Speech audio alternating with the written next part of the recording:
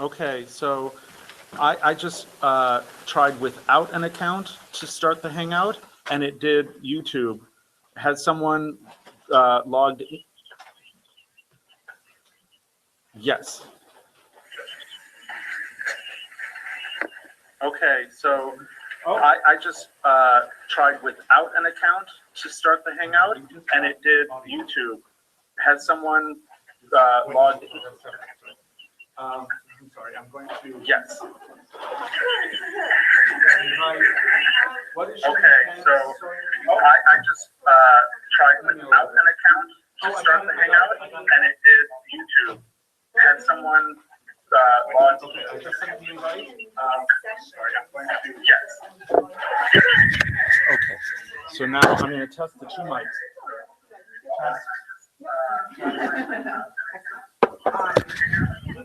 Test.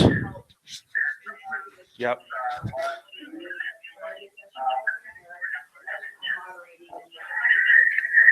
Okay. I'm waiting for it, and you should be able to hear this confusingly both by phone and by Hangout. Shall I hang up the phone?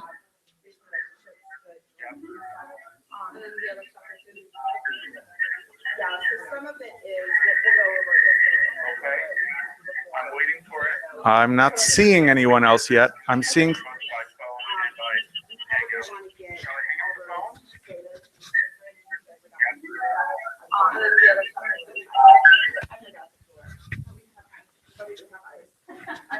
Okay, I see someone. Hey, can you hear us? I'm gonna hang up and let's do mic checks. Let's see if we can communicate with each other. So, wait. So I go like this now. So Katie, hi. Can you give me a thumbs up if you can hear me? Yes. Okay. I can't hear you yet. How about now? Can you hear me, James? This is Paul. No. Okay. Apparently not. Let's turn up the volume. James, can you hear me? It's still a little quiet. It's still a little quiet, Paul. Okay, hang on. Okay. Hey, I can hear me through there, so you should. I see someone jumping for joy. That was James. Oh. No, Ben, you had your James suit on. I know it was you. I don't have a James suit. Can you hear my second mic?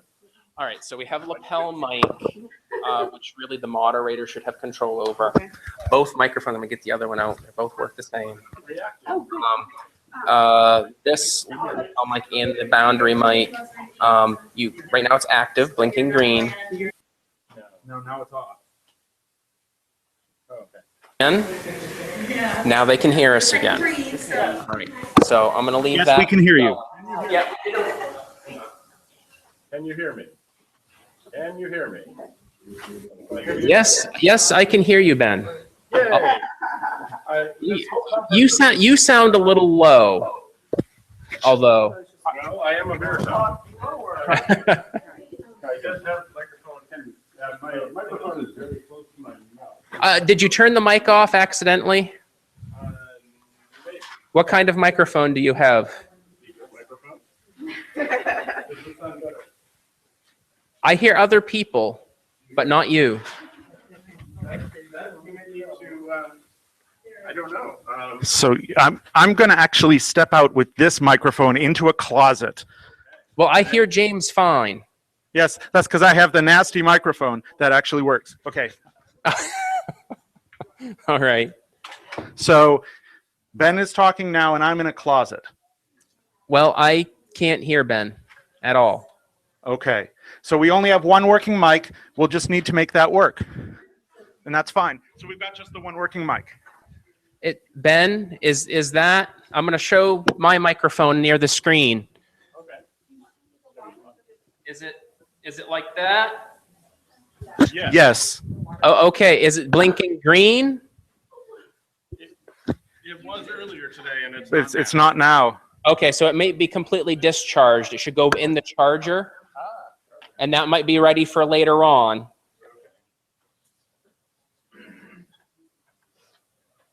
Okay, we'll try that later, but for now, we've got one working mic, which is that's good enough. Charging Taser 1. All right. All right then. I guess the next thing, the captioners, if they have the same link, they may be having the same issues. They need to get these invites.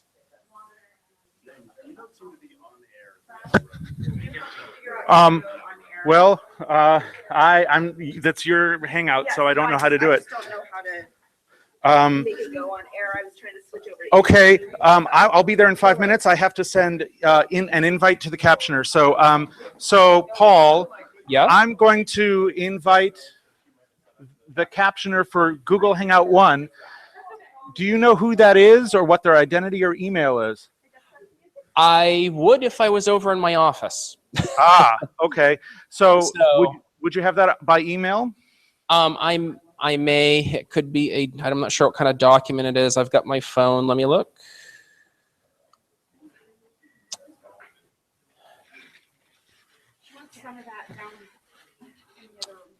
Let's see.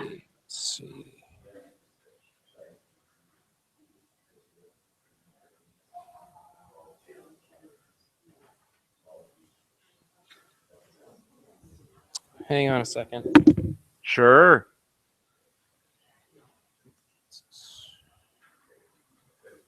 No, that's not it.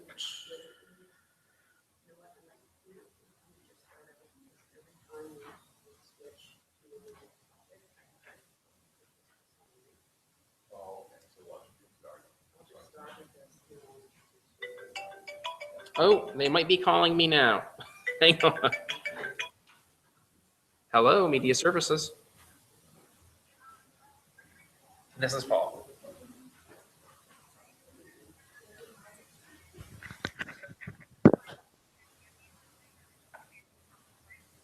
Oh, okay, so you can hear everything. Okay, you can see me, that's great. Could you hear me or hear them fine?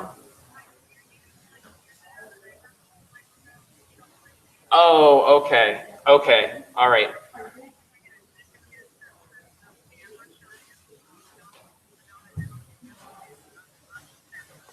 Okay, well, Shari had, I believe, asked LaDonna, and I had spoken with her to try to get her kind of like just do a quick sound check or something over there, and I'm going to try to go over to that other room next. But if you can hear everything okay and hear me with the microphones and hear them, then we're good. Bangor folks, are you hearing that, Bangor folks? The captioner is all set. The captioner is all set. Okay, so I'm going to put this on essentially a screensaver for a few minutes, and I'm going to go help with Hangout line 2. All right. Okay, I think we're all set, Becky. Thank you for the call. Yeah, I'm going to share the screen. Okay. Who has a PowerPoint? You have a PowerPoint, right? Okay. All right, so PowerPoints. And what I'm going to do for the moment, I'm going to turn the lapel off. So they get the screensaver going on. This is kind of a boundary mic. It's made to do this, but you can kind of pick it up and do that if needed. So I just want to make sure that the captioner is getting something. Okay.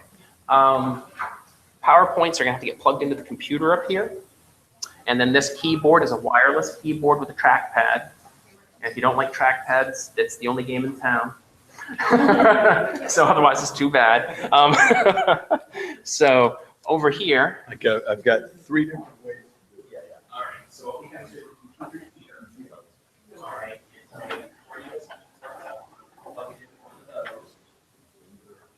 It'll be flash, the USB. Yeah, there's no SD card. And then you manipulate the keyboard to open it. And so as part of the manipulate, are you like the person presenting right off? Or, okay.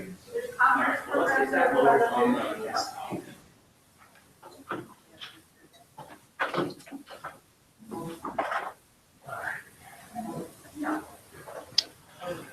All right, we're playing with loading PowerPoints on this end.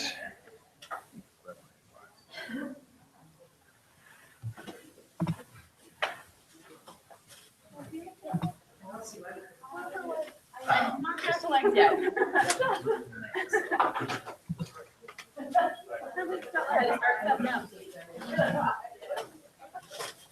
And Under 490. Oh, wait. No, come down to this is 428. That one. this one? Yes. Okay. Where are the crackers? Copying that to the desktop. Okay. When this machine is set up, when it reboots, it wipes everything out. So, is that the only thing that you That's need to it. load? Yeah. Okay. All right. So, bring Hangouts back up. Actually, hang on. I'm gonna minimize it again. I'm gonna open it and leave it in kind of design mode. Yeah. And I'll just minimize it.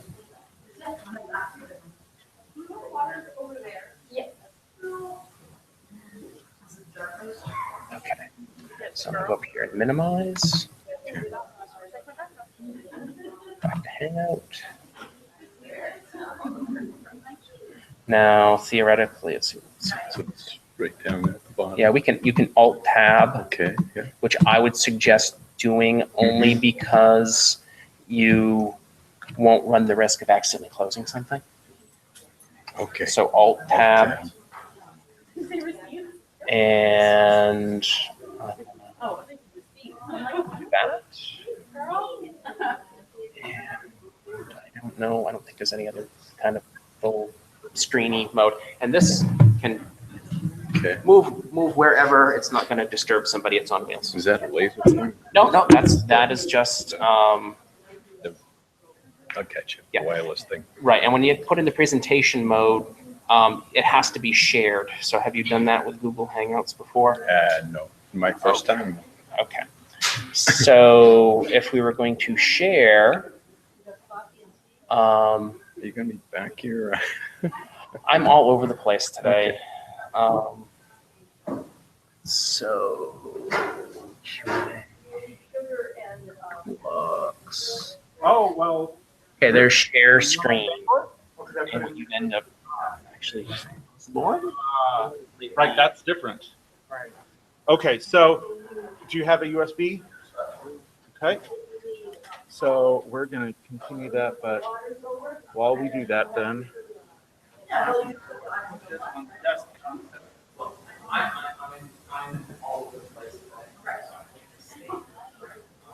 So if someone needs to come on and export. And there we go. So I'm going to put it right on the, is it this one? So you've got a couple things. So click on the green button for the. Yeah, for the and share it'll screen in the it'll middle. ask you, what do you want to share? Do you want to share a PowerPoint Nothing screen? else in the bar, random access. So, Okay. So I'm going to stick that over there. and right now they're not sharing So anything. you're the one that's right next to the speaker. I don't want the Hangout toolbox. Go away. So we should be ready to go. Go away. But for right now, your job is to sit back, relax. Ah, very good. One thing for now.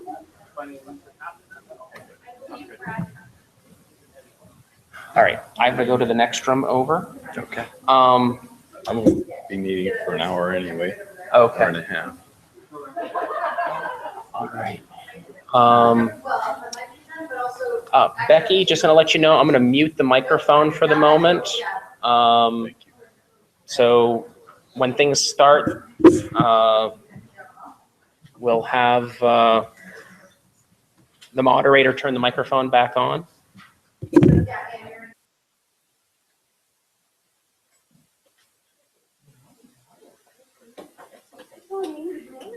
So after you go this one. Meeting yesterday.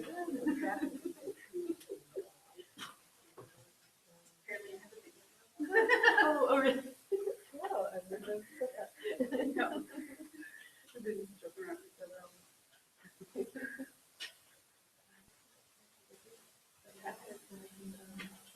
yes, yeah. Yeah.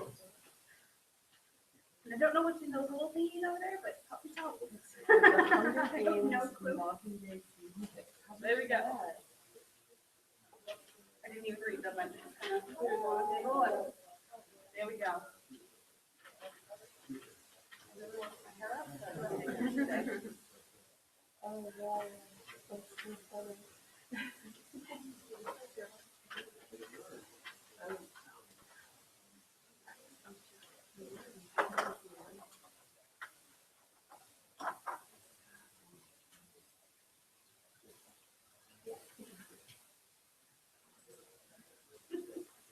Oh, no.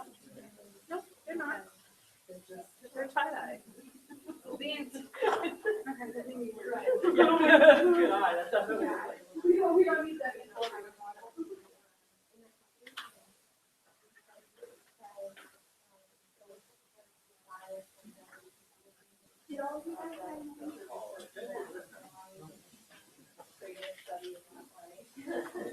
Good morning, Rosemary. Are you looking for something? Yeah. Oh, sorry.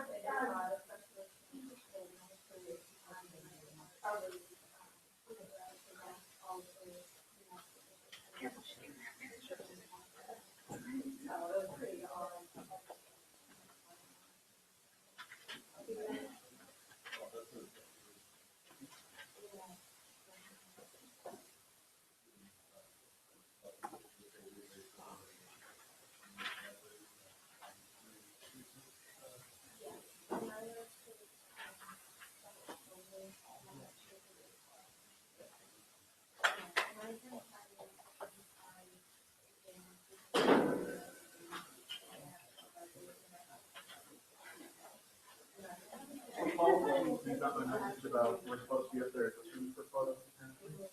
Okay. I have nothing to do but go up there out here and eat bagels.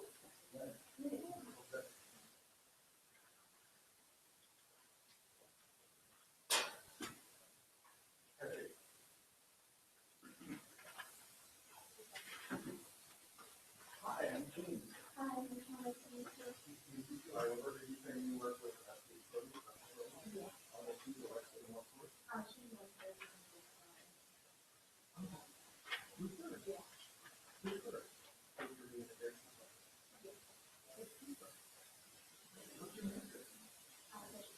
Oh, great, okay. I teach in sociology. Oh, really?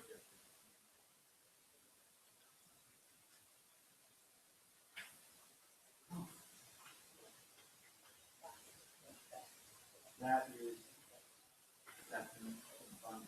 Talking to the people, there seems to be, again and again and again, we're finding that's the one that's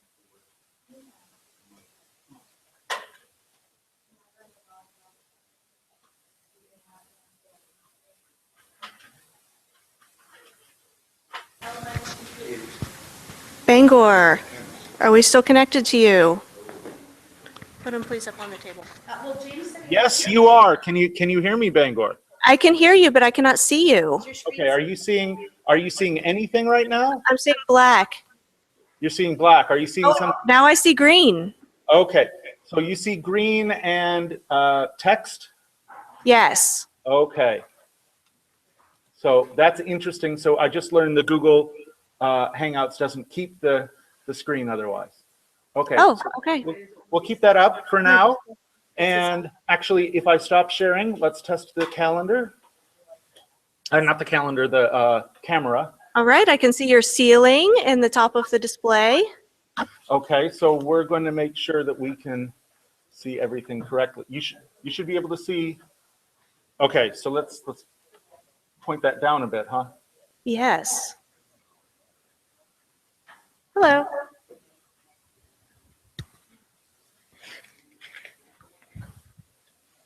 This is Meta. I can see myself in Bangor.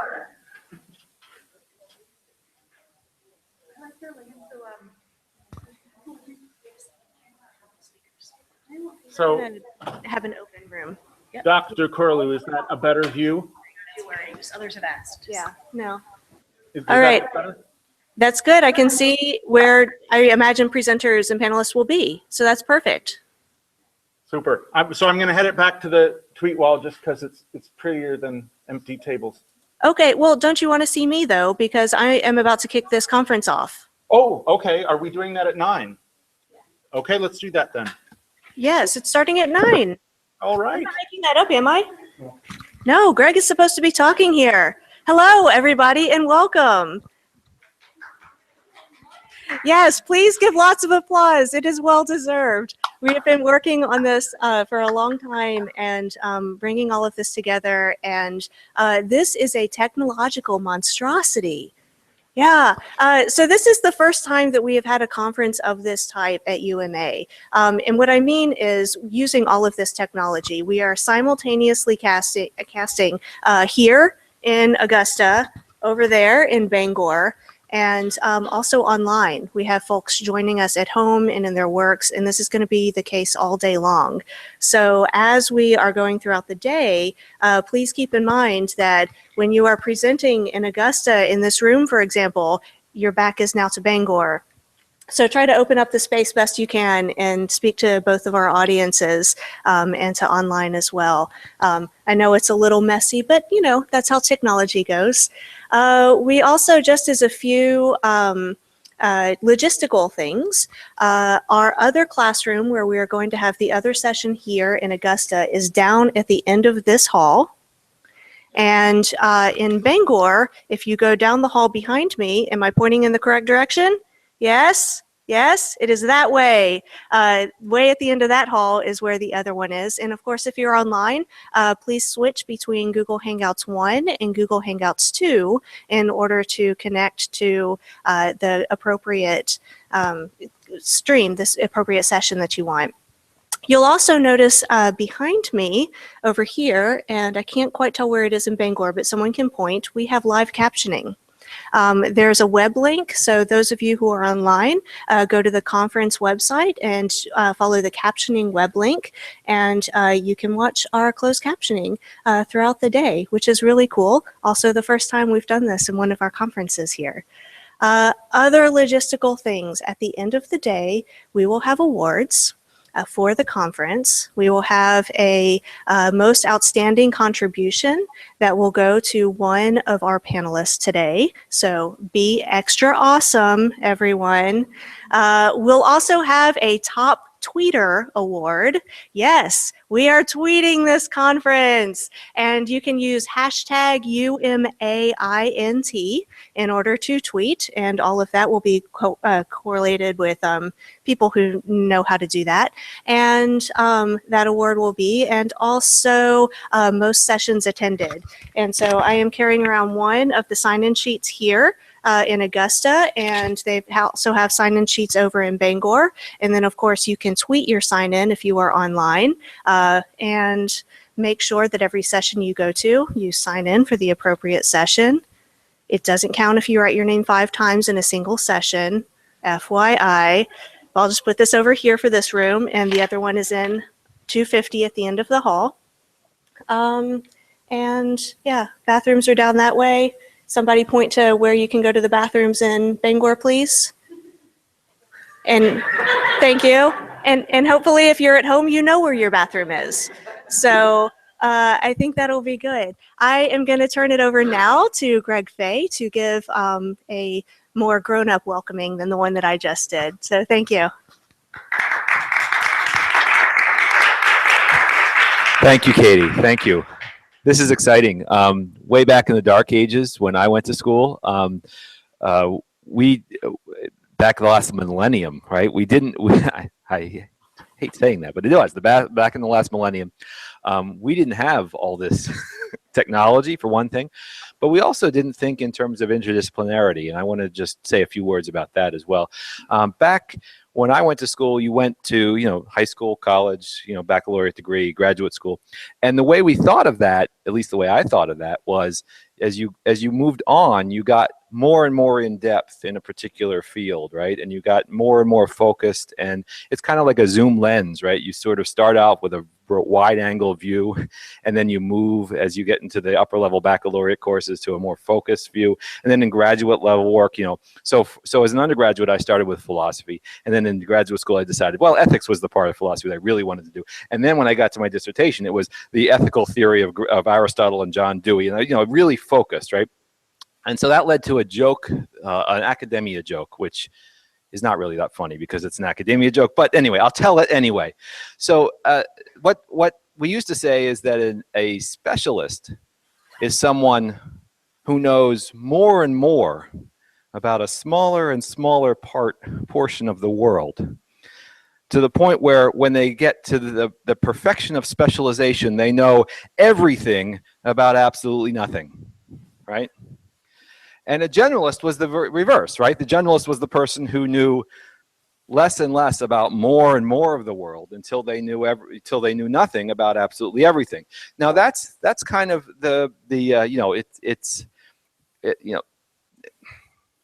I appreciate the few people who laughed. I do. I appreciate that, but it indicates a real issue with that way of looking at education. Why? Because as you focus more and more, you're really focusing in a linear way, right? On either one area towards one focused subject area, or you're pulling back and you're being a generalist. What interdisciplinarity does, I think, is it breaks that whole way of thinking about a discipline. So I first started thinking about interdisciplinarity when I taught a cluster course with Eric Stark, Peter Precourt, and we taught about architecture, we taught about art, and we taught about philosophy in relationship to the Bread of Life Ministries here in downtown Augusta. Part of the course was building a shelter, designing and building a shelter for them.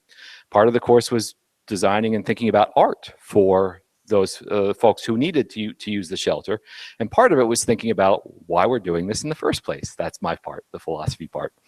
And that gives us a very different perspective on how you do this thing we call education. Because what do we see? We see that not only are we looking at different ways of looking at different subject matters, but we're also looking at different ways of looking at the same subject matter. And that just breaks the entire paradigm, as it were, of the way we thought of, back in the old millennium, education.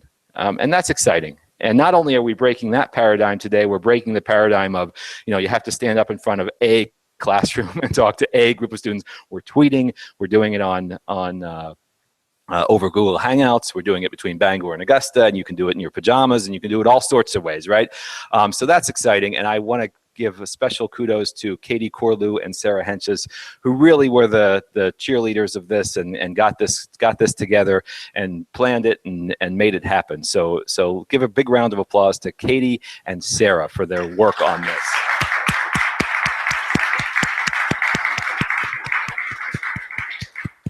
And now I think I've taken up more than enough time, so I'm gonna turn it over to the first session. Do I have to say anything else, or is that enough? Okay, so if you're in the first session, and I'll turn it over back to Katie. Thank you. Thank you. So I guess they'll be directing in Bangor as well. Our first morning session, we have politics, justice, and group dynamics here in the Fireplace Lounge and in Eastport 124, and in Randall 250 down the hallway, and Eastport 139 down the hallway. We will have tutoring and writing. So we'll start in about 5 minutes. Thank you. And we should have Paul Cody, Leon Oyerbides, Jason Palmer. I see Dan Willett and Rebecca Smith. If you could come up either in Bangor or in Augusta, and you can either take the podium if you're going to present, and then when you're done at the podium, you can sit either in the front row or at the front table. That's super. So Paul, why don't we have you go first? Don't actually exit it, but screen.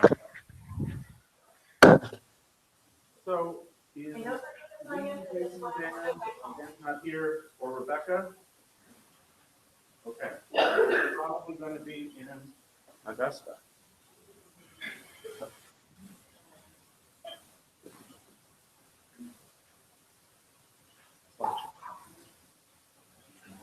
From the beginning? And we'll join this in a moment. Let's bring it up for now.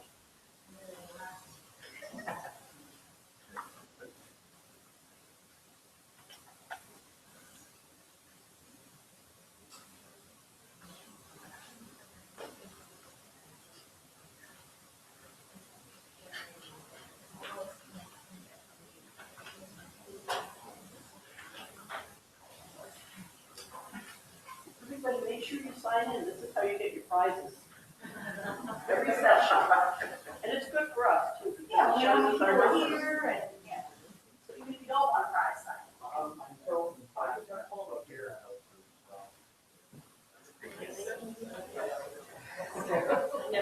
I'm not gonna get it right. We just.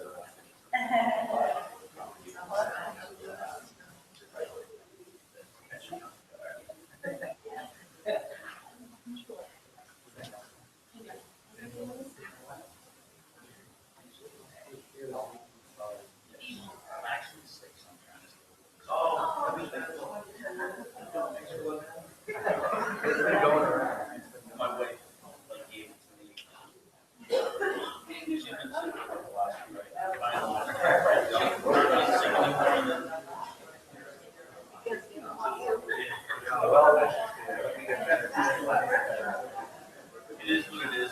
Yeah, that's exactly the way I look at it. And I'm Jason. Oh, Jason, okay. Yeah, well, nice to meet you. I'm actually.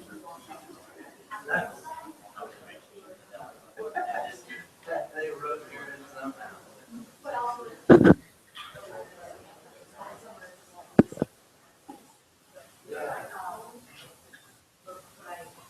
I think it's also a panel.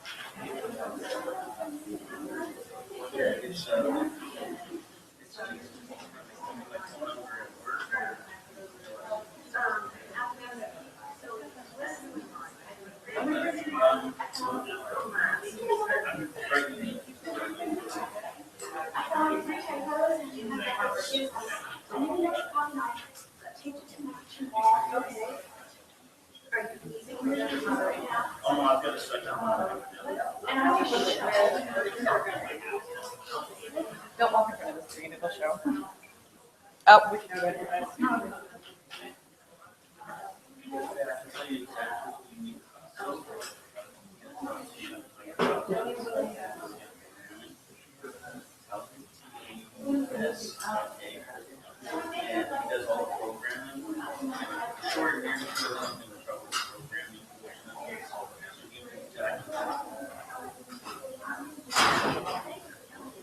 So, And I can give you my number and my work email. Save you so much hassle. I cut up. I've been there for about 10 years. I didn't start as a year. okay. So Augusta, room 1, Fireplace Lounge. Are we ready to get started with the first panel? Yes. That's super. So we have one presenter from Bangor today, and the rest, it seems, from Augusta. My name is James Cook, and welcome to the 2016 UMA Interdisciplinary Student Conference. This session title is Politics, Justice, and Group Dynamics, and I'm the moderator for the session. I have a few quick announcements before we begin. This session, as you know, is being broadcast by Google Hangouts. Presenters and audience members are in both Augusta and Bangor, and audience is also online. Additionally, please remember that the session will be live captioned, and in order to make this work really well, we're asking panelists to speak one at a time, to position yourself to speak into the camera and with the microphone. I'll try to model that right now, so that everyone can hear. And when audience questions come forward from the audience, please repeat them before answering them so everyone can hear. Any online audience members who are watching today, welcome. Please mute your microphones if you're participating via Hangout so our panelists may present. And audience members, please don't forget to sign in for a chance to win the most sessions attended prize, and please live tweet this and other sessions with the hashtag UMAINT. So with that said, let's talk about politics, justice, and group dynamics. That's a wide range of topics, but really, I think it boils down to one question, which is, what shall we do? And that means a collectivity getting together to accomplish something. And in politics, there are questions that we can ask, and a number of the presenters do ask them. Who is the we? Who's involved and who is not? Who speaks? What do we get to decide? What do we get to speak about? What are the domains of all these things in campaigns, in relationships between tribes and states, and at the small level in groups and communities? So the presenters on the panel today are going to confront these questions, and in their research are going to hopefully help us move toward answers. With that in mind, I'd like to introduce the first speaker, Paul Cody, who will be presenting on tribal-state relations. And we'll be sharing the screen of his presentation so you can see that remotely, and then we'll be getting started.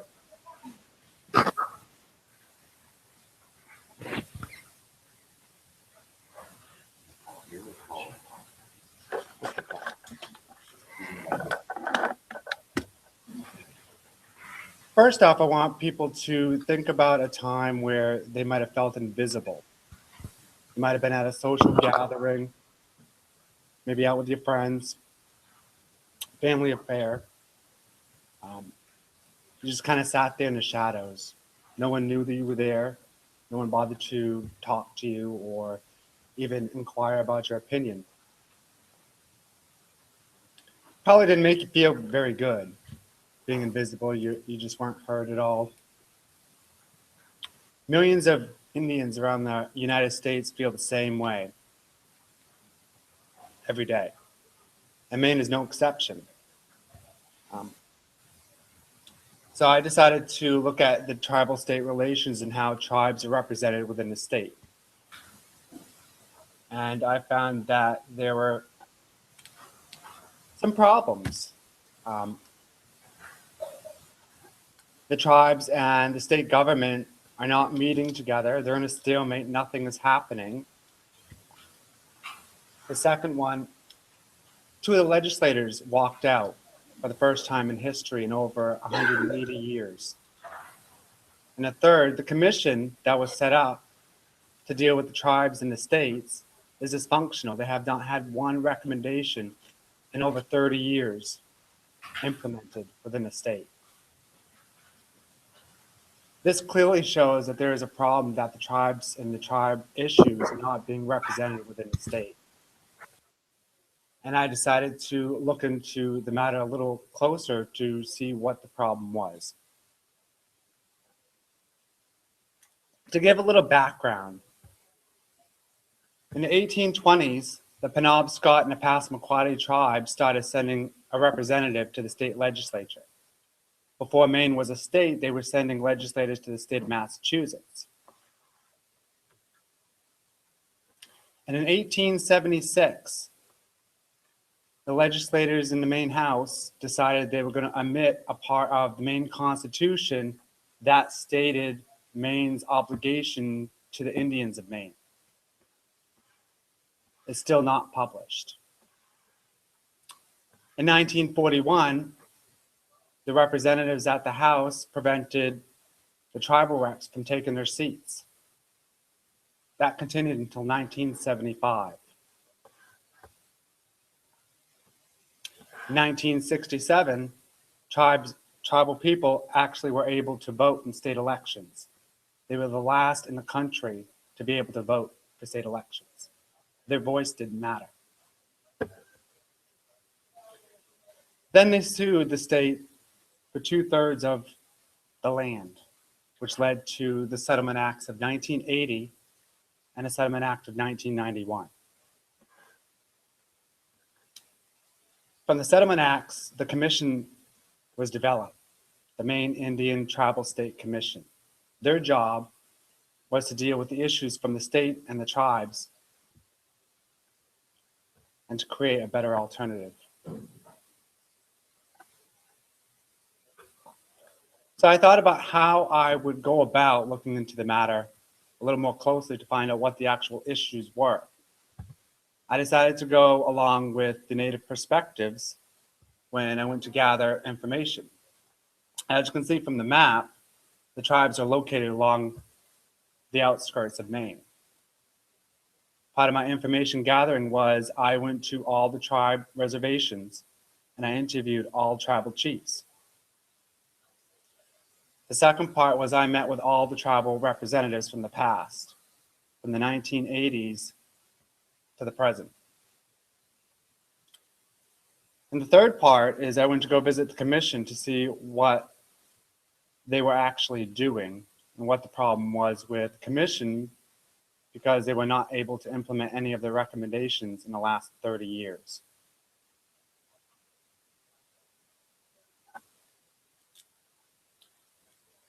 These are some of the people that I interviewed as part of the process. And what I found the results were was in a state legislature that had no voice. They could not vote. So they're pretty much sitting in the back, in the shadows. Indian tribe issues were passed sometimes in the House of Representatives, but failed in the Senate. Senators were able to trade and do favors for each other in exchange. Tribal reps were excluded from that process. The tribes in the north, the Maliseet and the Micmac, had different issues than the Passamaquoddy and the Penobscot. But they shared common themes. These common themes were, from the Settlement Acts, they were all sovereign nations. Sovereign means that they can take care of themselves. With the Settlement Acts that defined them all differently, so each tribe was legally defined as a different Indian tribe, different status within the state. The second was because of omission from the state constitution and the Settlement Acts, their land was being taken away in litigation, which cost the state of Maine millions and millions of dollars to define what was already defined in the Settlement Acts. In the state legislature, there was education in 2005 and 2006, educating state legislators about tribal history in the state of Maine. Tribal sovereignty, how long the tribes have been involved with the state, that has since been done. So there's no formal education for new legislators about Indian reservations, Indian issues. And MITSIC has failed. All tribes and all tribal representatives have stated that MITSIC is inefficient. They're not able to represent the issues of all tribes. They're not able to get fiscal funding, which prohibits them all executive directors and representatives within MidSIC have either left or stepped down over the last 30 years. Right now, tribal representation within MidSIC, for which it was developed, is at a minimal. The state has not been involved with the commission for the last 20 years. Cannot solve problems if you don't have both parties.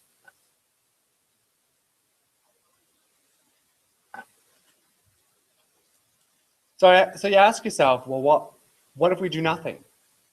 What if these people just stay on the outskirts? The Indian tribes are invisible. That will increase the budget. Litigation cost, going to court cost lots of money. And it damages the culture of Maine. In order to have Maine culture, you need to recognize the tribes that exist. Everything Maine stands for results from the Indians of Maine. And if we do something, we can have increased partnerships. Tribes have the unique status of sovereign nations, so they can draw upon federal budgets to increase funding for state projects. This includes environmental issues, substance abuse issues, and every other issue that affects all Maine citizens. So I came up with a couple recommendations for the state to improve this stalemate between tribes and the state government. The first is there's no equal representation in the House. They have one representative that cannot vote in the House of Representatives. So one suggestion is to have also a counterpart in the Senate as a non-voting member. So when bills pass in the House of Representatives, they have someone representing Native issues in the Senate for equal representation between both houses. The second recommendation is education that's done annually for all legislators. This would educate new legislators, and it would also update the old legislators and the issues dealing with tribes in the state. And the last one is MidSIC funding. MidSIC gets less money now than the Bureau of Indian Affairs the state had in the 1960s. Tribes have no problem investing money into it, but MidSIC is non-functioning.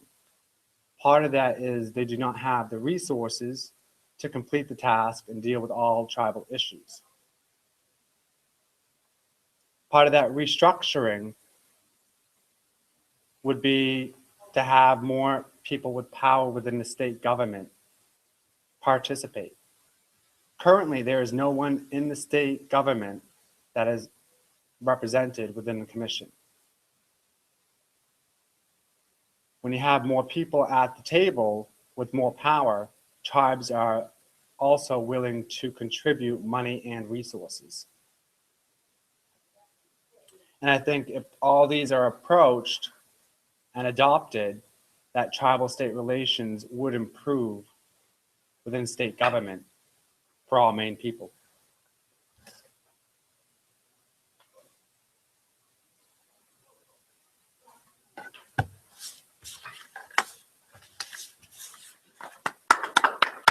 So thank you very much, Paul. So in today's remarks, that certainly brought us very close to home. In today's remarks, we'd like to have everybody have a chance to speak and then have a general conversation with questions for all presenters afterwards. So I'd like to know if in Augusta, we have Leanne Oyerbiades ready to present? Yes. That's super. And Leanne will be presenting on the intersections of justice, social services, and mental health. Take it away. I had about a year and a half internship at the Kennebec County Sheriff's Office. During that time, I start from the patrol and in the jail through intake all the way to the daily life of the inmates, and went to DA's office and went through their court system, how they, get sentenced. And afterward, when they sentenced it, I personally with the deputy to deliver these sentenced the inmate to state prison, and some of them were with the last sentence they were able to sign the main pretrial contract. And during the time, I noticed from the people who waiting in the jail for the court date, during that time, these people not just facing in the about the judgment of their crime, also the family member or the person he has a relationship with, they are in Christ too. So that brought their mental state was high. So we have to bring in the mental workers. And because of their mental state, some of them self-harm that could happen, so that we have to bring the health worker too. And because their family issue or personal issue, the social workers involved. So yesterday, the newspaper mentioned about one in every 12 children in Maine have had or has a parent that was incarcerated. So those children are facing a crisis too, not just the person in the jail. So this involved the DHHS, and so some of the nonprofit organizations around this area to help these children and these family involved to help to solve the problem too. And while they are in the jail, they also go through many programs. If you are a veteran, there's a veterans program that will bring in specific vendors to help them while they're in the jail system. They bring the AA counselors, they bring the pastors in, and they even bring the veterans in to have a talk. Also, they also bring in, they call the person who's been incarcerated before, but right now they turn their life around. So they come in and talk to these people about how to change their life. And also there are educational programs that provided to these people who doesn't have a GED.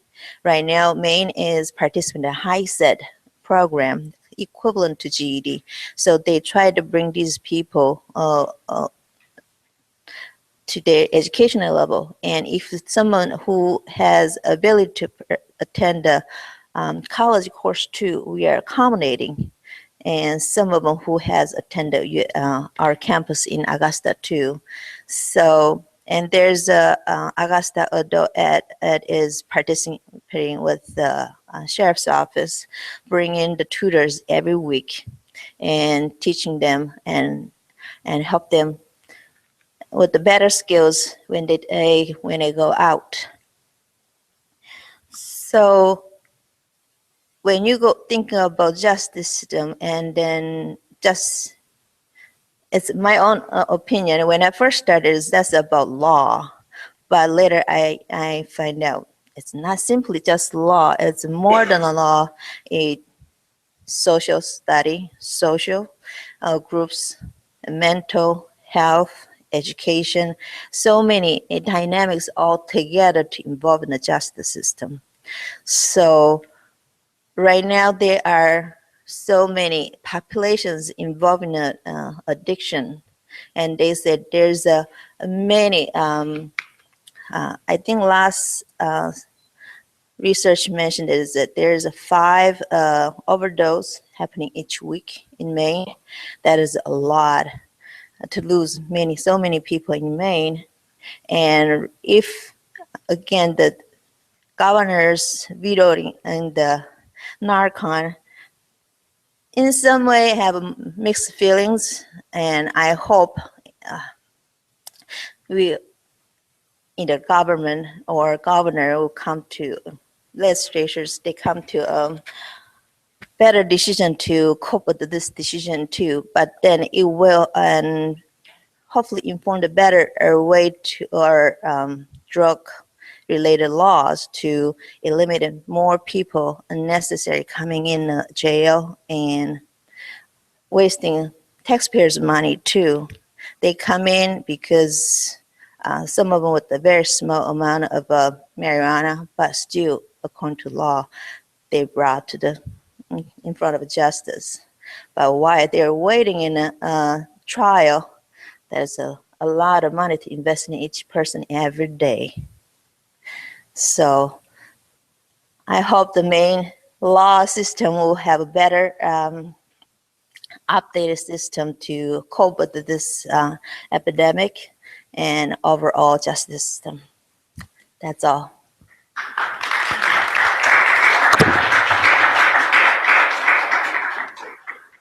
Thank you, Leanne. And I'd like to point out that although Leanne's last words were, "That's all," that was really quite a bit and incredibly important. I'd like to move on now to a question of political process. Do we have Jason Palmer and Sarah Lemieux in Augusta? We do. I see Jason.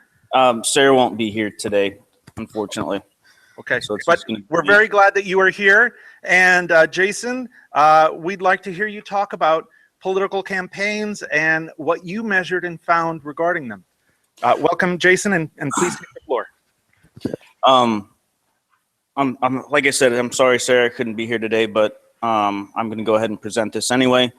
We started this in our research methods class, and we found that during election years, there's a lot of campaign signs. We all see them on the roads all over the place. We see political commercials, and we wanted to know what the particular colors and everything meant for people to be seeing when they were on the road over next to your grocery store and stuff like that. So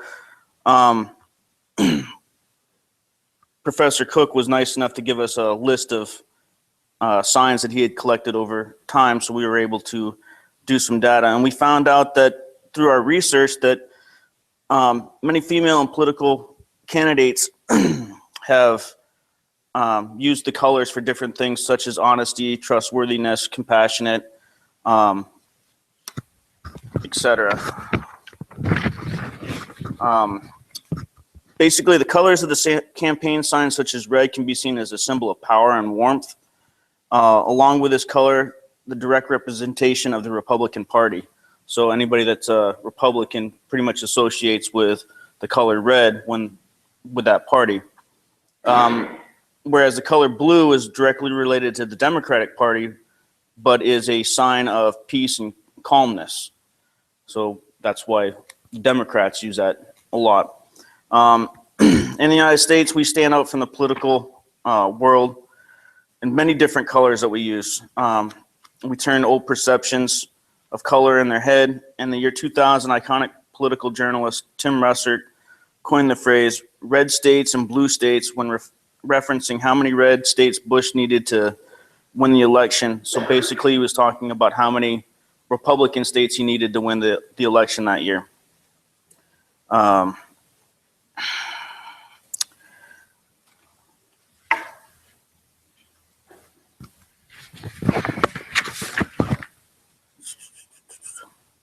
So over time, we've developed different ways to identify with gender. Such as like a female may be associated with different types of colors and men may be associated with different types of color. You would see that women are more prone to green, red, and yellow, whereas men are previously with blues, conservative, calm type colors for campaign signs. So our hypothesis is that political campaign signs use impactful statements and colors to help voters to know which parties they represent. What we found out was is that out of the campaign signs we found in Maine, 65 Democrats, 4 Green parties, and 1 independent, and 39 Republican. Of those who were Democrat, there were 39 that had the color blue association with their campaign signs, and 17 that had the color red primary as their color. And this was just the female candidates. For female Republicans, we found 19 out of the 35 candidates had the association of blue color. So we found out that not only did the color didn't really represent the party, it just represented the gender. Whereas in men, I'll go over that even though the women were split a little bit, it pretty much represented that most women associated with the color blue. So they were looking at more as a warmth and compassionate type color versus those of men. 19 out of the 35 Republican candidates that were female did have red in their campaign signs, but not always as the primary color. So basically we saw 60% of the Democratic women sticking to the traditional color of blue for their campaign. And as we previously established, blue is the primary color of the Democratic Party. When we looked at the female Republicans, it was 54.28% of the campaign signs were blue. So the majority of the females, even though they're Republicans, they still associated with that blue color. We also found out that 12 out of the 35 Republican female candidates used red in their campaign signs, which was kind of interesting because it didn't really show that they were associating with the Republican Party, but more trying to go for the compassionate or warmth. And we also saw that the Democratic Party pretty much stayed away from it. It was only about 21% that the Democratic Party actually used for the color red.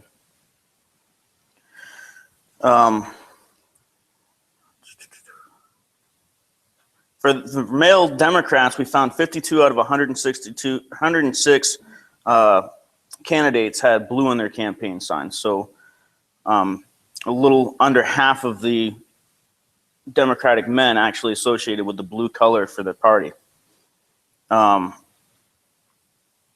When we actually got rid of the red-white combinations, it actually had dropped from 40 and 100 out of 106 to about 38%. So one of the things we found out is that there's a red-blue association, more patriotic type association with the colors that people used versus just primarily sticking to a certain color for each party. When we compared the Republican candidates, we found out 57 out of 136 Republican candidates had blue in their signs, which gave us a percentage of about 49% of the candidates had blue in their signs. But when you eliminated the red-blue combinations, it actually dropped it to 23 out of 136. So it was only about 17% that actually associated with the blue color. When we looked at red for male candidates in the Republican Party and the red for the Democratic candidates, we found out that 26 out of 106 were associated with red having in the campaign signs. And again, when we dropped out the red-blue combination, we found out that it pretty much eliminated much of the thing. It was about 14 out of 106. So it's about 24% before the red-blue combinations and then about 13% after. So we eliminated the red-blue out of there.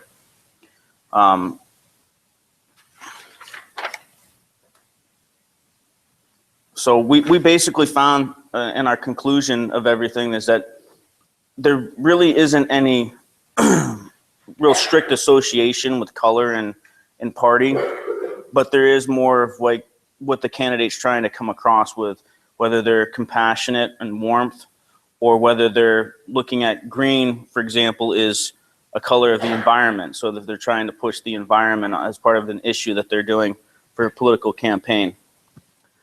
And that's pretty much all I got.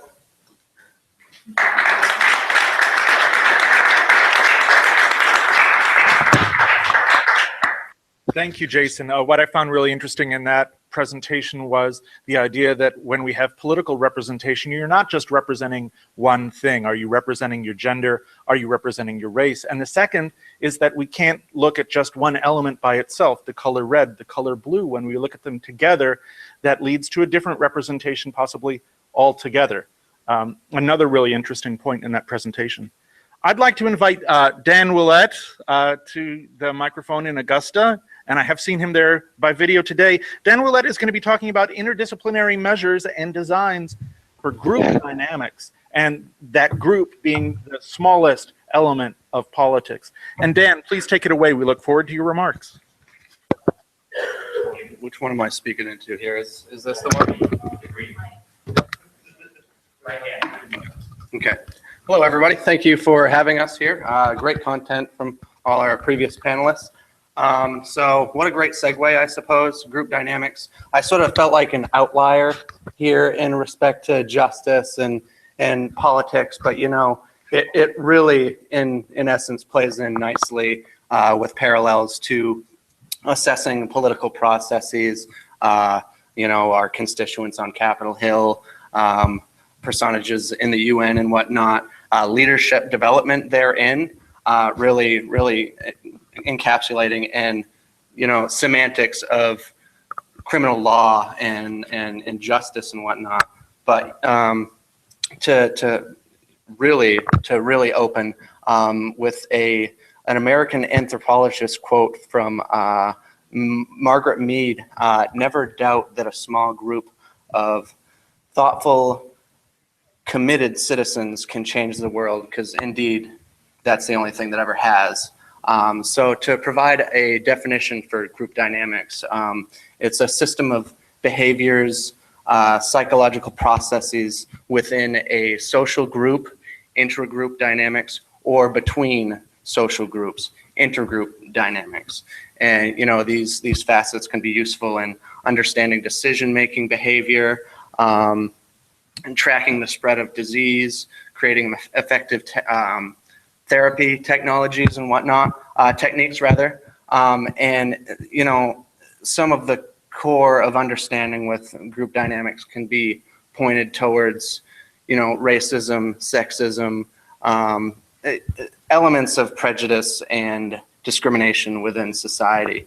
And these studies can be seen in psychology, sociology, communications, political sciences, epidemiology, and clearly we're already pretty well down the wonder of the interdisciplinary rabbit hole, I suppose. So, you know, it's difficult to extricate oneself from those inherent intersections, integrations therein for these disciplines. You know, we're experiencing these dynamics, whether we're aware of it or not. So, you know, to an extent, anecdotal evidences can speak fairly loudly. With my experience in the experimental garden seminar this semester, that's really been eye-opening, sort of seeing the democratic group decision-making process really come to life with ideas of task roles, group maintenance roles, anti-group maintenance roles, your egocentrism, and you know, the labels that go with those roles, and really seeing them come to life in people within group work has been really enthralling.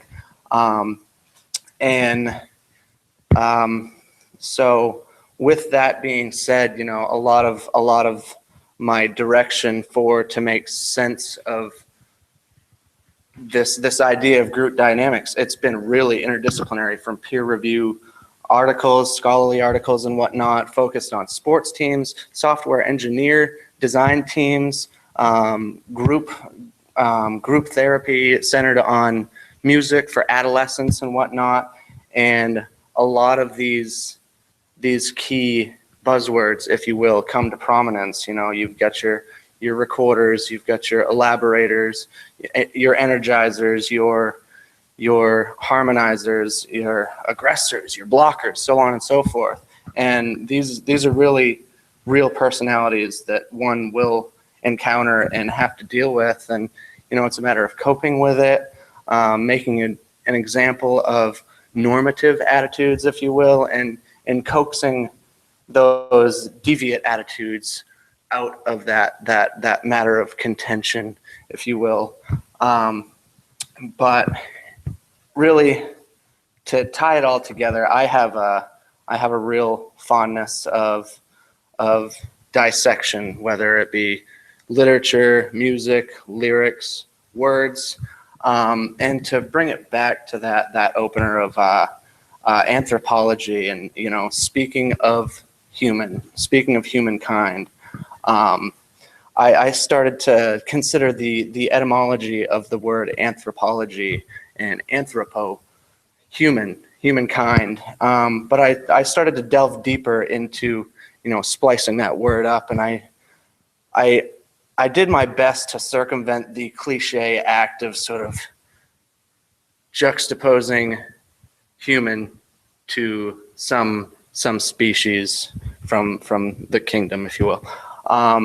But, you know, it almost inevitably, you're going to fall on that. So, you know, I'm thinking in terms of geese, lessons from geese, or back to dissecting that word anthropology.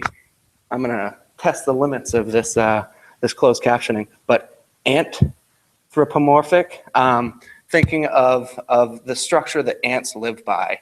And as I'm sort of directing these thoughts of ants and geese, this weird train of thought gave birth to the existing piece of literature, The Once and Future King, based on, some people nodding their heads, yeah, based on King Arthur through his boyhood and his happen across Merlin, and it's essentially his preparations for the future and these transformations: fish, hawk, badger, geese, and ant, likely enough. So just sort of the overall essence, I suppose, what I'm working towards is unifying as one entity for the purpose of a common goal, collectively working together for the colony, as it were. So, you know, that's pretty much a good overview of looking at group dynamics from a interdisciplinary lens. So thank you so much for having me.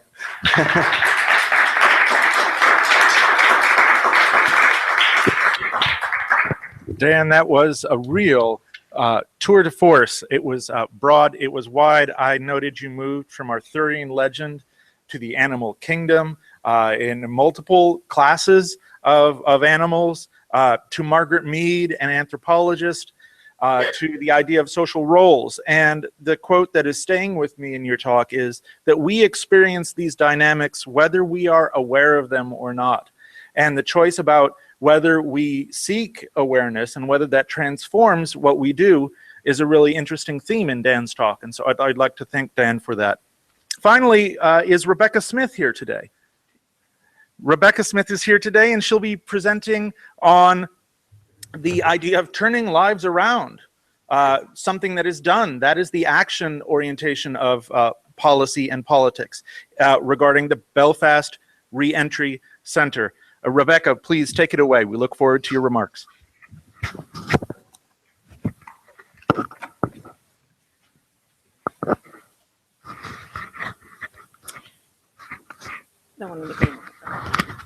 Okay, so my name is Rebecca Smith, and I'm a student here in Augusta at UMA, and I will be getting my associates in Justice Studies this December, a little bit ahead of schedule, but I'm back to work towards my bachelor's degree with a minor in advocacy and getting my paralegal certificate along the way.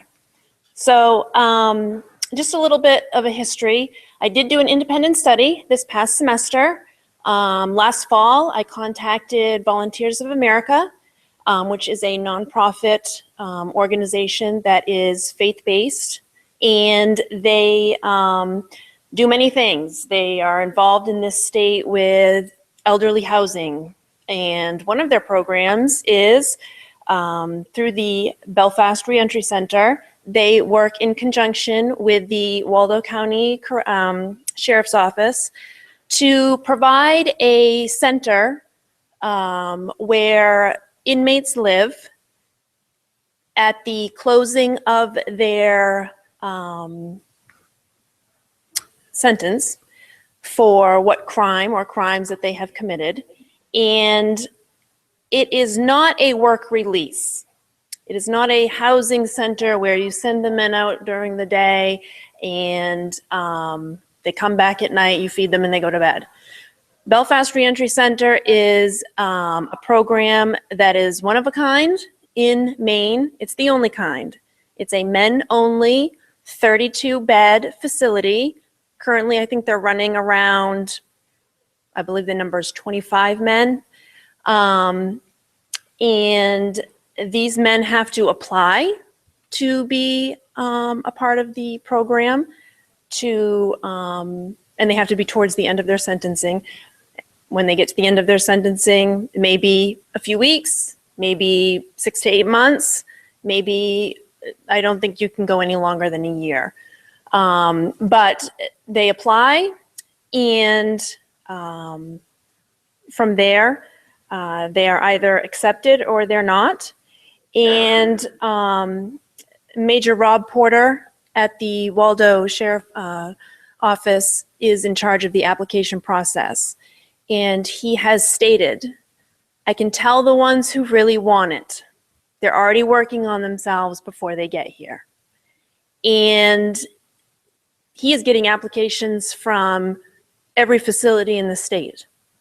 These are men that know their time is coming when they're going to be re-released into society, and either they want to make a change or they don't. And it was surprising to me doing this independent study how much they do want to make a change, how much they want to turn their lives around.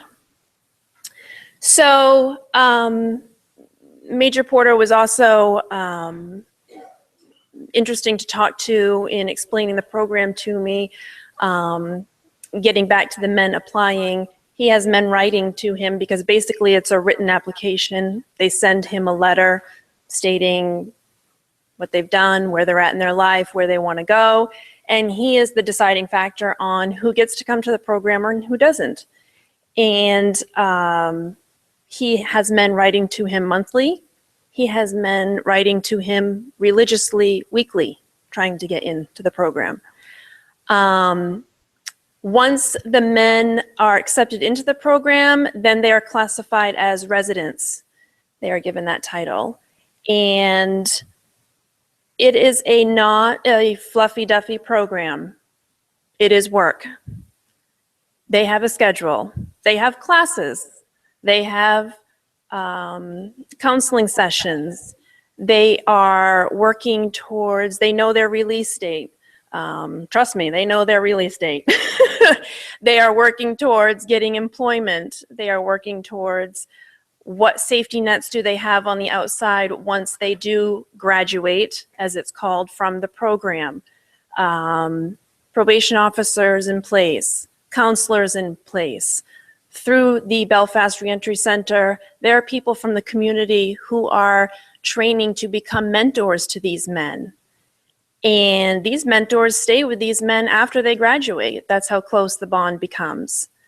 So they are constantly working on themselves to prepare to have that day where they are free, but they're also working towards, when they are free, to not fall again. So I want to speak a little bit about, just briefly, what I had to do for the independent study.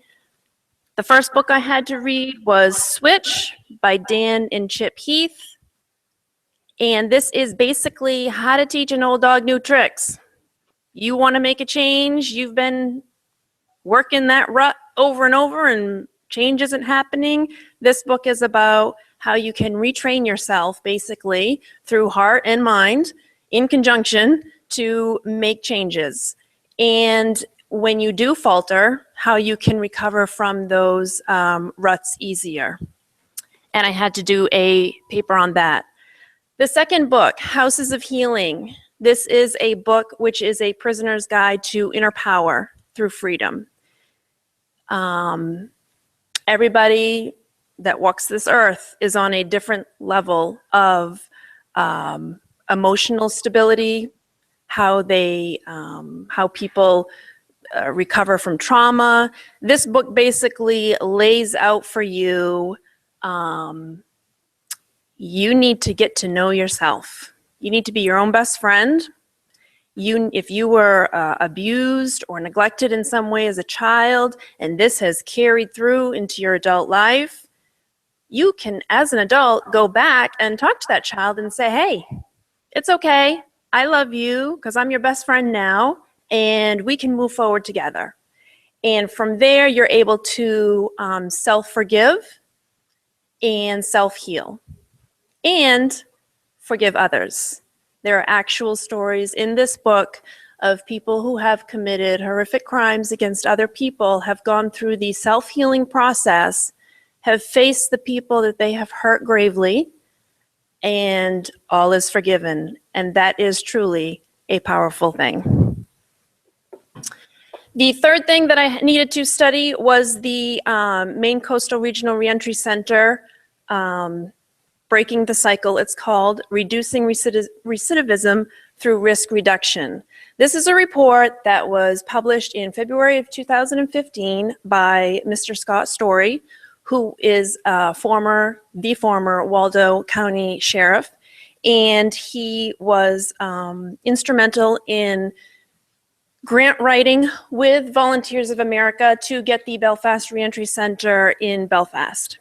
And he did a report to see, you know, we're spending money here, and we've got this center, and we've got men graduating, and we're getting some state funding, we're getting VOA participation funding, county funding. We need to start, you know, is this really working?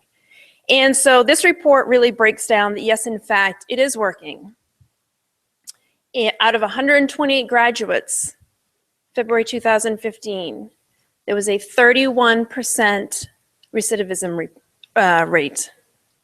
So basically that means that very few are committing new crimes, and just because they're committing new crimes doesn't mean it's the same crime.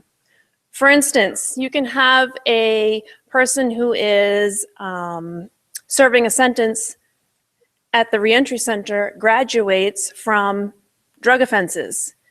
He may commit another crime. It may be for writing a bad check. It's not necessarily the same type of crime. So the crime rate is going down, and the types of crimes that are being committed are getting less violent in nature or less hurtful in nature.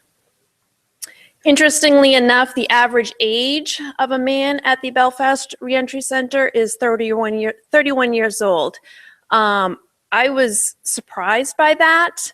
I don't doubt it, but the fluctuations of ages change all the time. I was expecting much younger men to be at the center. However, when I did my independent study, we had a 70-year-old African-American man. We had, again, it's all men, so no women.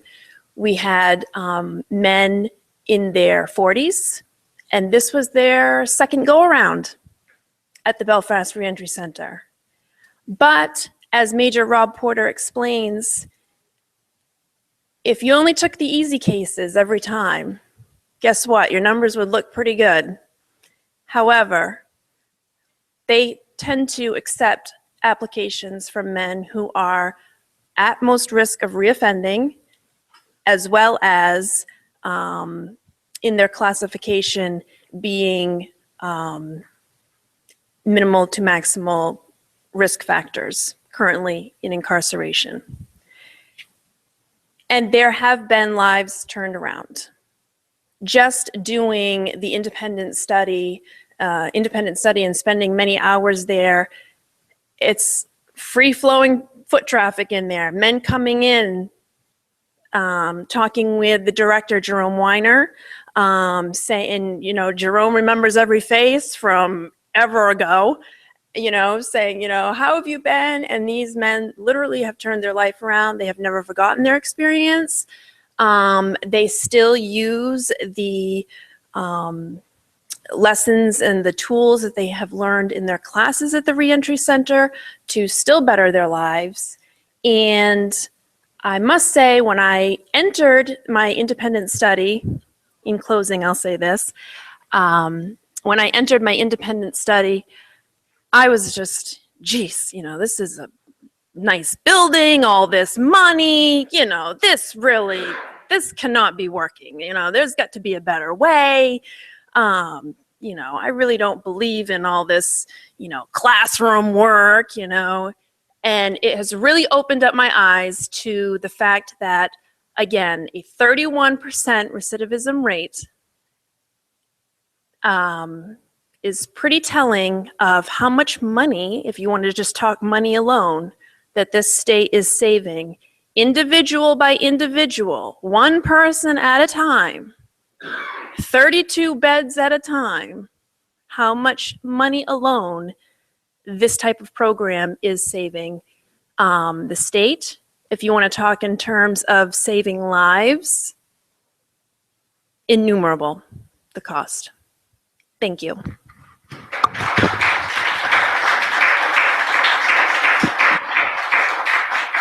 Thank you very much, Ms. Smith. And what I noticed in that talk over and over again was the notion of work, the use of the word work, that this is work, that people are working on themselves.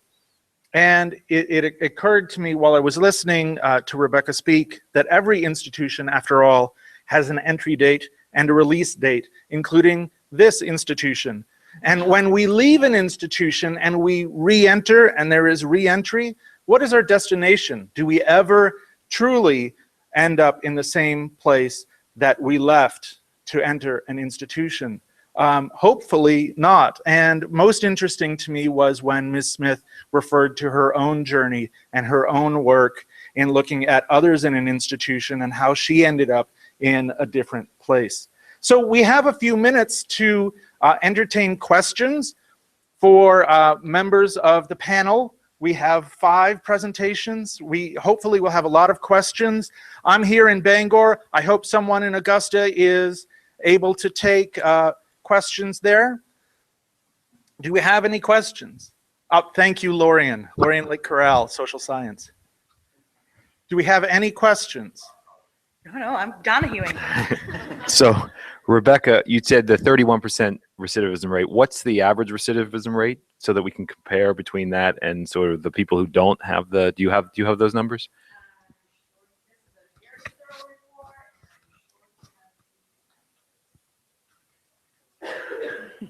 Sorry. Let me just, no, that's fine.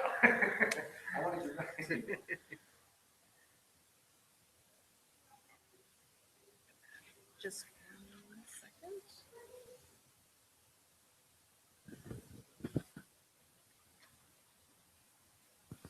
We have research on the spot, ladies and gentlemen.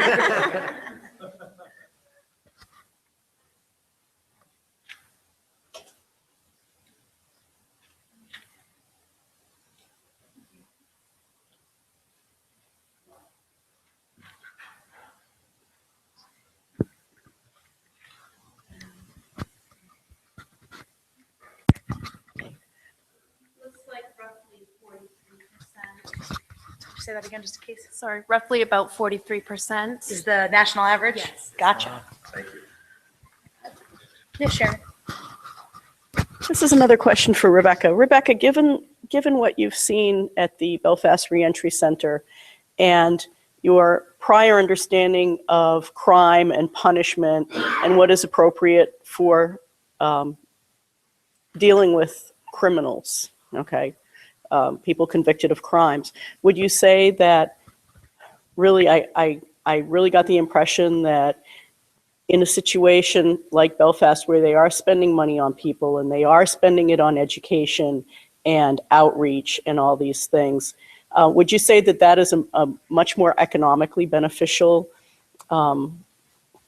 outcome for the state as well as for the families and the people surrounding the prisoners and ultimately for society?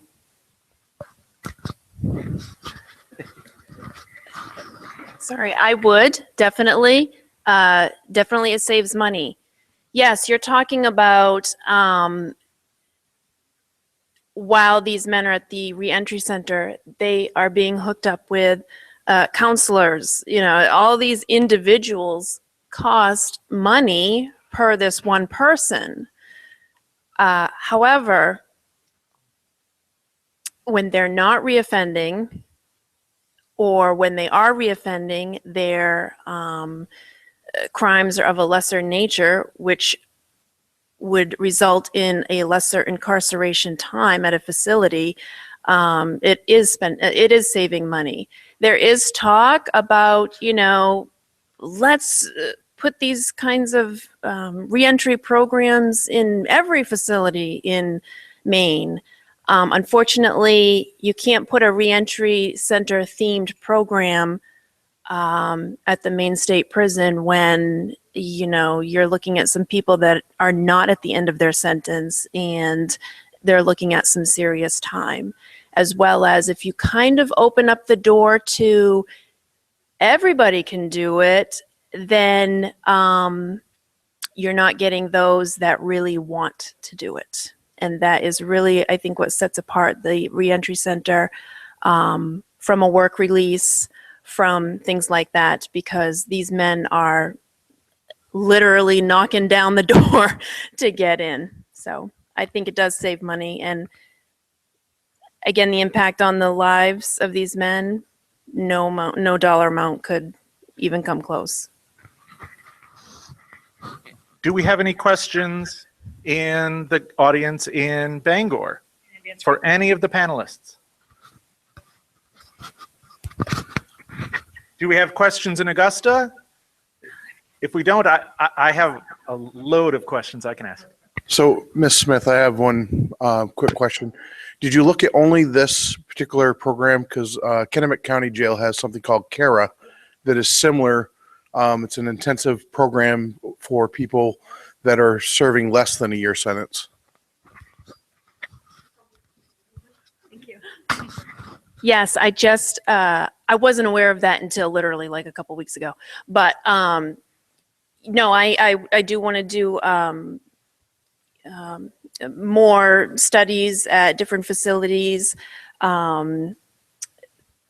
Really, with an independent study, you are given free rein. I mean, you are just, it's up to you. You can either, you know, I just took the opportunity as learning what I could with relation to the Belfast Reentry Center and, you know, getting my hands dirty with learning everything. But I do want to definitely move on to maybe another independent study at another place, or, you know, an internship somewhere, or, but yes, I really, you know, I would like to continue on.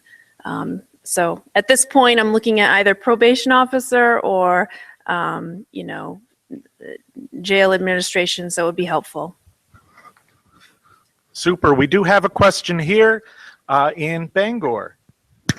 Thank you very much. Thank you for your presentation.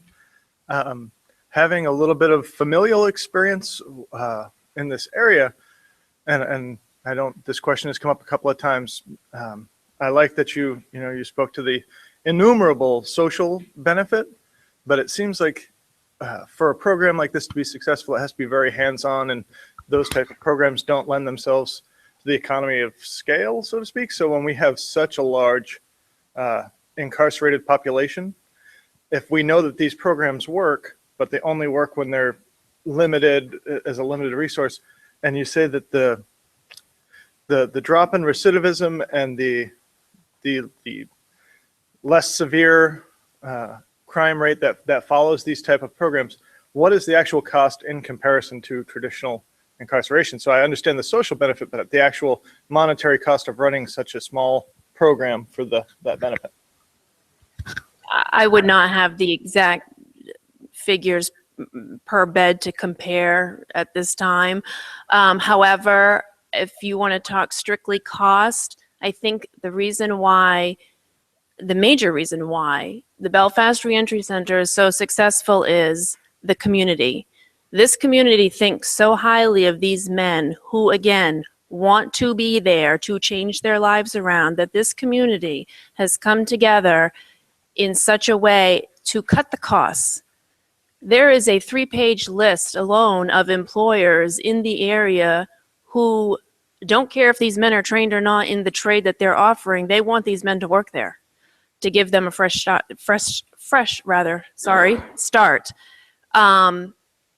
What kind of cost does that save? That saves training a man a new trade.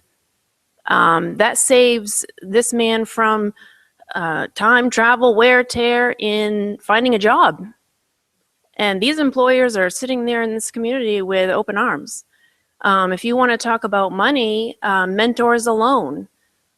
Mentors is a program that people are specifically trained for a 4 to 6 week period of time, I believe, where they are specifically taught how to work individually with these men. They're not getting paid, and yet these men are with these mentors long after they graduate. And so that is another asset that is cost saving to the reentry center, with the fact that, to put it blankly, that's a free counselor right there.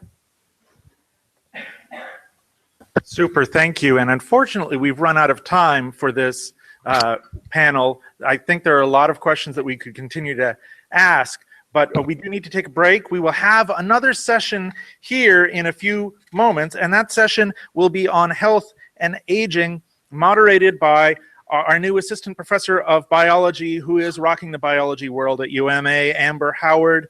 And in Google Hangout 2, we will have a discussion on identity, intersectionality, and social media. There has been a question over Twitter about the feeds that we have. And the question was, my goodness, wouldn't it be great if we could have some of these feeds for live captioning occur online? And I'd just like to take a moment, since we are out of session, to point out exactly where you can find them. And since ironically my voice is being captioned, I'm going to show it by actually taking the live stream over to the website umaint.wordpress.com.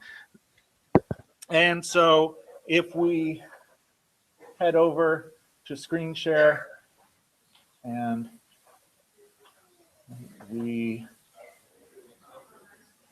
pardon me, this will take just a moment. If we head over to share the screen and type in umaint.wordpress.com, there are links to caption streams right here and right here. So I'm hoping that people will be able to avail themselves of these. And when they do, we'll see actual type occurring as we speak. So this is a broadly accessible conference, which is a way to make it broadly interdisciplinary. We'll be taking a break. We'll be coming back at 10:30, and we'll be talking biology. Thank you. Thank you, Dan.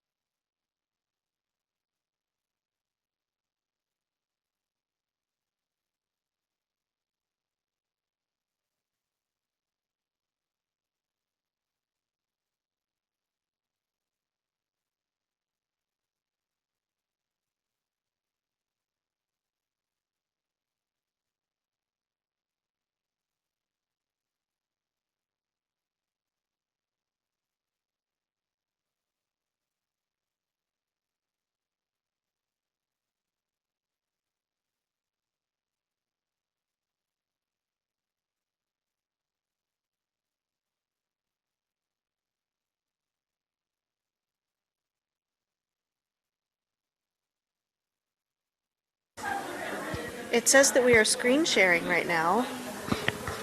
Oh, sorry.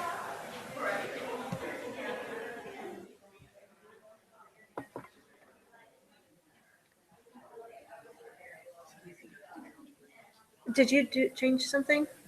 Okay. No, I mean, I can see Pam up front talking to somebody. It says that we are screen sharing and it says we are live. Can you hear me over the camera? Okay. How do we go ahead and start? They're not seeing a video right now of us. Oh, okay. They lost video of us. It says we are in the call. It could be because Google Hangout, we started sharing a PowerPoint. So if we stop sharing the PowerPoint, they probably will see us again. Okay. Okay, wonderful. So that was the issue. Only put that up when it's time. Okay. That should be all fine. All right. Thanks for letting us know. All right, wonderful. Perfect. Bye.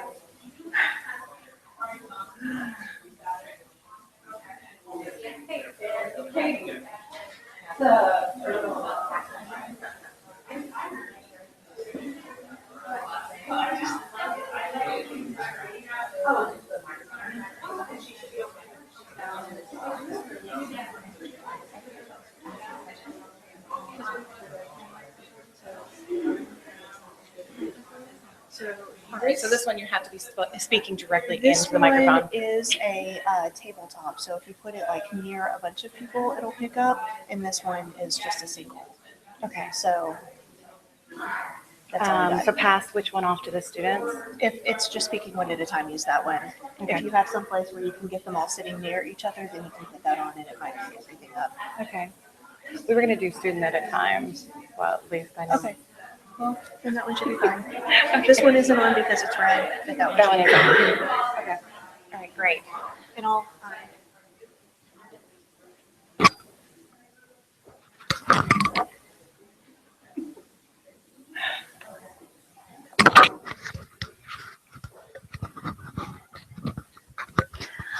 All right, we're about to begin the second session. Just checking to make sure that it's going to start picking us up.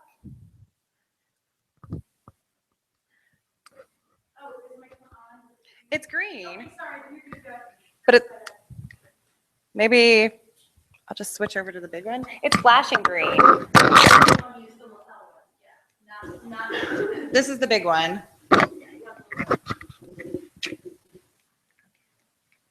And you can pin it on if you want. Yeah, but it's not picking anything. Can you hear us?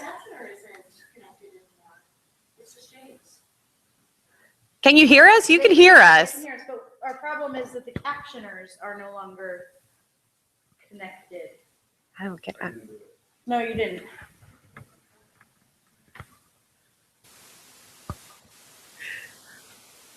They can't hear us? We can hear you. Oh, you can, okay. What we don't think the captioners can hear us, we don't think they're logged in anymore. Yeah. I'll see if I can do that, but you guys go ahead and get started. All right, so we're going to go ahead and get session number 2 started. There is a sign-in sheet coming around for sign-in attendance. Don't forget there are awards for sessions most attended, so please go ahead and put your name down. Just want to start off by saying welcome to the 2016 UMA Interdisciplinary Conference, and this is session number 2, Health and Aging. And speaking right now is Amber Howard, and I will be moderating this session. To begin with, you can connect via Google Hangout, number 1, especially for some of those PowerPoints that we'll be showing. And Bangor, you're hearing us okay? Yes. Is the text, is it picking us up on your text? Yes. Okay, so it's just not working on our side. We're just going to continue going. And our first presenter today is going to be Ellen Stoops, who is going to talk to us about her independent study research on the FOXO gene. So she is a student in biology, and she has brought us a presentation of all the research she has collected this semester over why this gene is important. So Ellen Stoops.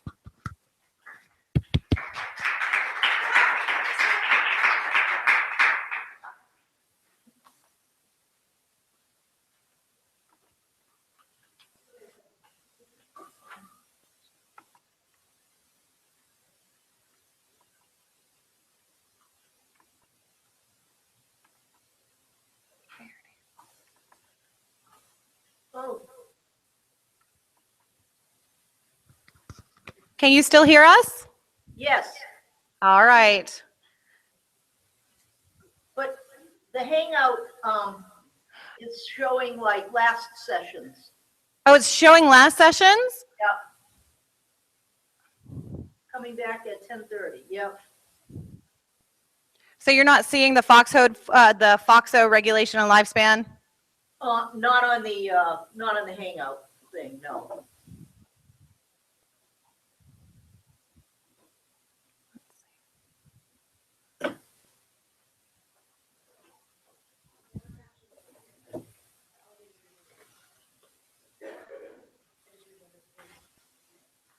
That's entire screen Hangout.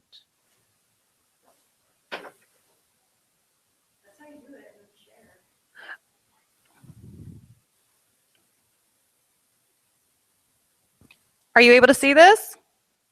Nope. I mean, I can see it, in our room, but not on the Hangout. I guess the Hangout looks like just text. That's correct. Yes, it's just text right now on the slide. We can see the slide. We don't see anything. We don't see anything on the Hangout. So on the main projection, we see everything that we need to see, but we don't see the voice being recorded on the Google Hangout. Okay, so I've been informed that the screen sharing is not working with the Google Hangout, but we're going to keep going if it's able to, if you can see this, the presentation on the Bangor side. We can. Oh, do you only see a black screen? No. Okay. You can see it. All right, well, I'm going to turn it over to Ellen Stoops, so she'll explain about the FOXO gene. Thank you, Dr. Howard.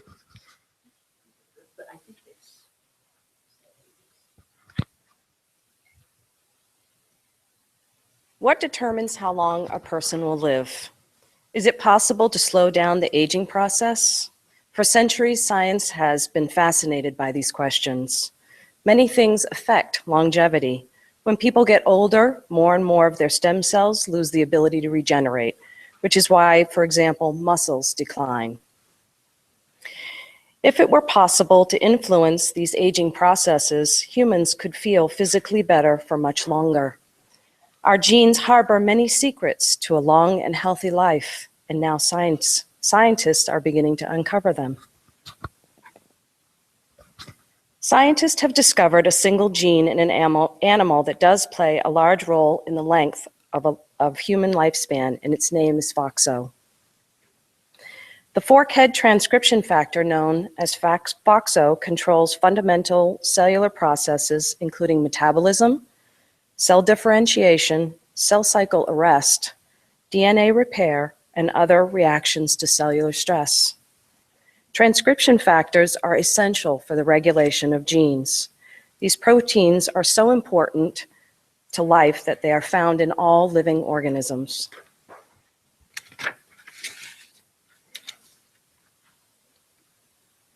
It may be hard to believe that a single gene could have such a large effect on our lifespan, even though so many things go into determining lifespan, such as a host of lifestyle factors and a long list of diseases.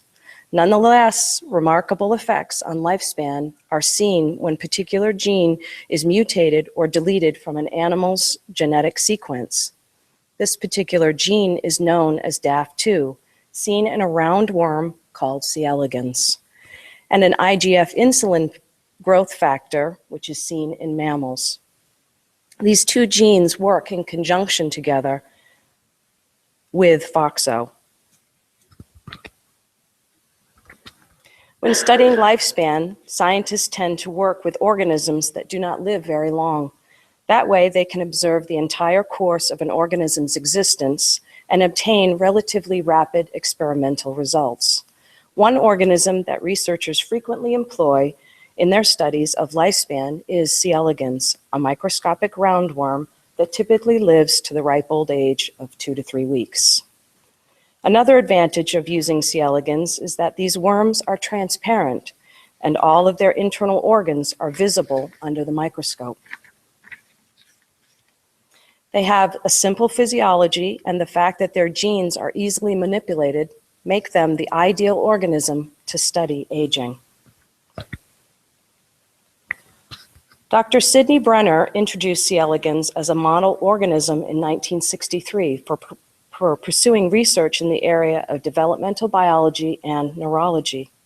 Although C. elegans are considered to be very tiny and primitive, they share many of the same biological properties that we do. In December 1998, the first genome sequenced of C. elegans was completed. Structurally, their chromosomes are more like human chromosomes. They have about 20,000 genes, of which about 40% of them are similar to genes found in humans. Interestingly, in 2003, the human genome was completely sequenced, and humans have approximately 20 to 25,000 genes.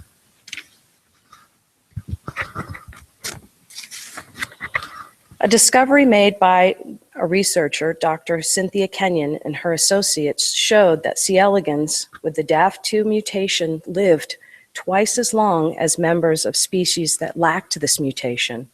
When scientists silenced the DAF2 gene's activity, the insulin pathway's activity also decreased, and the worms were able to live longer. This finding was groundbreaking for a number of reasons.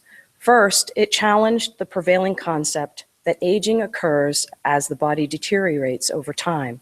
Second, it led to a shift in thinking, even among researchers who already believed that aging was subject to some sort of genetic control. They also found that this gene has been conserved evolutionarily and is found in several other animals, such as fruit flies and mice. So how does this gene cause such a dramatic effect? So you'll see my little arrow with the mouse. This is the DAF2 gene on the outer edge of the cell, or what is found in humans, which is the insulin IGF receptor. We can't see your PowerPoint. Oh, sorry. Well, and we haven't been seeing the slides change. Okay, I'm unclear as to what to do. Sorry.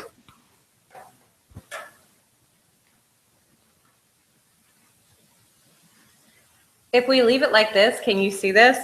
Yes. Okay. You can see this. That's fine. That's fine. Okay, so just very quickly, I'll recap. This gene right here up at the top at the edge of the cell is the DAF2 gene, which is seen in the C. elegans worms, also known as the insulin IGF-1 receptor that is seen in mammals and humans. So basically what happens on a normal situation, this insulin receptor, it's a receptor, it receives insulin. Phosphate group, which you see right here, is released, goes into these other proteins, which then carries it down, and it binds to the DAF16 or FOXO gene. By this phosphate group attaching to the DAF16 gene, it deactivates it. It tells it to stop working.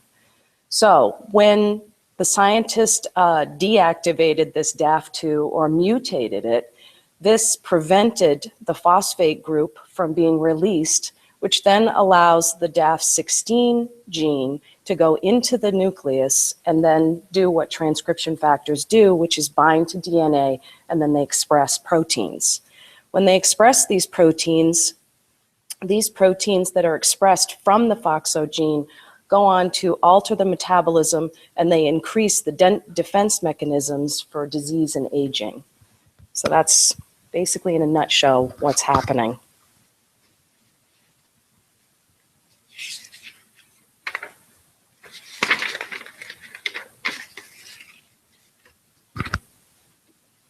Oops.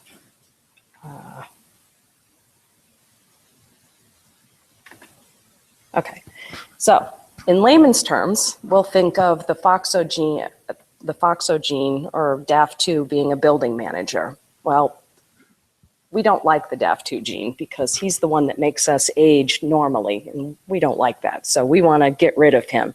And when we do that, we give Foxo a promotion, and he comes in and he starts telling all the proteins to go to work and fix all the repairs. Because as our body gets older, the cells need repair. So he's a good manager. He lets all of his workers do the work and he doesn't do it alone. But in order for this to happen, that phosphate group that we saw earlier can't attach to the DAF16 gene. And the DAF2 gene must be mutated in order for this to all happen. So this doesn't happen normally in us, is what I'm trying to say.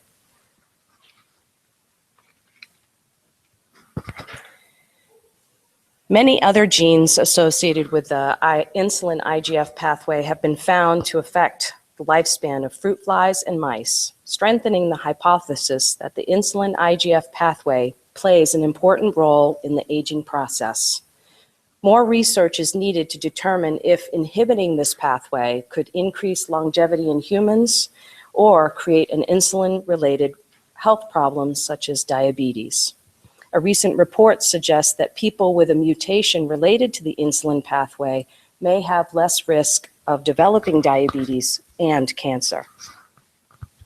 Oops, I keep forgetting.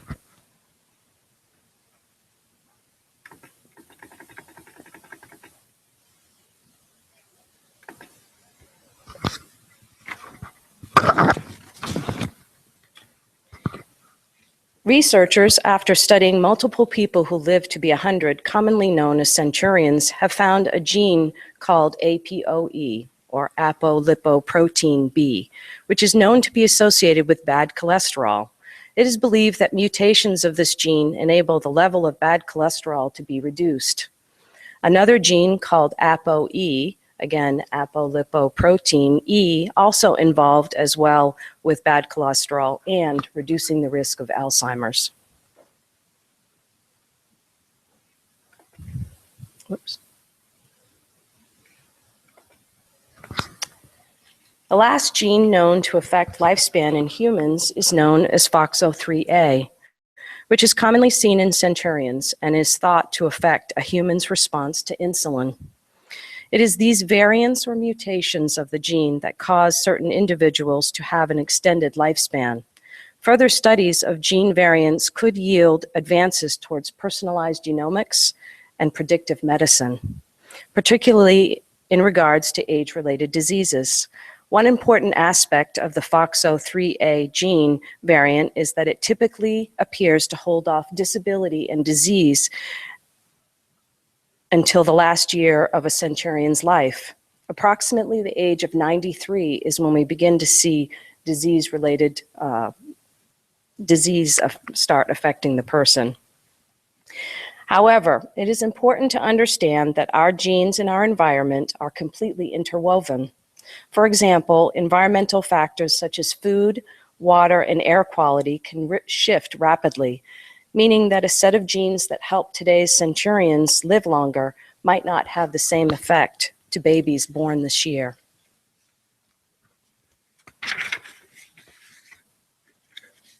As scientists continue to explore the genetics of aging, its complexity becomes increasingly evident. Further studies could illustrate the varying ways genes influence longevity.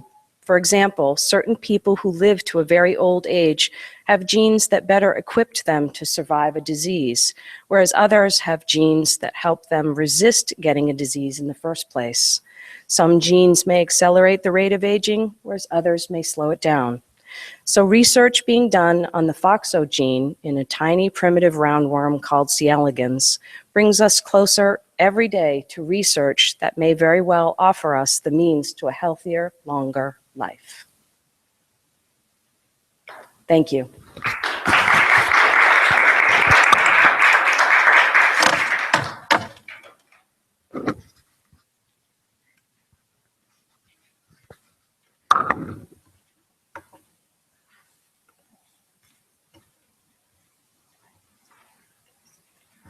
Do we have any questions for Ellen? Quick questions. Sorry, I'm going to move this along, but one or two questions either from Bangor or Augusta.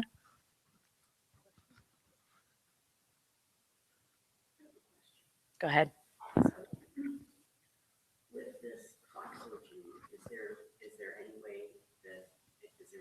application yet for human life. So that, in other words, is there something that people can do to benefit their longevity based on this research? So we all have a FOXO gene. Whether or not we have the mutated gene is, they don't have a test for that that I'm aware of. The basic, from what I understand from reading the research, the best thing for you to do is to look back at your own genealogy.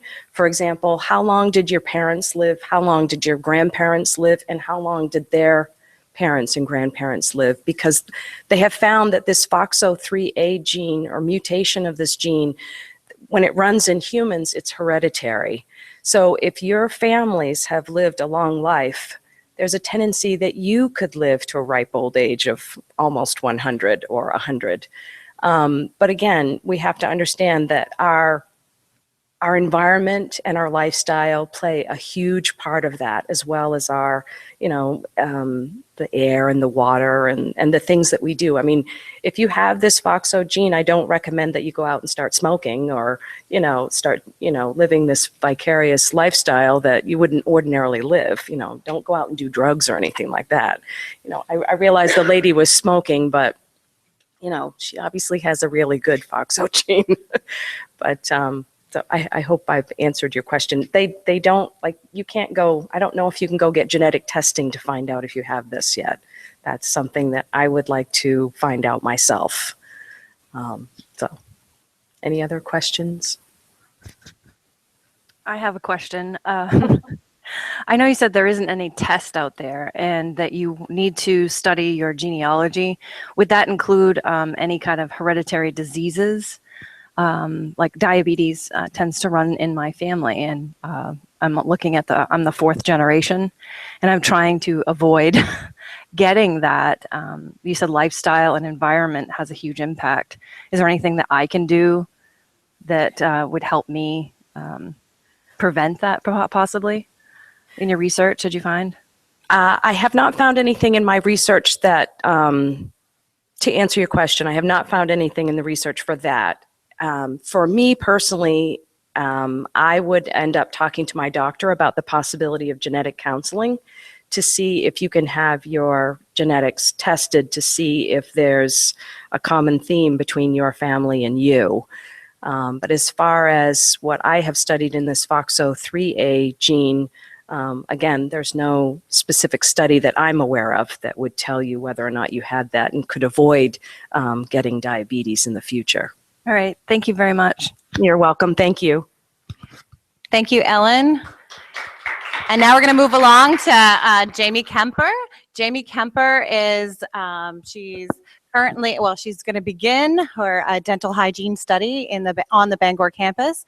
And this semester she has done independent study over aging and dental care needs here in Maine. So hopefully we can get the PowerPoint to work. I do apologize for some of the issues. I think we're having problems getting PowerPoints to display in the Google Hangouts.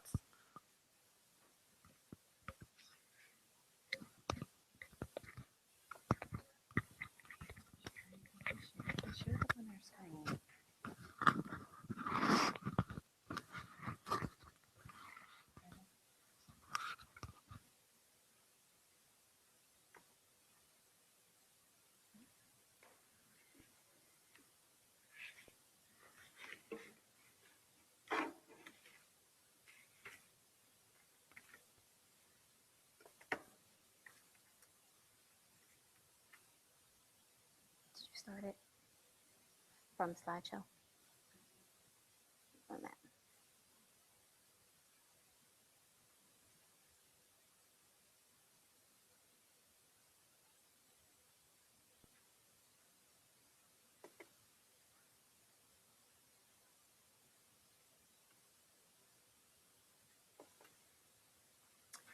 As a concerned resident of Maine and dental hygiene major, I've spent this semester conducting research on the effects of aging on Maine's oral health. The data and statistics developed from my study have not only supported my decision to become a dental hygienist, but ignited a flame to continue my work for increasing the oral health care in our aging population. I would like to thank UMA, the Aging Initiative, and specifically Dr. Amber Howard for their support throughout my discoveries. Maine's aging population is facing many hurdles in obtaining the optimal health and dental services that they both need and deserve. We're not seeing the PowerPoint here. In order to accurately examine and understand the problems, Jamie's slides are timed, so you won't be able to see it, I guess. You're gonna if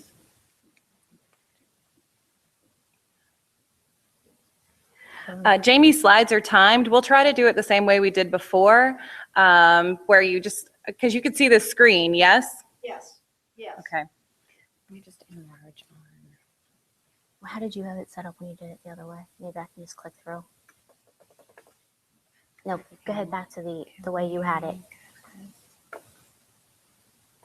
Don't see that, and then you don't see your notes. Okay. Because when we do it in the slide view, they can't see. Okay.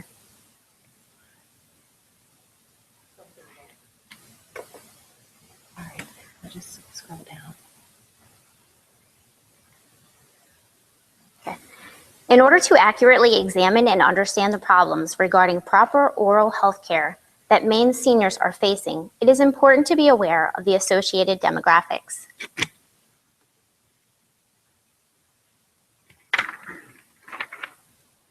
Maine has 18% more baby boomers per capita than the nation. Maine's elderly population is rapidly expanding. Based on the 2014 census data, Maine has the highest median age in the United States. Maine's aging population, 65 and over, is expected to grow by more than 45% over the next decade.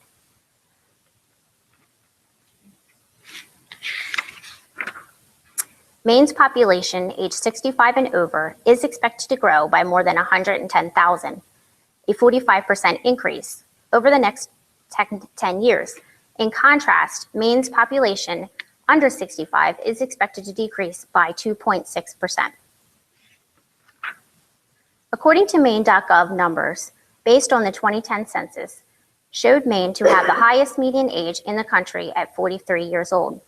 In comparing Maine to New England and the nation, between the 2000 census and the 2010 census, Maine aged faster than either the New England or national average.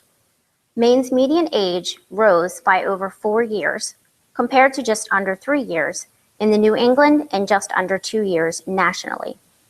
By 2030, Maine's median age is projected to be 46 years compared to 39 nationwide. Based on the 2014 U.S. Census data, more than 1 out of every 6 Maine residents was over 65 years old. Residents of Maine in age populations 60 to 64, 65 to 69, 70 to 74, and 75 to 79 rank first, second, third, and fourth, respectively, among all U.S. states for the same age populations. The preceding key demographics slides were intended to provide insight into the tidal wave of seniors that the state of Maine would need to prepare for in the very near future.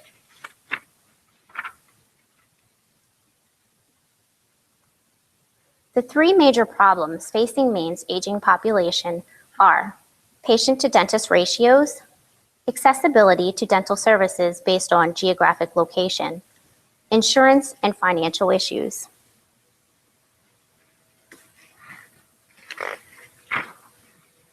Outlining Maine's dental care deficits. Access to proper and necessary dental care in Maine are limited by financial barriers, such as Social Security. $1,159 monthly is the only source of financial income for 1 in 3 Maine residents ages 65 and over. Structural barriers. Due to the rural nature of the state, there is a lack of public transportation available in many Maine areas. And to make matters worse, Maine was one of 5 states that have suffered severe state funding decreases, 33%, to public transportation budget cuts.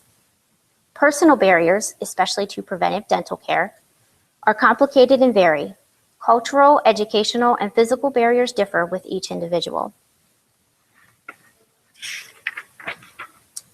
Based on the data from the National Institute of Health, Maine falls well short of the typical ratio of patient to dental provider compared to both national and regional averages. Unfortunately, this problem is not likely to improve over the next several years, as Maine's rural dentists are older with an average age of nearly 60.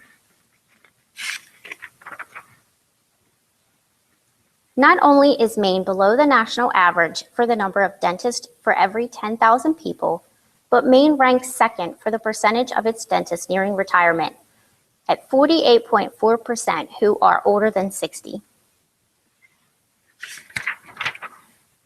And Maine has already begun to feel the impacts of the retiring providers. According to the current census data, Maine shows significant disparities in dental care providers. There are 177 patients 75 years and older for every one dentist, and 239 patients 65 to 74 years old per dentist compared to the national patient to dental provider ratios of 1 to 130 and 1 to 173 for the same demographics. In contrast, neighboring Massachusetts provides the residents with a 1 to 98 and 1 to 123 dentist to patient provider ratio. The shortage of providers is felt more by the aging populations living in federally designated dental health shortage areas. The state of Maine and the Health Resources and Service Administration have outlined population and geography as the two main identifiers for the federally designated dental health professional shortage areas. For the Health Resources and Service Administration to qualify a locality as federally designated shortage areas, the locality must meet 3 specific criteria. First, it must be a rational service area for delivery of dental care. Second, resources in contiguous areas are shown to be overutilized or otherwise inaccessible. And third, the adjusted population to primary care clinician ratios equal or exceed 5,000 to 1 or 4,000 to 1 full-time equivalent with high needs patients. 13 of Maine's 16 counties have dental care health provider shortages by population. In 15 of the state's 16 counties, Maine averages only 1 dentist for every 2,300 residents. This is far below the national average of 1 dentist for every 1,600 residents. It is only Cumberland County that has a ratio of dentists to patients that is better than the national figure. A shortage of dentists affects way more than just our smiles.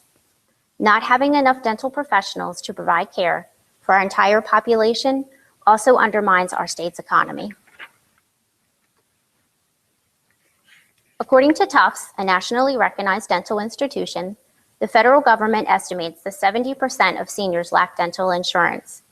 Seeing a dentist is expensive, so many people seek care only when the disease is advanced and the pain is unbearable. It is at that point when many people go to the emergency room for relief because they have no other options. Poor oral health is widespread among seniors in the United States, and it especially affects those with low incomes. According to the 2015 Kaiser Family Foundation analysis, 21,500 Maine seniors 65 and older do live in poverty. Seniors with incomes below the federally poverty level are 3 times more likely to have untreated dental caries than seniors with incomes above the federal poverty level. And 37% of seniors 65 and older with incomes below federal poverty level have complete tooth loss, compared to 16% of those with incomes at or above federal poverty levels. Poor dental health impacts overall health. It does increase the risk for diabetes, heart disease, and other degenerative age-related diseases.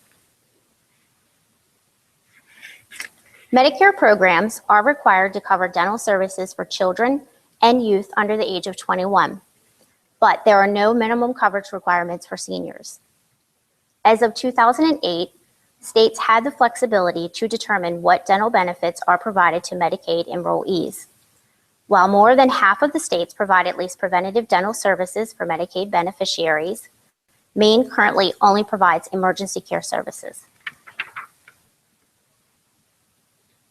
The 2013 Oral Health Program for Maine suggests a multi-pronged approach to improving Maine's dental care.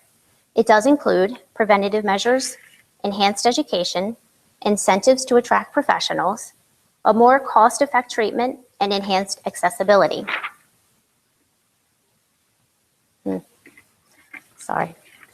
Examples include assisting communities in authorizing and maintaining community water fluoridation, the University of New England opening the first dental college in northern New England in 2013, supporting agencies and organizations in dental workforce development initiatives such as the Dental Education Loan and Loan Repayment Programs, Senior Dent, a discount program that provides services to qualified elderly with dental care needs.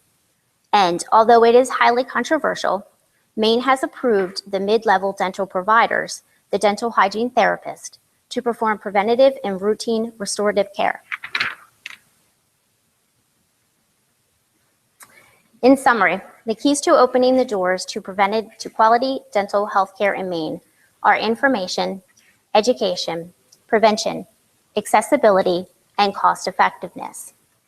But continuing to optimize these factors will keep this pearly white shining.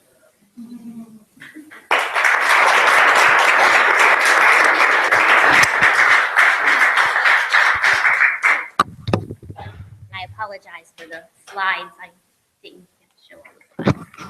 And we're able to take a question or two from Bangor and Augusta over what was just presented.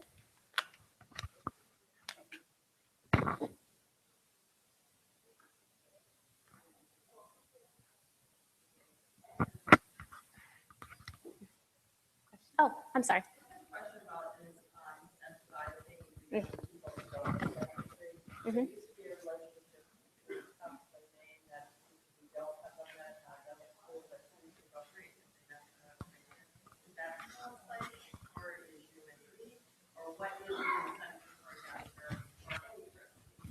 Right.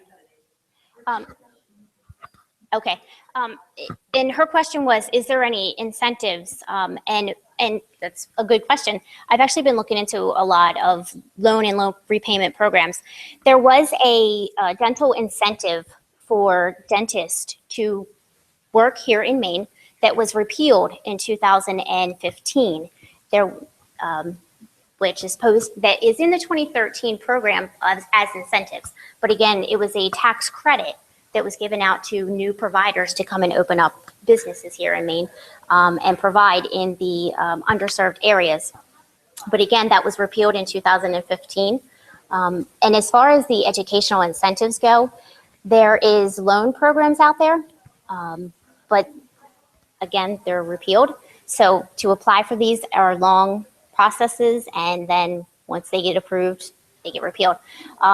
Tufts does have a program where they have professionals coming out and working in the communities. There is 5 towns that they have them working in, which is the incentive to have them come here, work with our patients that are high needs, complex patients, one being elderly. But they have not seen the rewards of them actually coming back and opening practices here in Maine. But them opening up the UNE program is supposed to be incentive to bring providers here. Thank you. And now I'll turn the mic over to Chris Enman, who will be talking to us about advertising, particularly advertising and how it influences us with cigarettes. Thank you. My name is Chris Edmond. I'm class of 2015. Graduated last year here from UMA. I did this paper last year. It's an abbreviated version of the class that I took, AME 494 on independent study. And I targeted cigarette advertising. And basically the overview of my presentation is James Buck Buchanan, kind of the founder of modern cigarettes, if we will, the World Wars, Dr. Clarence Cook Little, targeting women and children, and finally what I call modern times. James Buchanan, you guys okay if I leave that there? Okay. James Buchanan, Buck Duke, at the age of 24, took over the family tobacco business in North Carolina. And at the time, they were competing with all the other tobacco companies who were struggling with selling tobacco in a great big market. And it was largely pipe tobacco and things of that nature. Cigarettes were a fraction of the market. He joined forces with a man who invented the cigarette machine and bought a whole bunch of them and started the mass production. So he is the guy who really started cigarettes as we know. And one of the things he figured out early on, because cigarettes were looked down upon, was that if you did a lot of advertising, he'd get a lot of sales. And he said that if he could get manufacturers to advertise more extensively, they'd make smokers out of all Americans. So you ended up with $800,000 worth of ads, turned into $4 million worth of sales. He did it very, very succinctly, putting baseball cards in the cigarette packs. Then he put his 250 beautiful women in there, little cards and pictures. And he figured out that by doing this, that they would catch on, and he expanded the market. And pretty soon, it got so big that they ended up facing the big antitrust fundings and all that court lawsuit stuff in the early 1900s. But by 1924, they donated all kinds of money to what's now Duke University, and they lived happily ever after. Along came World War I, when the tobacco was considered one of the most vital implements you needed for the war. At that point, cigarette smoking was a very small part of the tobacco use in this country. And along came the war and the need to do something to calm people down. The soldiers, they found it would calm their nerves, it would keep them out of trouble. So they started putting it in the rations and everything else. And they came out with all kinds of patriotic slogans, and they put out posters everywhere, like "Smoke out the Kaiser," "When our boys light up, the Huns will light out," "America's best for America's bravest," all kinds of patriotic stuff to get people to smoke. Turned out the US government became the top purchaser of cigarettes in the country. Smoking soldiers use less food. Smoking calmed the nerves. They'd be less promiscuous. And ironically, some of the top supporters in the country was the YMCA, the Red Cross, the Salvation Army, who prior to World War I were leading the forces against cigarettes in this country. But as soon as it became a patriotic duty, it was un-American to speak out against cigarettes. So the purchasing of cigarettes went from 2% in 1900 to 40% of the total market by 1930. During the war, World War I, the YMCA shipped $12 million worth of cigarettes in a year and a half. And that was back when $1 million was a lot of money. On the front lines, they used small dogs to deliver them from behind the lines up to the troops in the front, because that was the safest way to get them there. Women, consequently, they could serve as nurses and relief aides and everything else, and deliver the cigarettes, but they weren't allowed to smoke. It's just crazy. So along comes World War II. In World War I, you had 4.3 million Americans serving in the war. Now they all come back charged up, having smoked now. In World War II, you have 16 million men and women, and cigarette sales jumped from 1940 to 1945 by 75%. And the consumption ends up being at a rate of like 3,500 cigarettes per person per year. That's a lot of cigarettes. Same thing, it steadied their nerves, it helped them calm down the front lines in combat. Now the guy on the left, this is an actual combat photo. You can see the 1,000-yard stare in his eyes, but he's clenching the cigarette with his teeth. And the nurse on the right helping a man who can't use his hands smoke his cigarette. Finally, in the 1950s, after the war, all those men came home. They were all addicted to cigarettes. They were smoking heavily. And advertisement really took off with a lot of celebrities. In this case, you have the 40th President Ronald Reagan advertising Chesterfields. Also in the 50s, there was a big push. Trust your friendly doctors. In this slide, 26,000 physicians say Lucky Strikes are less irritating, and it's toasted. Start your own 30-day Camel trial, where they encourage people to go out and buy the Camels and smoke just Camels, and 30 days later, see if you felt better. And a national radio host was Arthur Godfrey, who was renowned for his radio program, kind of like the Phil Donahue, Oprah Winfrey program.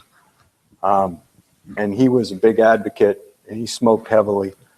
And the whole not a cough in a carton was their campaign slogan. And through all the magazines, through all over the country, it said scientific evidence on the effects of smoking. That Chesterfield's the best one for you. And one of his classic statements on air was, I smoke 2 or 3 packs of these things every day. I feel pretty good. I don't know. I never did believe they did much harm, and now we have proof. Well, the poor fellow died of emphysema. It was a painful disease. So in 1953, the medical research came out that there was a strong link between cigarette smoking and lung cancer. Well, the first thing that happened was this really rocked the tobacco industry. They were caught completely off guard. They had to launch a twofold attack to try to stop this from becoming a way to curtail cigarette smoking. They formed the TIRC, which was the Tobacco Industries Research Committee, and they issued this through this publicity firm, fellow named Hill, John Hill, big PR firm in New York. They issued the Frank Statement to Cigarette Smokers, and it stated 3 promises. We believe the products we make are not injurious to your health, which basically means our cigarettes are not harmful. Promise 2, we pledge aid and assistance to the research effort into all phases of tobacco use and health. Basically, they said, we'll prove tobacco is not a health issue by doing that. And promise 3, we'll always have and always cooperate closely with those whose task it is to safeguard the public health. In other words, we'll protect our public image. Well, they hired Dr. Clarence Cook Little, and he was a world-renowned geneticist, ironically, the founder of Jackson Labs, right here in Maine, and he was also a past president of the University of Maine when he was in his 30s. He was a brilliant man. He was a geneticist and a scientific debater, and he strongly believed that cancer was a genetic disorder and had nothing to do with smoking. So he took on everything that the scientific community said about cigarettes and led the charge against it. At the same time, in 1954 through 1990, you had the Marlboro Man, which was the image of the strong, independent man that did what he thought he wanted to do, smoked, and disregarded what the rest of the world was saying, and he was an American hero because he was a cowboy. The next part of all this is the cigarette industry figured out that they really needed to hit the other side of the market, which was target women and consequently children after that. And all the way back to the time of women's suffrage, they figured out that if they'd start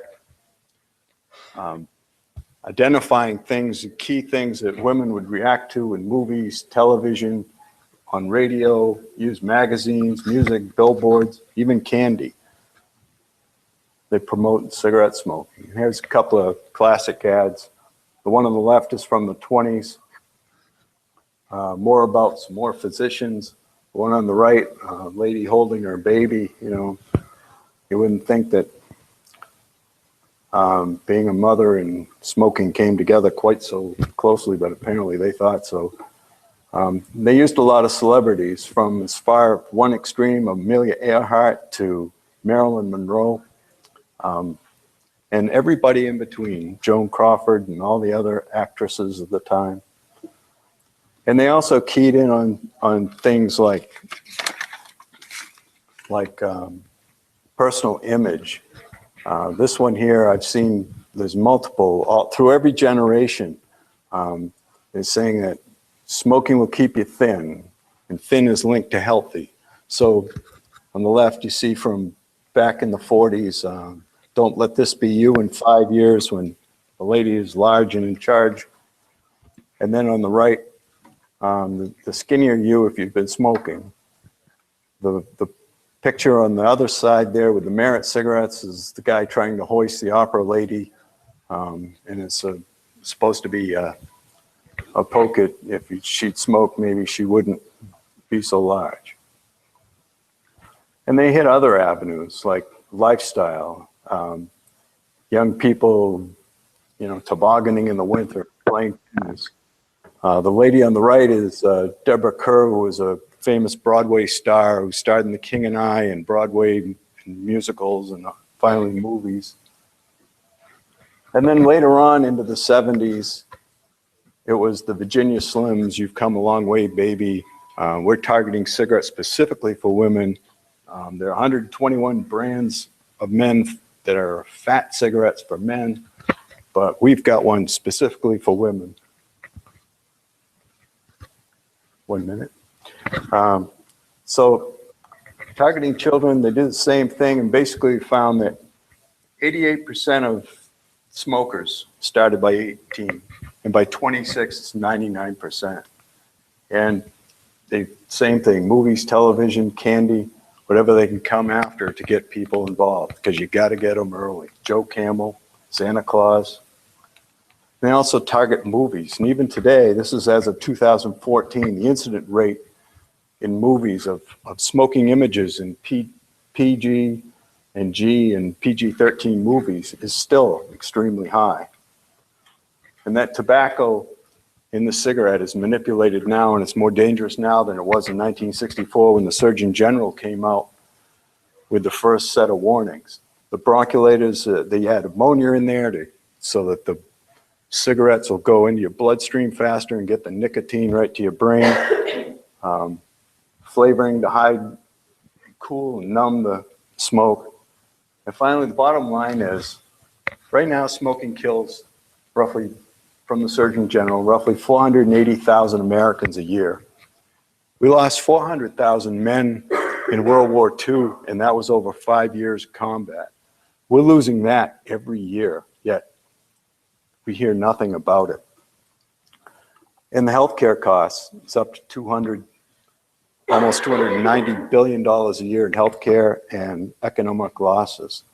And the cigarettes are more harmful than they've been in the past 50 years, and the risk of dying from smoking has increased over those 50 years, even with all our knowledge and everything else.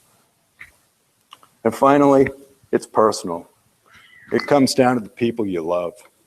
I lost my mom a couple of years ago from a fatal heart attack that I believe was due to a lifetime of smoking very small amounts of cigarettes. And one of the things I found out in my research, you only need to smoke 1 or 2 cigarettes a day to set yourself up for hardening of the arteries. And that was a shocking thing for me to come to grips with, and I figured it out in this class. Anyway, thank you very much.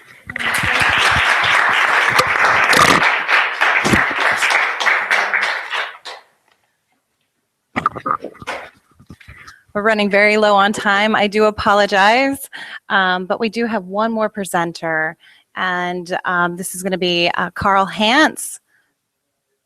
All right. Let me see if I can click off of this.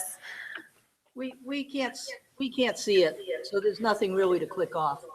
Yeah. Can you see us? We can't see, not now. It flips back and forth by who's speaking. Can you see? There we go. All right, we're good now. Hi, I'm going to start with a brief testimony of myself. When I was about 19, I was living on my own in Portland, and I discovered the joys of drinking. I liked the way it made me feel. I liked the way it made me loosen up, and I could talk to people, and I suddenly felt interesting. And I'll jump forward 10 years. I had become a thief, a liar, a traitor, an unreliable worker, and a womanizer. Jump forward 10 more years. I had esophageal ulcers. My whole left side would go numb, which was a indicator that diabetes would probably be in my future. I was a shaking shambles. I did not like what I saw when I looked in the mirror. As a result of this, I ended up homeless, and I stayed in a homeless shelter here in Bangor for about 5.5 months. I realized in there that there were really only a couple of outcomes of this, and only one of them was good, as if I stopped drinking for good, forever. I realized that I could no longer responsibly have one drink, because after that, as they say, I'd be off to the races. So I attended AA meetings for a long time, and they helped a lot. They helped me find what you might call a family. However, I've always been an atheist, and the 12-step model, I felt that I was missing something from it, and at times I even felt it was unfair to the other members of the group, that I didn't believe the same things that they did. The 12-step model of recovery is hopelessly flawed and outmoded. It was designed at a time when the only cure for alcoholism consisted of medical detox, often involving potentially dangerous combinations of drugs, or ineffective therapy sessions, or fad cures, or lengthy stays at asylums or sanatoriums before the addict was eventually just let loose to the streets to most likely relapse. Regardless of what modern day 12-step groups might have you think, AA and its many offshoots is still primarily a Christian-based organization. Now, I find this to be regressive because it absolves the addict of responsibility for taking care of his or herself. According to Dr. Lance Dodds of the Boston Psychoanalytical Institute, AA's success rate is actually far lower than their reported percentages. AA claims to have a success rate of 18 to 22%, when in actuality, the success rate of AA is closer to 7 or 8, because very little follow-up research is done. The same rate of success in addicts who quit on their own is about the same. There are actually a wide variety of 12-step groups in the US. I'm sure you could have everything from LGBTQ groups to Satanist groups to cross-dressing midgets. I'm sorry, little people cross-dressers. But we don't live in a real city here. This is not really a city. So unless the recovering addict lives in New York or Boston or someplace like that, he'll find himself quite limited in his choice of groups. The big book of AA does indeed have a chapter to the agnostic, but anyone with even a cursory knowledge of English can see that this chapter is a pathetically veiled and pandering call to Christian arms, and it comes off as completely laughable. So it's basically up to the atheist or the agnostic to approach recovery how he or she sees fit. The addict, when new to recovery, absolutely needs the attention of a medical professional. And adherence to a modified diet low in sugars, if not eliminating them altogether, proper detoxification with the help of mood stabilizers, and a strict regimen of vitamin and mineral supplements are all crucial to the addict's success. Then the addict must meet with some type of counselor to ascertain his degree of mental illness, if any. Finding out just what triggers one's addictive behavior is even more important than searching for a genetic or physiological components, much of which research has proved inconclusive. Besides, the addict doesn't care about research or statistics. He needs help right now.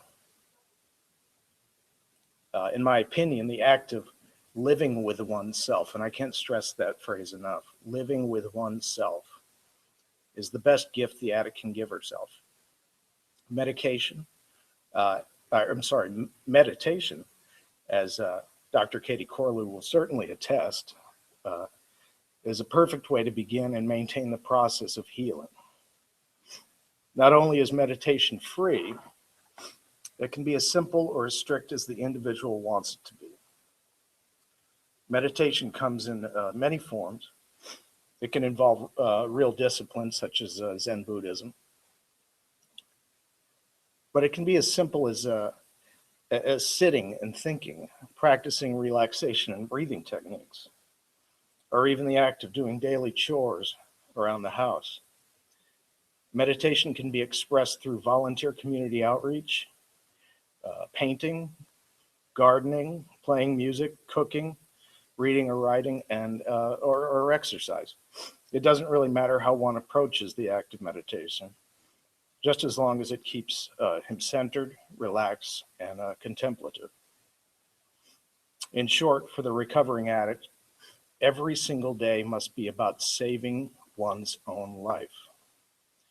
I wish all of you who are addicts in the process of recovery the best of luck in saving your own.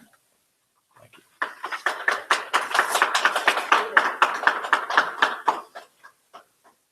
Thank you. Do we have any questions? You can answer the question, so you can't go away. How about up in Augusta? Augusta, do we have any questions? We do have a question.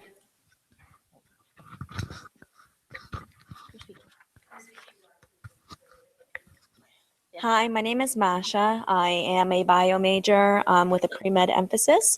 We would like to actually take a moment to recognize Dr. H, not only as a phenomenally knowledgeable and dedicated professor, but as genuinely a compassionate person.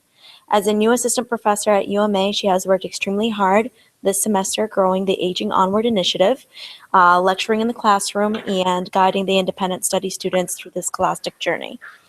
Thank you for all that you do. You are truly leading by example. Thank you. Thank you.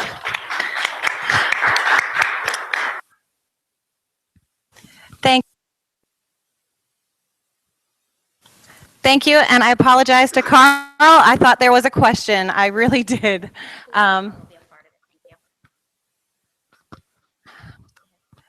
So if I know we ran out of time a little bit, but if we did have any questions, feel free to mix and mingle with the presenters and ask them questions afterwards. And I'd like to thank you for attending session number 2. Thank you.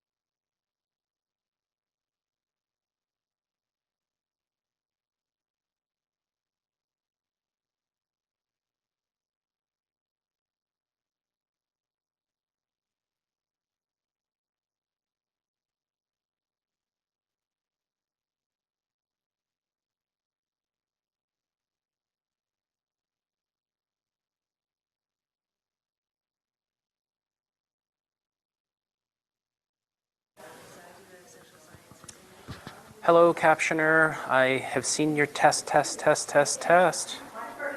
This is Paul. I have things muted previously. I'm going to go ahead and remute.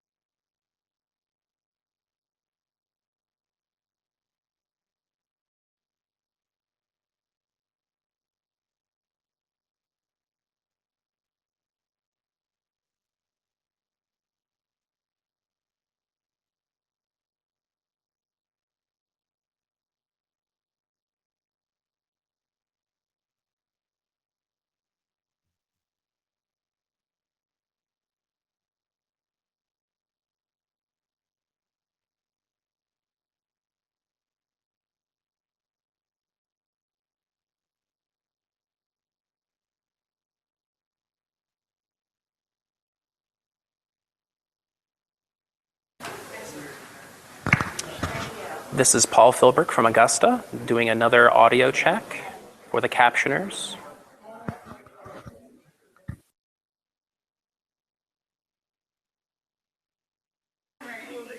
Uh-huh. He said he wasn't sure if he was going to be here for the award. Oh, okay.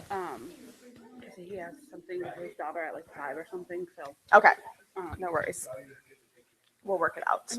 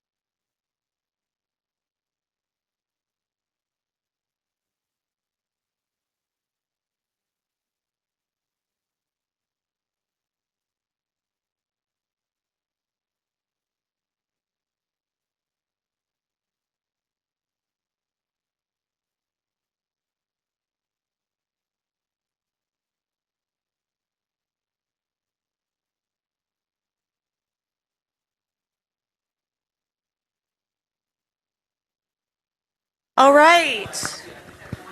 Hello in Bangor and also in Augusta. Can I have your attention, please? We are about to get started with our keynote, so if everybody can grab your food and come join us over here, please. I'm very excited about our keynote. Actually, we've been waiting for this all year, so hooray. But I am going to turn it over to our Professor Eric Stark to make the official introduction. So here you go. Can you hear me through this box?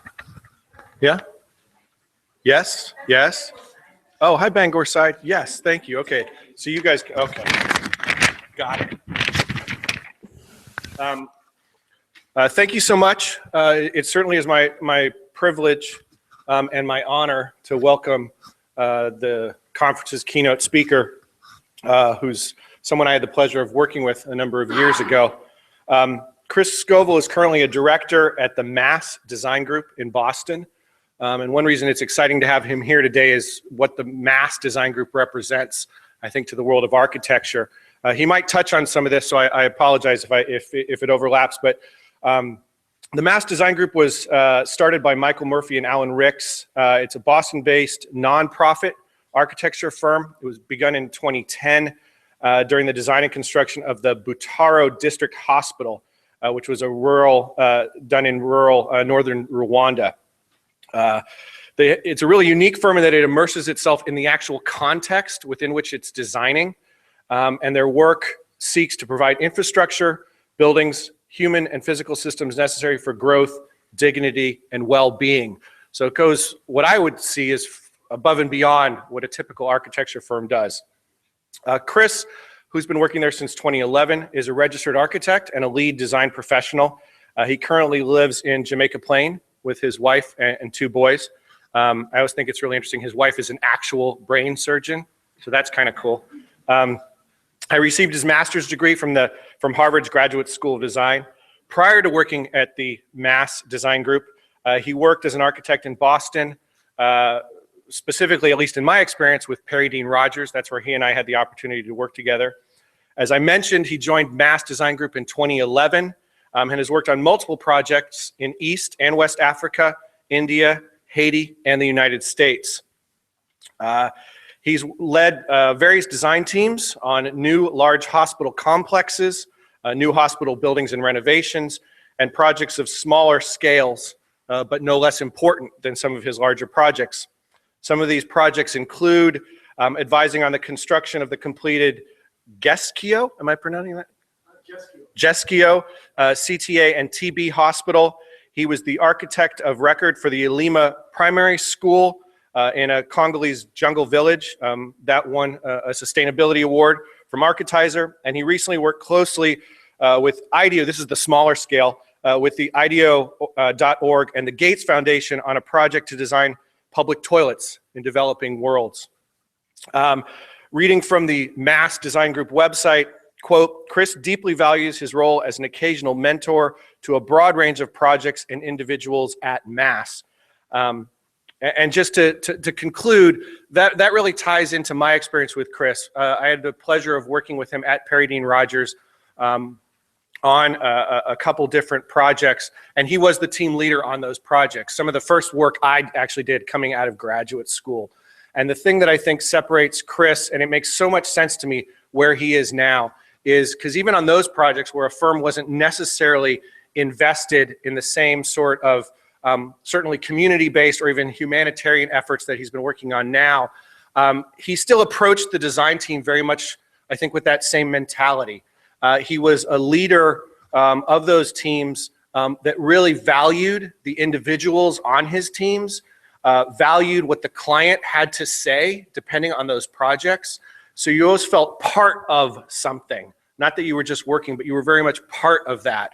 And it really made it, for myself, as one of some of the first work I actually did as an architect, really a joy. Really some of the best architecture experiences that I had. And certainly he was a big part of that. So I think we're very lucky to have him come here today with us. And I'm very excited to see the work that he's going to be presenting. So please help me welcome Chris Scoville. Thank you so much, man.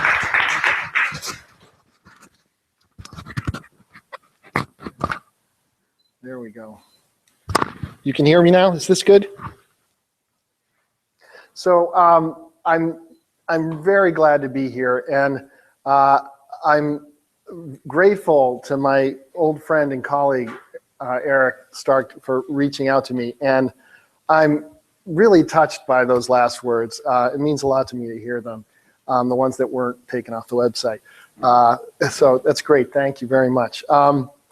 I'm going to talk today about work I've been doing for the last, say, 6 years, and tell you a little bit about a design office, which is probably unlike, in many ways, other architecture offices. And since this is an interdisciplinary conference and one that speaks of leadership, those of you who don't know a lot about architecture or design might not appreciate the ways in which Mass Design Group, where I work, is a kind of disruptive, a kind of very positively disruptive force within architecture. I have probably, I realize now, too many slides to show you, but architects can't open their mouths without having a slide in front of them, so I think it's probably necessary. I'll get going. So we start by asking, what is the value of architecture? What is the value of the built environment in a digital age where the earth is flat, where not just companies, but programs and institutions and individuals are all branded, working to each other with each other digitally? And we find the answer to that question in examples such as the Teluga Hospital in South Africa, which in 2006 suffered a terrible outbreak of XDR-TB, extremely drug-resistant tuberculosis. And that outbreak occurred in sort of the waiting area rooms and the circulation areas of the hospital, which had inadequate ventilation, no backup ventilation system, or a ventilation system which was inappropriately designed for a context in which it could not be maintained.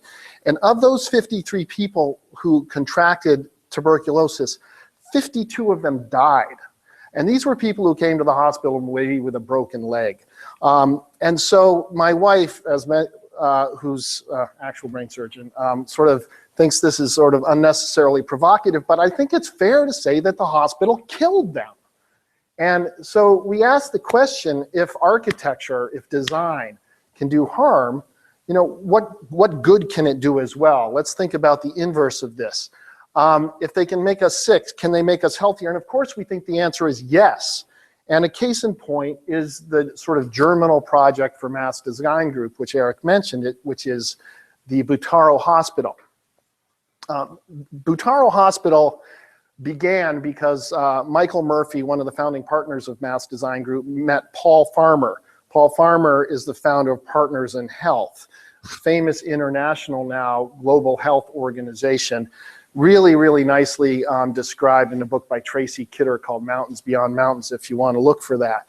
And Paul Farmer sort of in a lecture described the ethos of his organization, which there should be no second standard for healthcare for the poor. The poor of the world, the underserved in undeveloped countries deserve the same healthcare that the wealthy do, and that we do. And he says famously, the last thing the world needs is another academic medical building in Boston or New York. And he taught us about buildings that can heal. After meeting Michael after a lecture, he followed up and called him a few months later and said, hey, do you want to go to Rwanda and design a hospital for me? And Michael, who was sort of not even completing his education yet, took a semester off promptly, he's a very persuasive guy, persuaded some friends to join him. And they went to Rwanda, to the Butaro district, or the northern Burera district in Rwanda, and looked at this extraordinary landscape where the Ministry of Health, in partnership with PIH, collaborating with them, wanted to build a hospital in a district which had a catchment area of 400,000 and then not a single doctor. These people would drive miles for simple health care. And they showed them a hilltop site, which was formerly a military compound.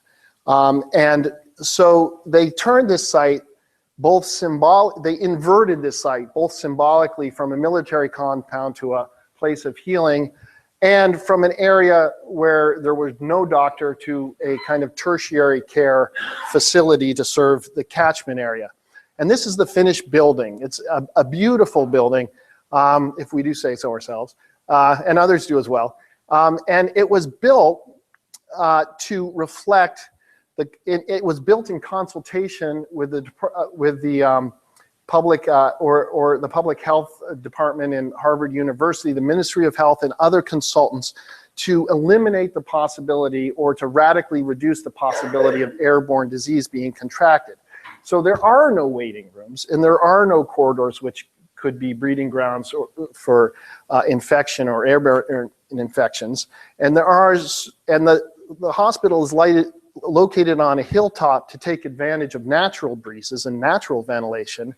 And it's designed in section to have sort of very robust and redundant infection control mechanisms.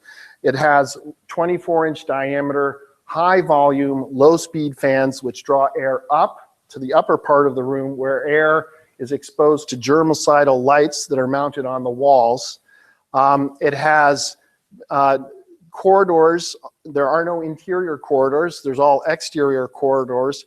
And the site topography makes it possible for us to separate classrooms and other administrative offices from the wards where infections might be present. In addition, the wards are a bit turned inside out in that the patients all have views to the exterior, to the verdant countryside, the beautiful countryside in the hillsides of Rwanda, instead of sort of turning inward and looking at one another and seeing their sort of sick roommate. They turn around and see the verdant hills. And so we locate all of the infrastructure, the kind of gases and mechanics that's necessary to serve a patient at their bedside within a central wall in order to accomplish this. So this is a way to design a ward to prevent the kind of to create a healthful environment and prevent the kind of illness that might be found in a building which relied exclusively on a mechanical system for ventilation. Even if the power were to fail and the fans were to go out, we would still have the ventilation necessary to prevent sort of most infection in the hospital. The hospital is designed for dignity at every step of the way, so that the populace, that's the catchment area that's served by it, can congregate in sort of pleasant and well-proportioned spaces. And we found that there have been really direct health impacts from this that have been measured. And you know, we can't, of course, claim that this is entirely due to our design. Of course, it's due to the presence of the hospital. But we think the hospital and the dignified treatment it provides brings people to it that might otherwise not be benefit from its care. So that's one kind of benefit that comes out. That's one answer to the question we posed at the beginning. Another one is having to do with construction. Building buildings is one of the most resource-intensive acts that anybody can do or any organization can undertake. It requires enormous financial resources. It requires intense professional expertise, and both on the design and on the construction, and it requires an enormous amount of labor. But the flip side of that kind of frightening proposition is that there are enormous benefits that can come from a building. That money that's spent on it can be reinvested in the communities. That expertise, which is developed and heightened during construction, can benefit the communities if the community participates in those activities. And all of the money that's spent on construction, or much of it, can be reinvested in the communities. So at Butaro, instead of hiring a bulldozer and heavy equipment from the Capitol and doing the excavation, which was the default choice, we contracted with thousands of local residents to excavate these massive foundations, which were all dug by hand. And in this way, the people who built the hospital are the very same people who will use the hospital. And they are vested in this infrastructure in the way they never would be otherwise. This is Hikaiza. He's one of the masons who worked on the Butaro Hospital. And he worked with us to develop a masonry, and other masons worked to develop a masonry technique that you see behind him that's an advancement on the sort of typical masonry of Rwanda. Maybe I blew by a slide. Yeah, so here we go. So this is what one typically sees in Rwanda with this volcanic stone that's used ubiquitous in the country, or in the northern part of the country anyway. And then this is the kind of masonry that we did at Butaro, which was a kind of novel treatment of this stone. And it was developed in conjunction with the masons.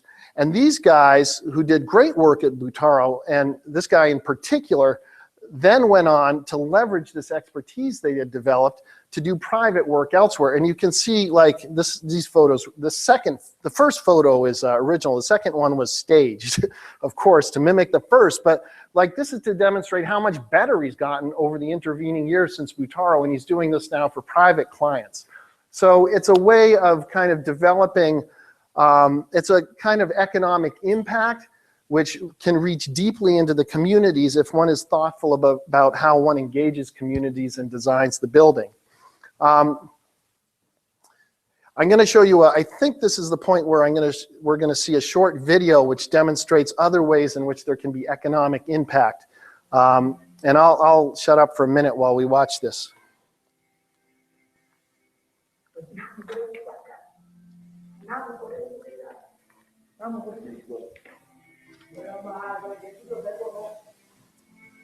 We used to have a popular drama on BBC. There is one woman working in the machinery. They call that lady the same nickname.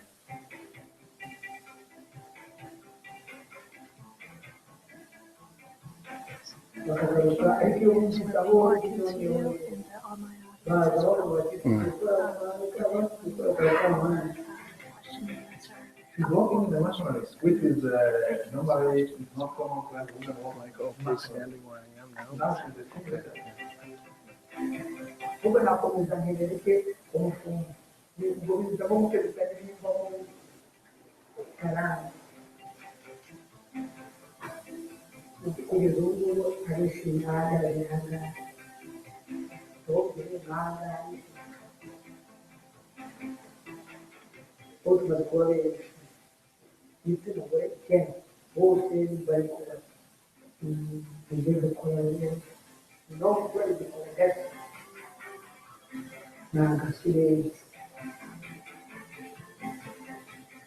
around the village, changing the life of the colleague, she's making other women.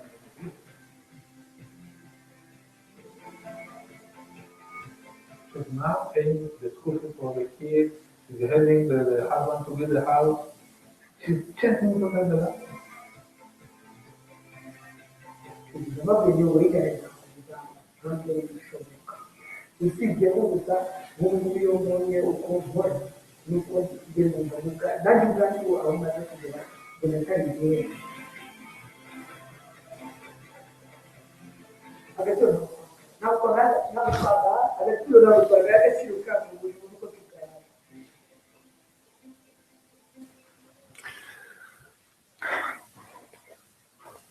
I almost cried the first time I saw that. It was like it's such an awesome video. But you know what, Anne-Marie, like when she talks about dignity, this is a word we come back to a lot in our practice. Because when we're talking to NGOs or ministries of health about infrastructure, and they're thinking about really vital clinical programs and social programs and reaching huge populations, you know, we're both talking about a lot of money and trying to figure out how to spend it, and there's never enough. But when we start to talk about dignity, that is the place where space intersects with life and with the kind of the values of the organizations that we work with. So it's so wonderful to hear her articulate that thought. And dignity has to do, of course, with economics. And this is what I was speaking of earlier, the economic impact of the 5,400 on the 5,400 folks, and you know, clearly thousands of families that participated in this construction.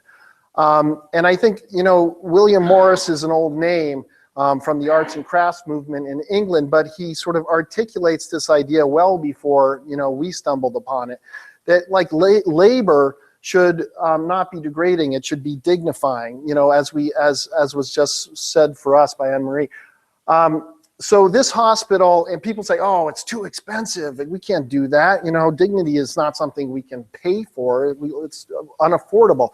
But in fact, it's quite inexpensive in our experience. In a sort of knockoff hospital of ours, imitation being the sincerest form of flattery, of course, Kirche District Hospital cost about the same as ours did, $64 and $69 a square foot. So buildings, we've come to find that buildings can have direct impacts on people, and these are sort of the ripple effects. So there's another building next to the Butaro Hospital on the adjacent hillside, which is a cancer infusion center. So non-communicable diseases are often sort of misunderstood to be the kind of only affect the global north, well-developed countries, cancer, chronic respiratory disease, diabetes, heart conditions, that sort of thing. Not true. 80% of these diseases happen in the global south, in undeveloped countries, or in sort of mid-range economic countries, according to the World Health Organization. So this is a cancer infusion center. You get IV chemotherapy here in rural Rwanda. It's a unique, I think, unfortunately, one-of-a-kind facility. And it was designed with human-centered sort of ideas as a focal point, with infusion chairs sort of arranged radially around pods so that caregivers can reach patients quickly, and patients have expansive views through these big windows to the countryside and the Virunga Mountains beyond. we understand very well that this is a healing environment for patients because of the chemo, of course, but also because of the relationship with nature. And there have been many, many hard studies that have demonstrated that views of nature and the presence of nature in a clinical environment promote healing and minimize clinical complications. And that's something we seek in every one of our projects. So whenever you do something, and this is something we've seen in East Africa, West Africa, and in Haiti, whenever you provide schools or hospitals in a rural setting, you always come across the question of immediately is how do you keep the kind of the talent there that's needed to operate it? How do you keep educated doctors and convince educated teachers who have been in the cities to settle out in the rural areas with their family? I mean, that's a big commitment to make even for a big-hearted person. And one of the answers is to provide them with good housing. So we've ended up building housing in addition to the hospital and the infusion center for 23 caregivers on this site. And this is some of the most amazing housing in Rwanda, in fact. And we were often asked the question, this is absurd. Why are you making these sort of relative palaces for doctors? You know, it seemed like a very classist thing. But in fact, this is necessary, and it's clinically necessary in order for us to kind of retain those folks there and for the healthcare to be as good as it can be in this setting. There were a lot, just as there was a lot of craftsmen, local craftsmen trained on the doctor's housing, just as in the previous hospital, there was a wood shop set up on site, a steel shop, all the windows were fabricated there. To create these really stunning places for the health caregivers at Butaro Hospital. And then the work on this healing hill, as it's come to be called, continues with an academic hospital that's being built now, a campus for the Butaro University of Global Health Equity, which is going to be a university to train the next generation of global health leaders in the developing world in equitable health management. And there's a sort of academic buildings and more housing for students and faculty being planned here. This is a project that's on the boards right now and will start construction next year. So we've seen that this ripple effect and this sort of expansive growth on what was called the Healing Hill in Butaro, but buildings can lead to catalytic impacts by changing systems and not just individual buildings. So we've seen Butaro Hospital sort of replicated. And the idea that good design can be impactful on the outcome of a project, a clinical outcome, is something that the Ministry of Health is now internalized and values in Rwanda. And they've come to us to do another hospital, which is going to be the gold standard for tertiary care facilities, district hospitals in Rwanda, which is a 500-bed hospital in Magubu.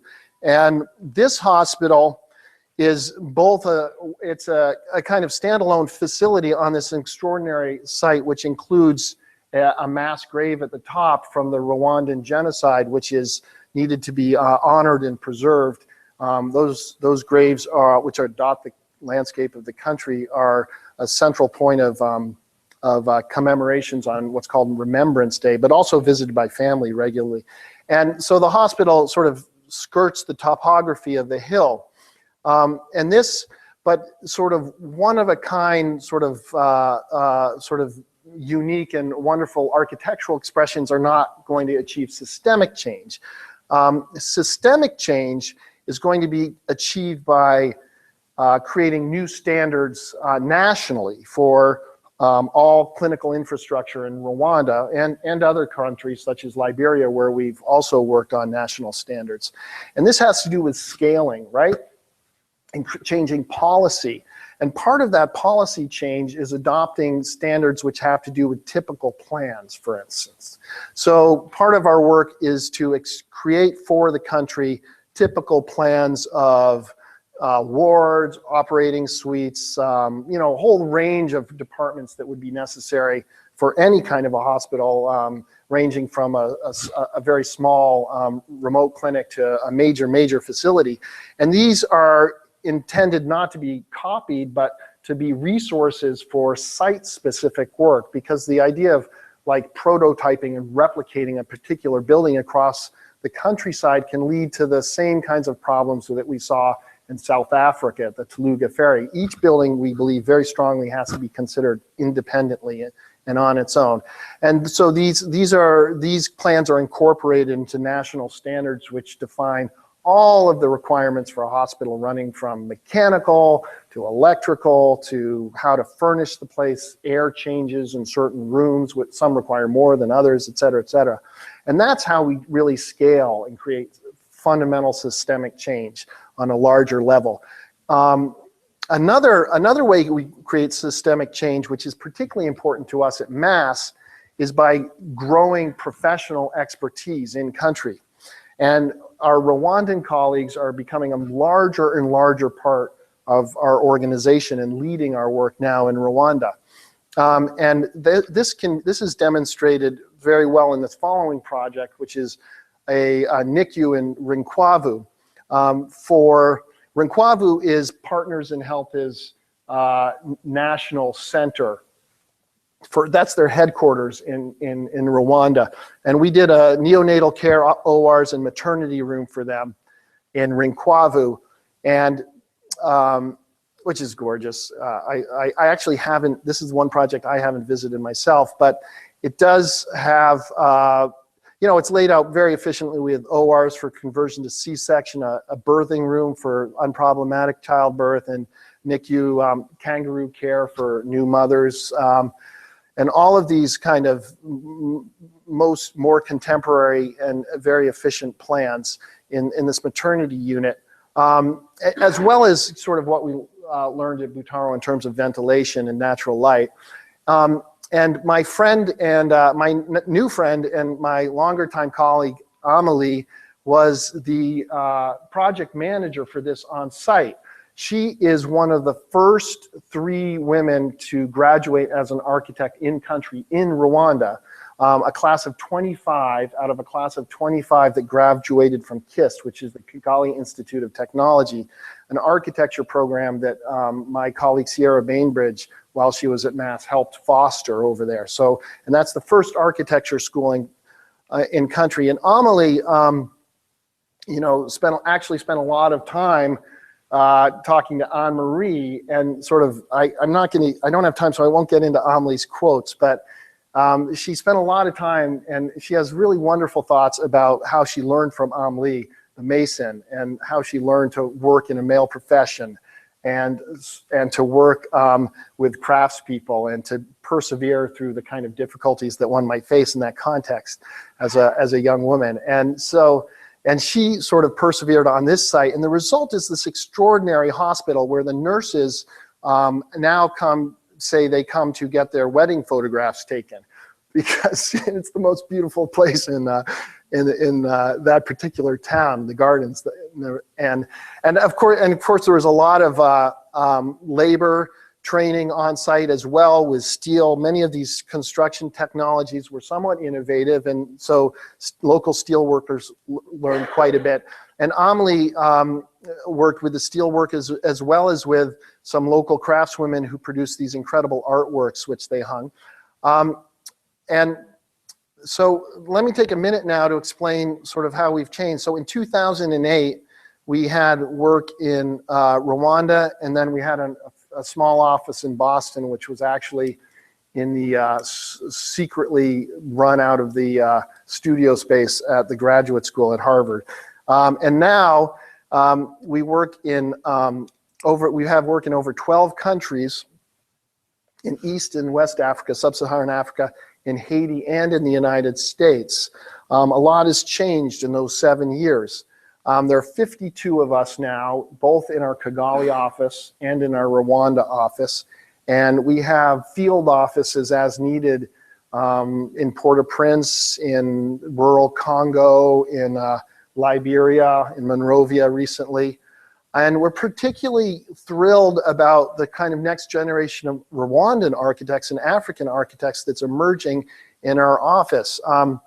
We have some regular World Health Fellows who every year who are many of whom stay with us to join our team and sort of grow their own architectural expertise through working with us. So it's kind of poignant to note that there are 120,000 architects in Italy, right? There are 30,000 architects on the continent of Africa. If you remove Nigeria, Egypt, and South Africa, there are 1,200 architects on the continent. Christian Benimana is one of those 1,200 architects and is the manager of our Kigali office. Christian wanted to be an architect at an early age before there were any architecture programs in Rwanda. He got a fellowship to study in China. He went to Shanghai and studied language intensively for 1 year. And then he went on to study architecture in Chinese in China, I think for 5 years after that. So for those of you who are listening, thinking it's tough being a student where you are, remember Christian later.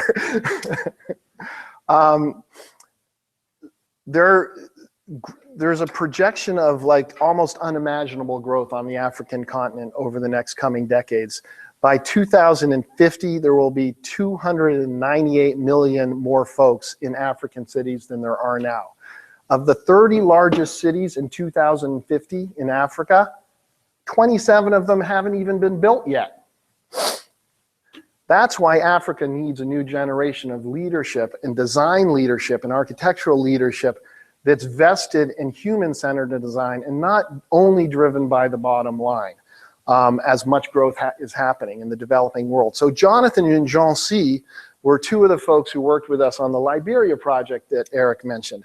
They're designers from Kinshasa on the other side of the continent, near the Ivory Coast, and they came in, and they're now working out of our Kigali office. And they're part of the Kigali team that's working on this project, our new project of ours, which is the African Design Center. The African Design Center is intended to be a kind of African version of the Bauhaus. Some of you might know that the Bauhaus was a kind of rather short-lived movement between the wars in Germany, which created a kind of really unique and special atelier for both the intellectual and craft side of design.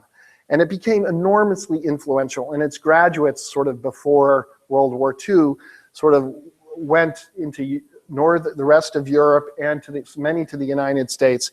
And this was a hugely influential school in what we now call the developing world. And we hope to replicate that kind of influence with the African Design Center, which is a funded institution. It's just admitting its first students for the coming year and for Rwanda, and we hope eventually to have campuses all over the continent, as many as 6 campuses. And to bridge the training gap. And Christian Benimana has been lecturing widely recently at the United Nations, I think a few months ago, where he sort of announced the opening of the African Design Center. And we couldn't be more thrilled that his leadership is making this thing possible out of the Kigali office.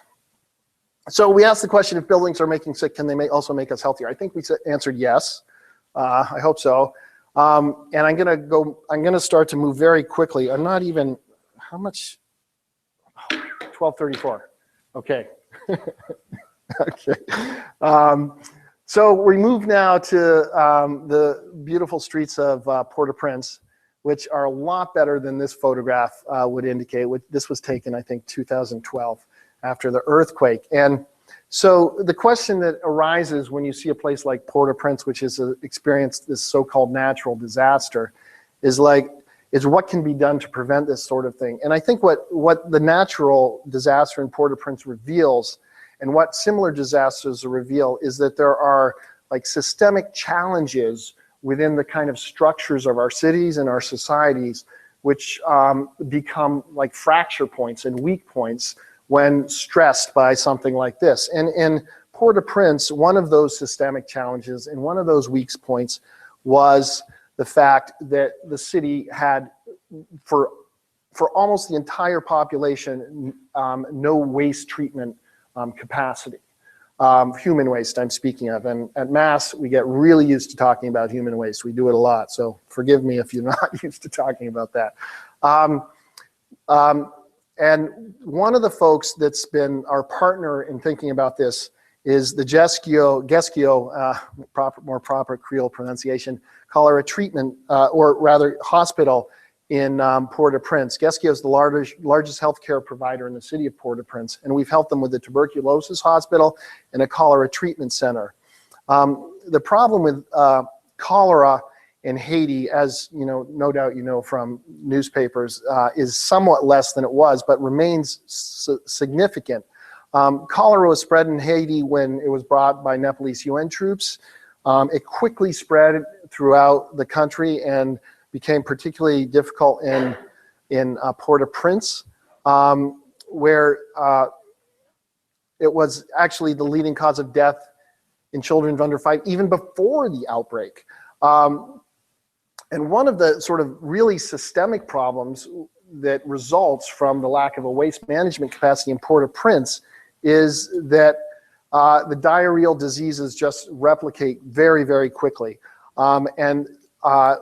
Folks end up being treated on a sort of emergency basis in these tent camps, which are sort of sweltering in the summertime. This is a standard cholera treatment facility in Haiti. So, and waste, which is the result of cholera treatment, is, because of a lack of resources, disposed of openly in other parts of the city from whence it is collected, thereby continuing the sort of pathogenic cycle where someone gets cholera from drinking water, hosts the bacteria, is treated and potentially in a treatment facility. The treatment facility doesn't have a proper way to dispose of the waste, which is a contaminant, and then that waste recontaminates again the groundwater. So our intention in our cholera treatment center that we designed and built with Geskio was to break that cycle. And the way we break that cycle is, and I think there's some video here which does not have a soundtrack, so I can talk over it. The way we break that cycle is by introducing a building which I like to think of as the building is a mechanism for both water to pass through and for people to pass through. And the water passes through the building starting as rainwater. It's collected, it's turned into this, essentially kind of Gatorade, which is the primary means of treating cholera. And then it leaves the building contaminated, of course, as dirty water, foul water. And that water is then treated in these anabolic baffled reactors, these sewer systems that's local on-site before it's distributed into a planting bed. So that's the passage of water through the building. The passage of people through the building is they come in sick. They drink the water, the Gatorade water, and they are cured and they leave the building healthy. So it's this way in which water and people enter the building, the disease is transferred from the people to the water, and then they both leave the building, and before the water returns to the ground table, the water table, it's treated in an anabolic baffled reactor so it no longer has a contaminant in it. So, yeah, so, and it's a gorgeous building. Cholera is a horribly undignified disease. And because the staffing levels don't allow for single rooms, of course, you're stuck cheek by jowl with someone who's suffering the same indignities. And so our design of the interiors was intended to create an environment.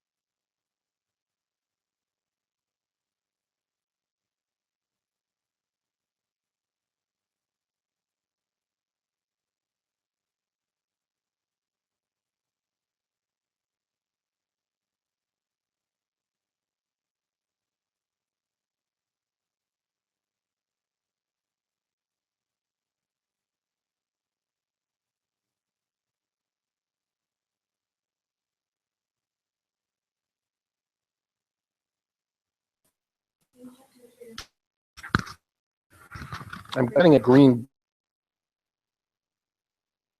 blue here. Yeah, and how can we translate these lessons from abroad to healthcare at home, okay? Overseas, we are sort of both blessed and cursed by having very few codes and a very limited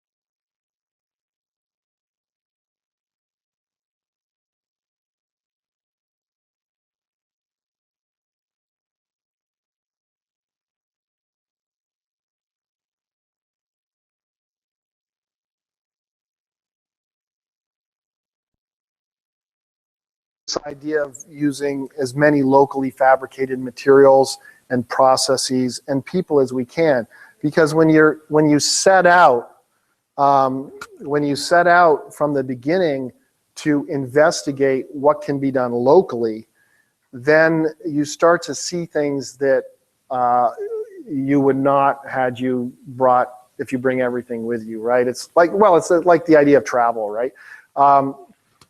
And so, for instance, in Haiti, that's very difficult to do in Haiti because Haiti is a poor country with very little resources and building resources that originate within the country.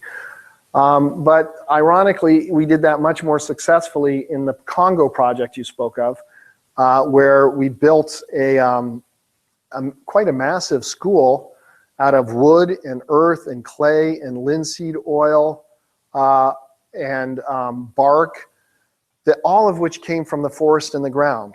This is an enormous school with a giant roof, and we have an amazing longer film about it that hopefully you'll see on 60 Minutes or the Discovery Channel later. We're trying to pitch it around. But I think that's part of it too. Yes? Using the present questions. One is like, is there any way you think that states, like being sometimes there's some really good houses and things that are sort of dilapidating and need to have somebody to take care of them or take them a step away? Mm-hmm. I think there should be some sort of system to have more of like recycle, I know like Habitat and Humanity, I think, or kind of South Store, but a bigger system in each state for that, so that you have projects. And secondly, like the ultimate recycling sort of thing, I was wondering about that. The big thing, the Pacific Ocean, all that trash. If you have any ideas about how you could utilize that in any architectural way or any way possible? Okay, sure. I'm getting the green blip. Okay. So the question, I think, first was about potentially recycling building materials in the state of Maine, for instance. And then the second question was about ways to sort of use trash, for instance, as a building material to kind of kill two birds with one stone. And from my personal experience, I have gotten a lot of building materials from a wonderful group in Boston called the Boston Building Materials Resource Center, which is exactly what you say. It's a recycling center for building materials. And you can go there and get kitchen cabinets and doors and windows and light fixtures. It's an amazing thing. There should be those things everywhere. If you're interested, you could Google around and find those folks and see and learn more about their business model. So people spend a lot of time trying to innovate all kinds of stuff. Innovation, I don't know if you've noticed in the paper or on the intertubes or anything, innovation is big these days. And so one thing, I have seen people try to innovate, create building blocks and walls out of trash. Particularly in Haiti, this has been sort of considered by certain folks because there's a huge amount of trash. And I haven't seen that sort of readily adopted. And usually if something, well, I don't know if it's entirely fair to say, but often if something is not readily adopted, it's like for some fundamental reason, and that is it's walls that are built out of concrete blocks are in fact much stronger and easier to build and less expensive than walls made out of trash.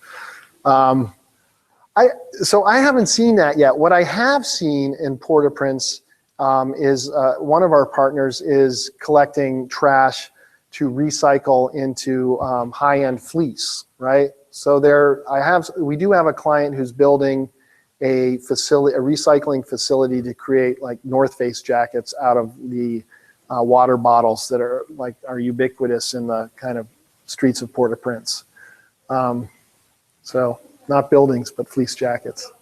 Actually, we're going to have to wind it up because we have another presentation. Okay. In about 10 minutes. Okay. So thank you. Thank you.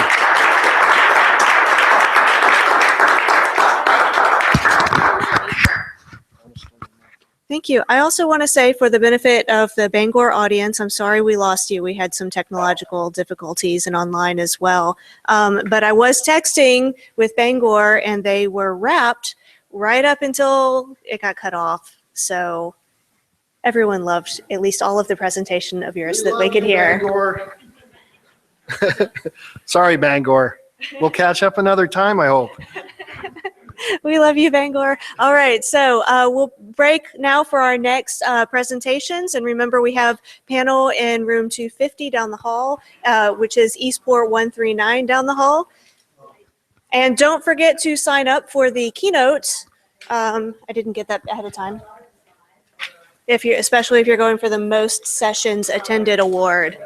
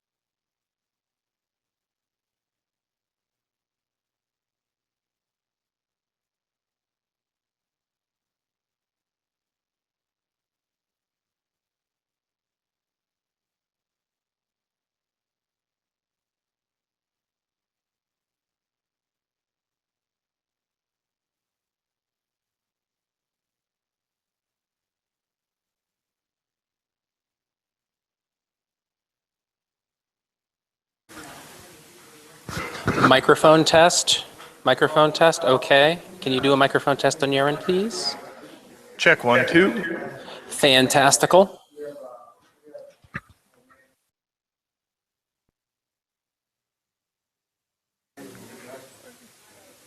Are you trying to talk to me, Katie? I can see you.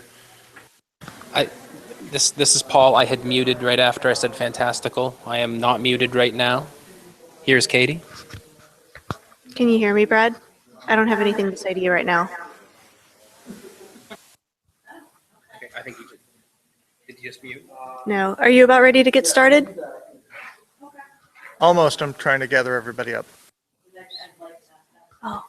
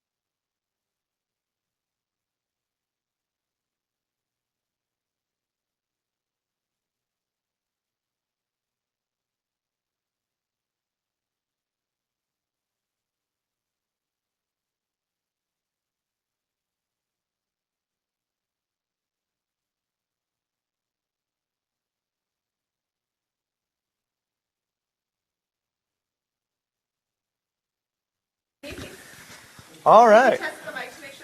We did, yes. We've gone through that.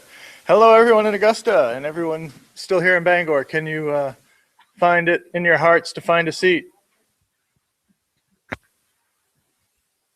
And Katie, would you give me the thumbs up that we're... I'm trying to get the room set right now. So Okay. we are working on it.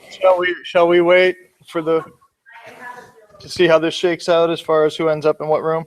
I think we're pretty close. So up here in the front, I'm not sure how well your video is, but we have Kevin and Leanne. Do you guys want to wave? And I'm pretty Hi, sure Kevin and Leanne. that those are the only presenters on this side. So I'm going to hand the mic over to them. Excellent. So welcome everyone again to another portion of the 2016 UMA Student Interdisciplinary Student Conference.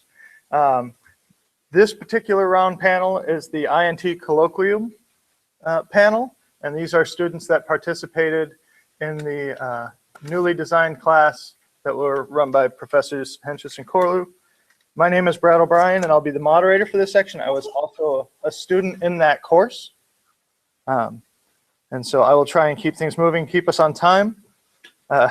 Just a little bit of housekeeping. If you're viewing this session from afar or intend to view this session from afar, this will be in Google Hangout 1. Like all of our sessions today, this one will be live captioned. So there's a person out there that is diligently typing everything that I say. So thank you to that person. But we ask all of everyone on the panel to speak clearly and, if possible, slowly for their sake. And we also ask that the remote locations mute their mics until any Q&A or discussion. With that, what I think I'd like to do is open up this roundtable by having the panelists introduce themselves, talk a little bit about their experience with the course and with interdisciplinarity. And then once we've gone through the entire panel, we'll share questions with each other and then with the audience. So here in Bangor, we're outnumbering the panelists in Augusta. So why don't we shoot back to Augusta, and we'll start there and let those folks introduce themselves.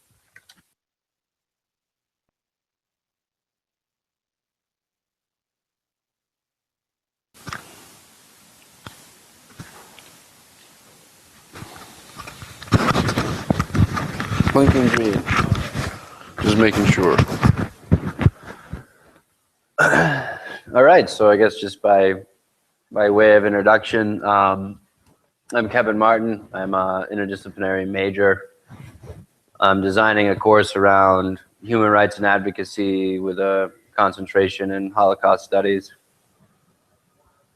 I really enjoyed the colloquium that we had.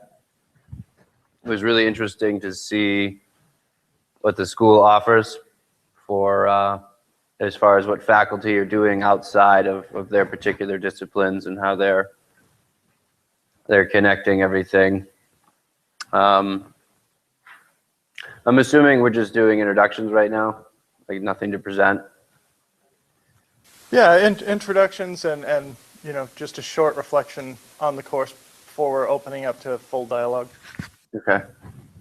So yeah, like I was saying, it was really enlightening and really great to see what the professors here are working on and what different students are working on. So yeah, that's it. My name is Lan Oyerbides. I'm just a study. When I first began with this course, I wasn't sure what I should expect from this course. But until today, this course has been brought a broad range of knowledge to broaden my academic and personal reason too. And so far, I've learned so much from architect, from not just today's special guests, but from the professors who came and talk about the housing project they've done, and also the worms and agings. These are brought in together about interdisciplinary in their research. Something that I have never thought about, they are interrelated, and I'll definitely recommend the other students next year and from now on to come in and join us each week. Thank you. Thank you very much. I'm just going to pass the mic off and let these folks introduce themselves. Can you just hold it? Just hold it. You don't have It doesn't to. have to be right by your mouth. Okay. Obviously, you've heard the handling noise. Yes. Okay. I'm Jackie, and when I took this class, well, I'm actually in the process of trying to become an interdisciplinary studies major, combining mental health and human services, justice studies, and women and gender studies. And by being in this class, I've really was able to see where I wanted to go and learn that I can actually fine tune the direction in which I take my education, which was something that I didn't really have a full grasp on. And also just learning the different ways that, that interdisciplinary is all around us was something that, I mean, I always understood the concept, but seeing it in action by watching our professors and classmates and stuff, tell us how they've combined it in the real world, shows us that there is hope for us to do what we want to do when we graduate with interdisciplinary. So. I'm Carly Kluke. I'm a, excuse me, recently changed interdisciplinary major. I changed my major to interdisciplinary because I realized that I could do what I wanted with my education by doing that, since we're able to basically construct our own major. This class, as well as the convocation in the fall, and then things leading up to it, have just really intrigued me about interdisciplinary. And I am a big fan. Do we talk more about the class right now? Oh, okay. Just a little bit. Just, yeah. So, yeah, it was just really interesting to go to each class and have it be about a different different subjects within each class and how they're connected, and then just the ability for us to later use the discussion board to kind of connect with everyone and everyone making their own connections with the topics. anyways, yeah, I'm a fan. Hi, my name is Sierra Scott, and my major is interdisciplinary studies with a minor psychology. I truly enjoyed the 188 class of interdisciplinary across the board. How each course and subject can overlap each other is, first of all, not new, but new in the fact that it's being brought forward. There has been years where I think people may have tried before, but didn't really succeed in how Katie and Sarah has in this class, and I really look forward to more classes in that topic. Awesome. And again, my name's Brad O'Brien. I was also in the class. And earlier in the day, if you caught when Professor Cook moderated one of our earlier panels, he commented on one of the other presentations that pointed out the value of self-reflection and how you can be affected by something even if you're not aware that it exists. You know, we talk about these things when we talk about institutionalized oppression or anything like that. Even if you're not affected by it, it doesn't mean, or even if you're not aware of it, it doesn't mean that you're not affected by it. And that's kind of what's going on in the interdisciplinarity program, and that kind of research is saying, I want to look and see where these things overlap and how they affect each other. And you can be reflective in recognizing that they do. And so one of the things that I had hoped to ask everybody on the panel is, was there a specific presentation presenter in the class? Was there one takeaway that stood out above and beyond the others? And for lack of a more democratic process to do this, I'm just going to ask that we go in the opposite direction. Would you be comfortable with that? Yeah, that's fine. Great. So I also attend women's studies with Sarah, and that has, taking this interdisciplinary course has helped me with that women's studies, with the women's studies, especially with the soup and substance and my board and all that. I would say when Rob Kellerman talked about the material of a book, including shape and size and how books could be shown of what the culture was at that time, the Bible is a great example of how that it's been rewritten over centuries. And you can see the vast difference between the first King James Version and today's NIV, not just with the size and the shape or design, but with mostly the text. And I would continue on with how Katie Corlew talked about lay therapies, spirituality of one of them being part of the same spiritual group or for just oneself with prayer. And that, in turn, can transfer into what Carrie Clark discussed about classical yoga with meditation or can apply with prayer, how all those can overlap. Could you repeat the question just briefly? Sure. So I was just thinking, could you share like a story or one part of the class that stood out? If it was one of the presenters that we had that came in? Sure. So specifically when we were doing the class over therapy and Jen Mascaro came in, she was telling us about how she does like film therapy and sometimes has her clients read books and stuff. And she talked about how that helped her clients find traits within themselves by watching the characters that have similar traits.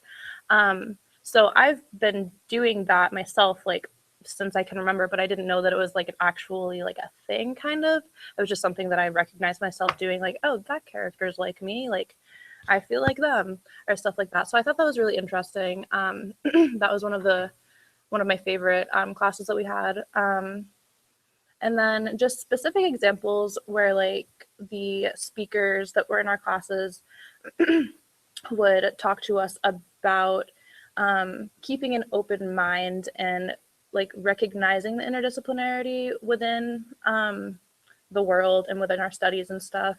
I don't remember exactly who said it, but one of the speakers told us like a word of advice, like focus in on something really small, but then like make that be your focus, and then like use that to like recognize all of like the ways that it's connected to the rest of the world. And I thought that was a really helpful piece of information. I know for me, there were different aspects to it, and it wasn't necessarily like the content of what each professor or person was sharing about how interdisciplinary works for them.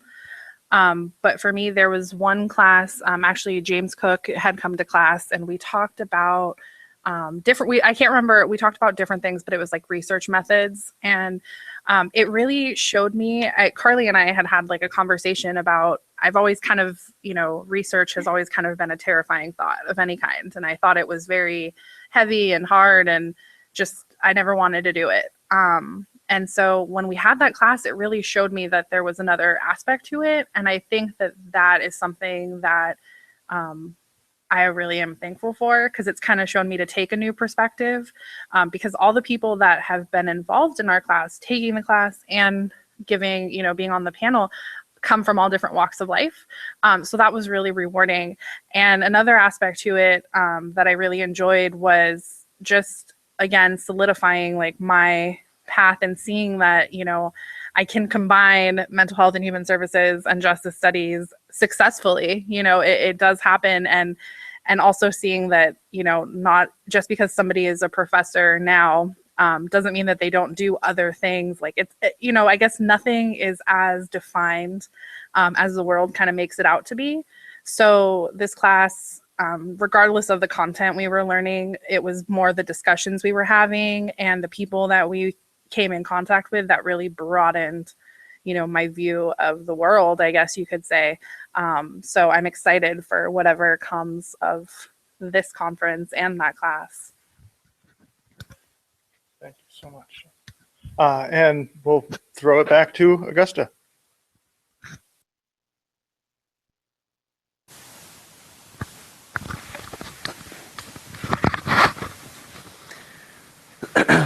One thing that I found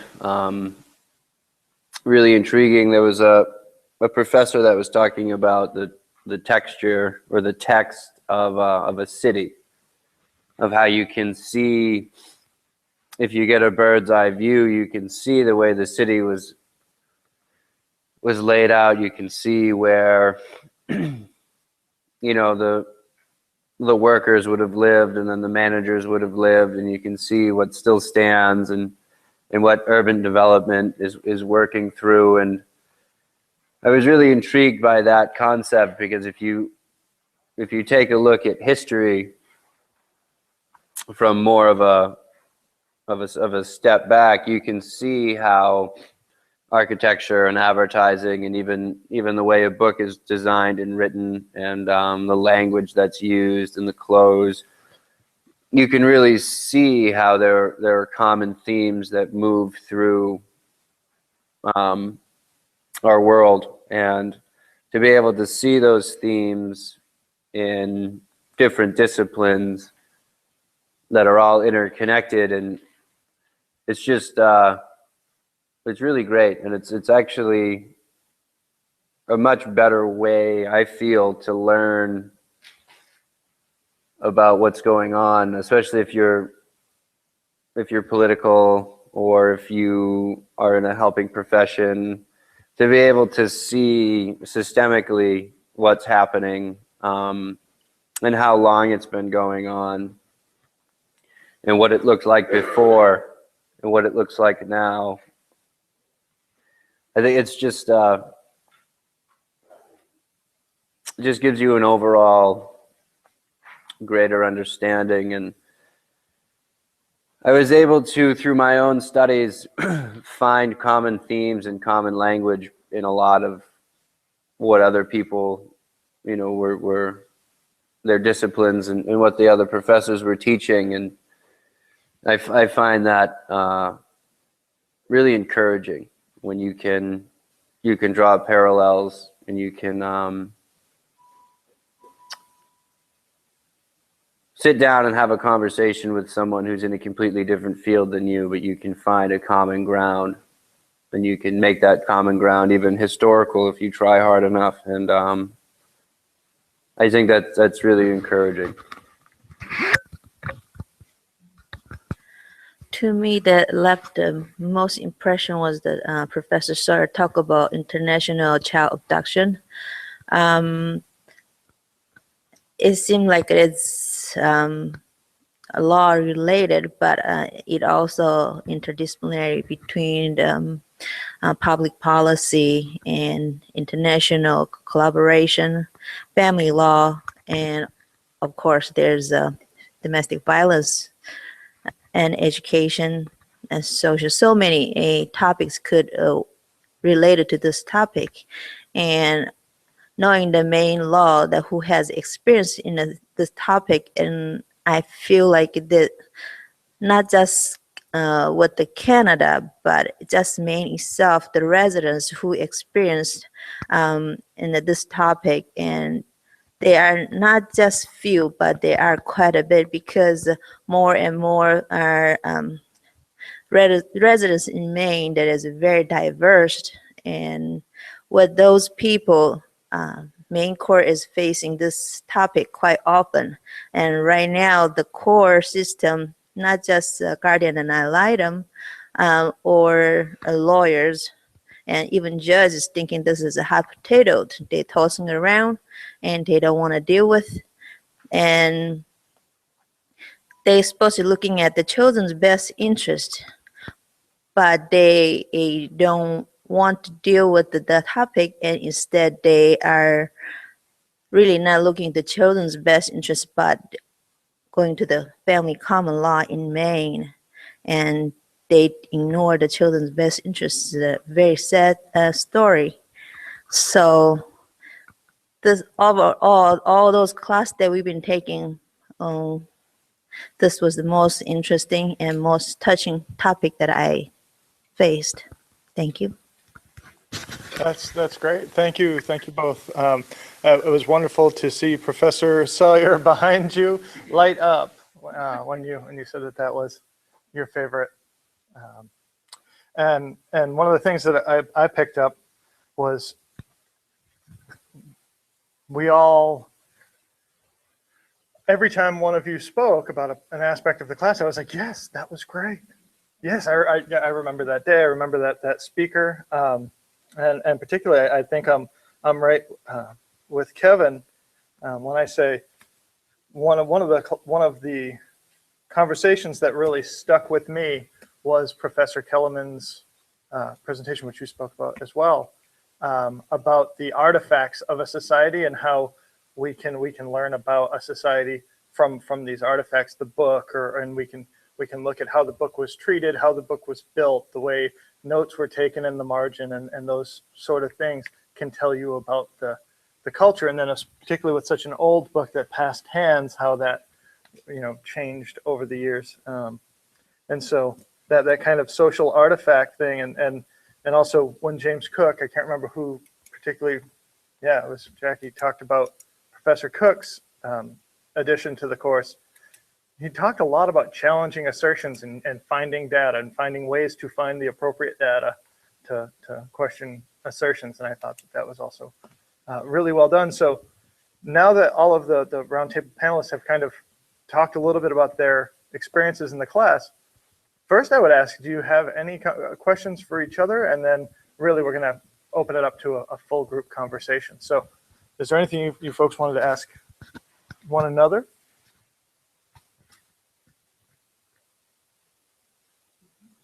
You're like, we were sat next to each other all semester. We sat next to each other all semester, but you didn't get to talk to each other. Yeah. So I definitely, and this is not meant in a negative way, but what could we have added to the course to make it a richer experience? Is there something you could think about? I'll ask this to each of you. More time. Well, I was going to say the same thing. I just feel like if this course was a full course and not an experimental course, then it would be more beneficial. Yeah, I mean, I definitely like the time block, was great because, most of us had our lunch out, that lunch hour free, but then it was also kind of hard because, well, that's usually when everybody else is free too. But I think that we would benefit from having more time to have like in-person discussion. But I think we knew that too, like going in, that was something we talked about right away. So, but I think it would make the experience richer. I think also making it a full course and getting that full 3 credits would definitely be eye-opening to future students. So That's interesting. So making it a little more desirable in the amount of credit that somebody could get for the course, and that would also afford the richer experience. But yeah, I definitely found myself at the end of class saying, I want to talk to you guys about that. And then getting home and be like, what was it that I wanted to anything to add from Augusta?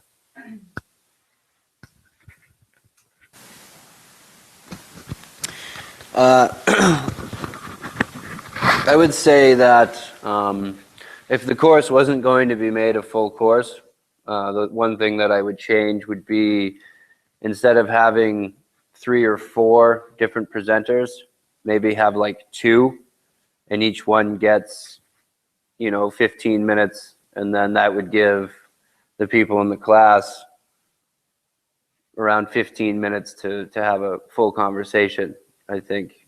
But I mean, to make the course a full course would be ideal, but that's just, if that wouldn't happen, that's what I would do.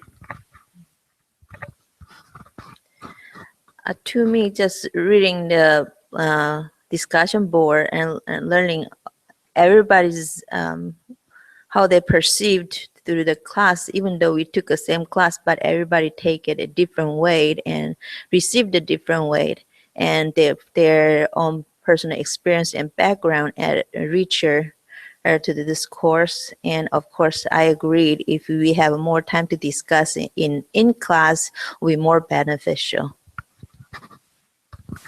Yeah, I think that was really an interesting thing to note too, is that the course was interdisciplinary in practice in the different modalities that we're able to participate.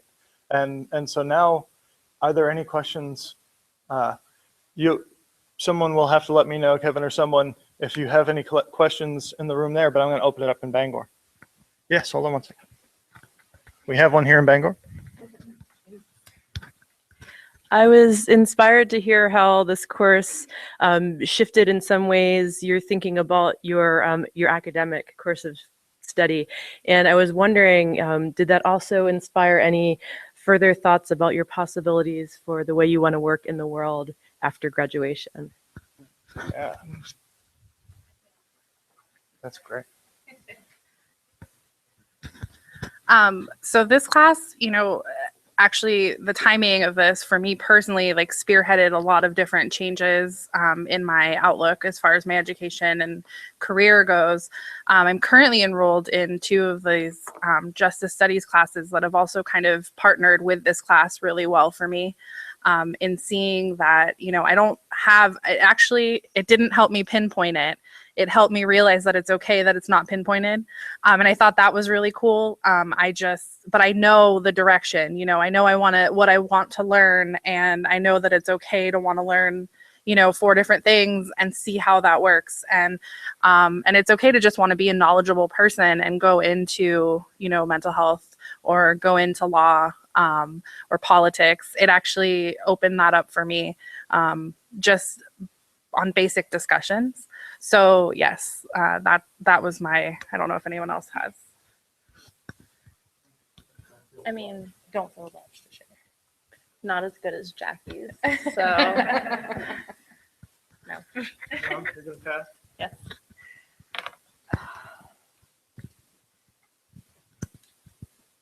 what was the question? I should have repeated the question, but how has your experience with the interdisciplinary course and changing majors or changing how you're approaching school, how are you thinking about that for after school employment?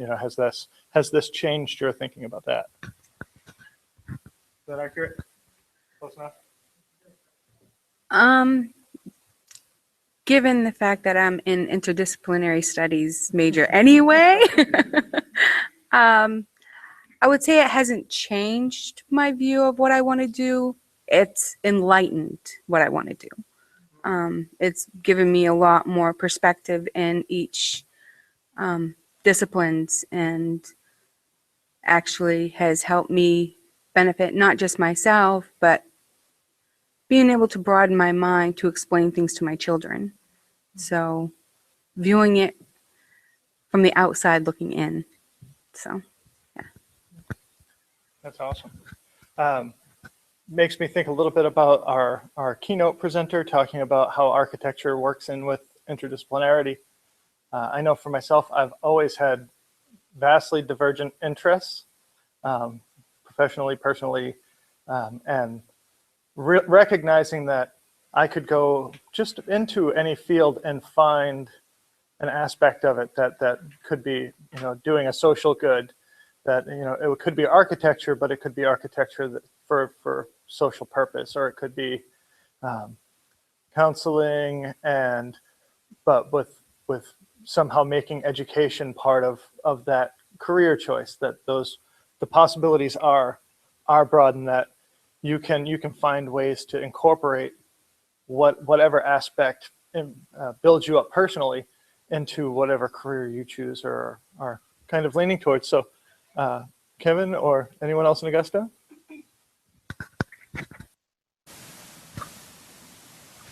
Yeah, I'll we have a question here, but I wanted to chime in on that question real quick first. As an interdisciplinary major, I get the question a lot, what are you going to do with that degree?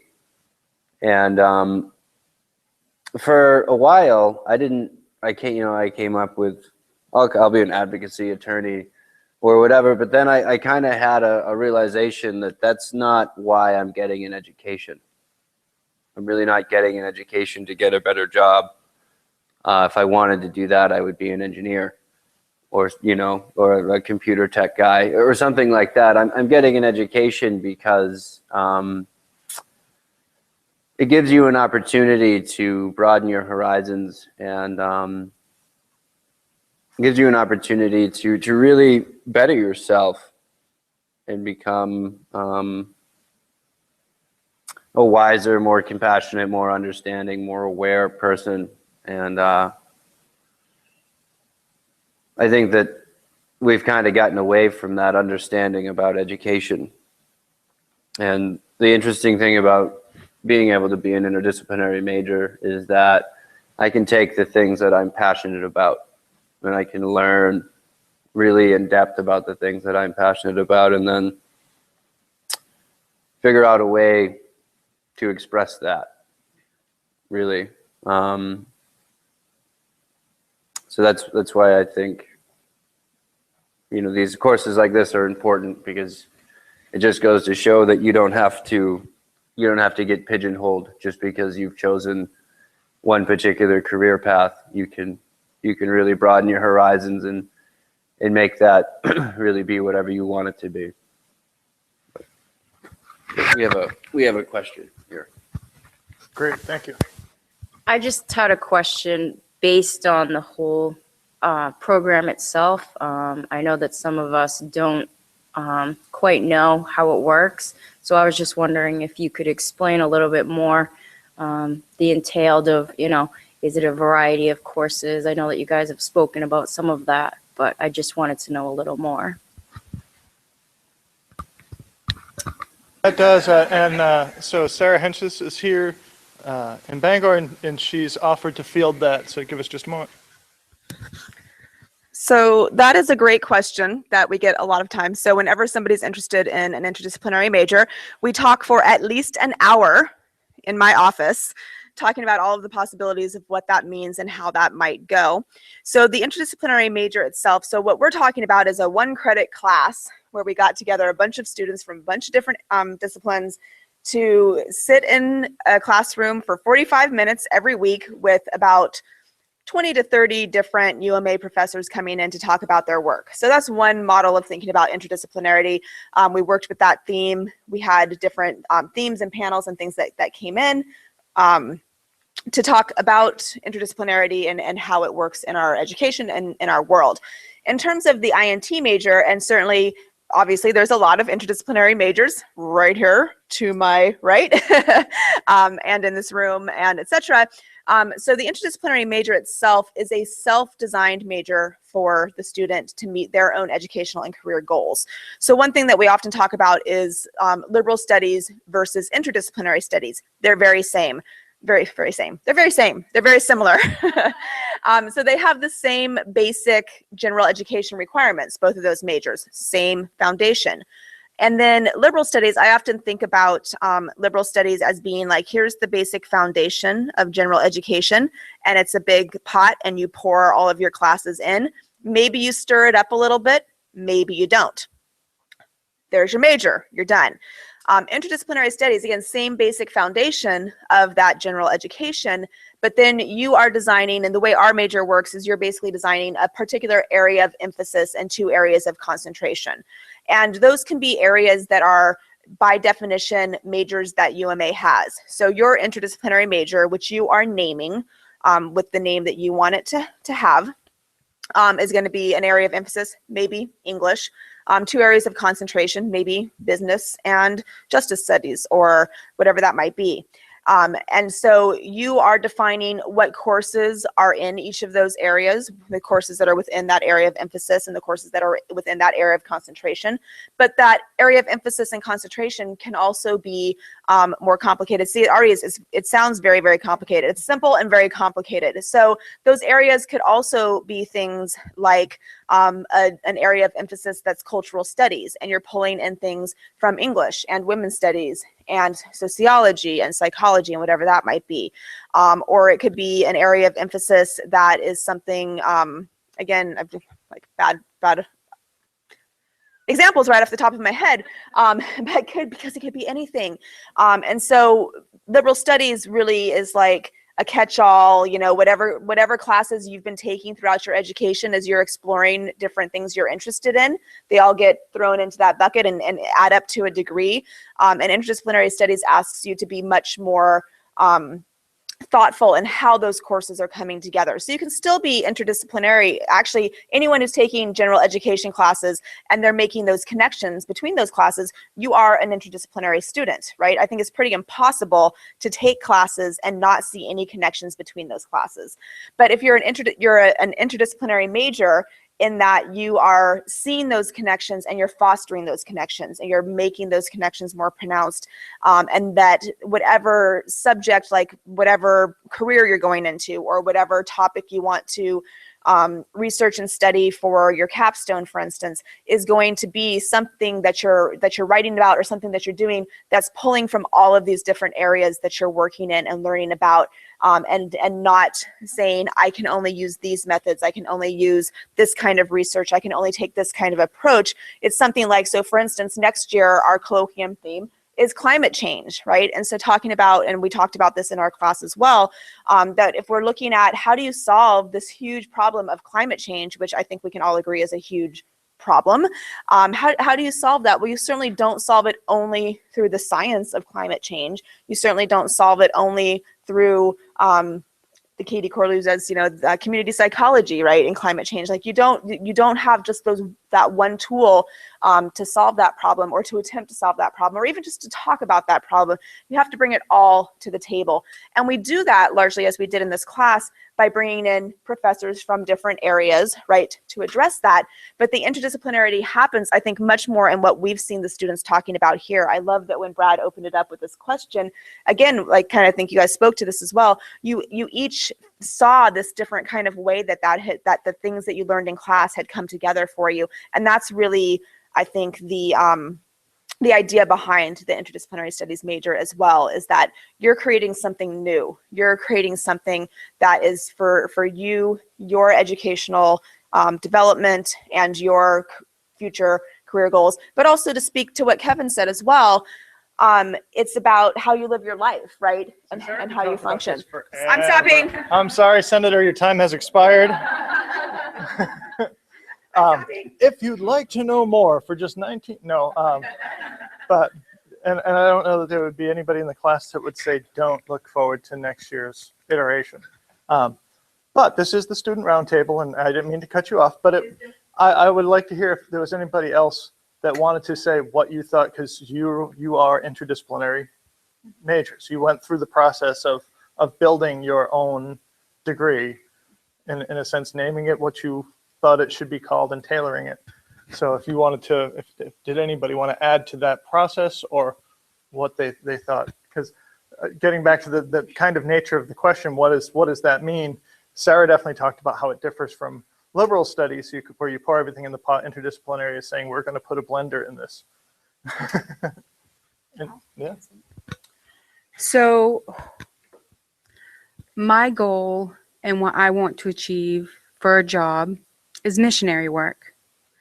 In order to do that, you need a vast knowledge of culture, language, and the ethics, and all that kind of goes together, because missionary work isn't just about helping people.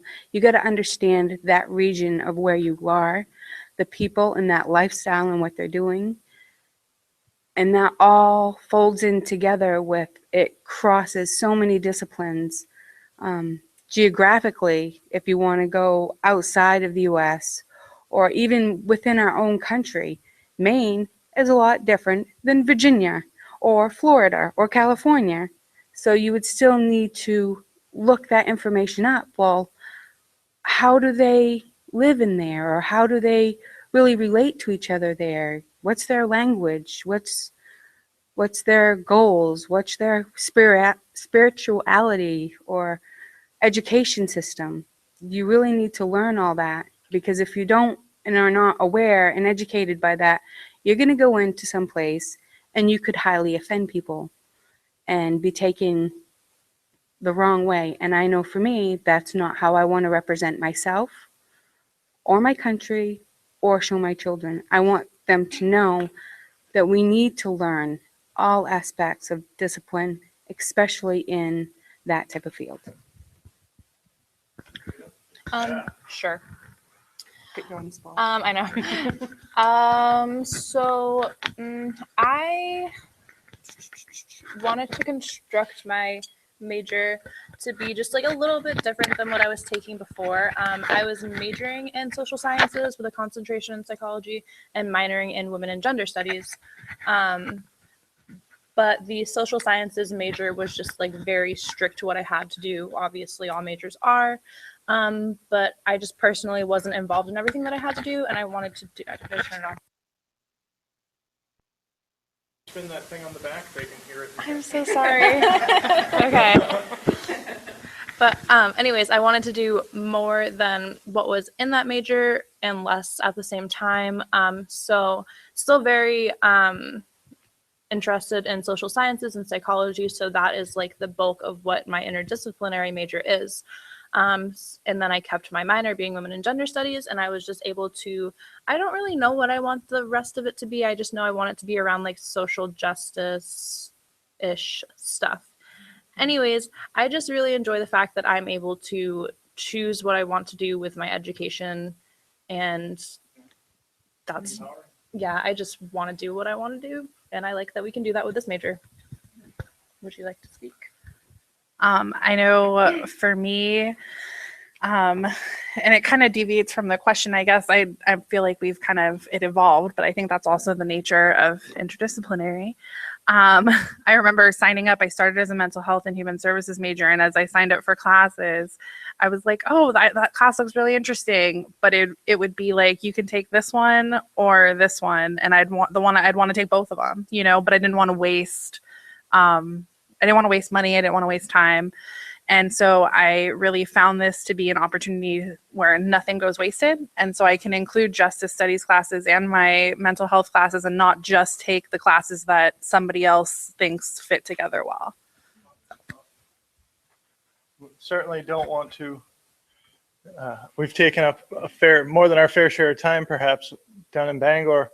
Kevin or Leanne, did you? No, did I have that right? Yeah, Leanne, did you have anything that do you want to add, or do we want to look for another question in the crowd? I guess I'll add something. Because I had thought about just a basic social sciences degree or human rights and human services, mental health or drug addiction, but I think in order to get a real understanding of the whole thing, I would have to study what social science says about one certain thing, and then what justice studies says about the same thing, and then just the opportunity to get more than one opinion on the subject is why I chose to do an interdisciplinary major. And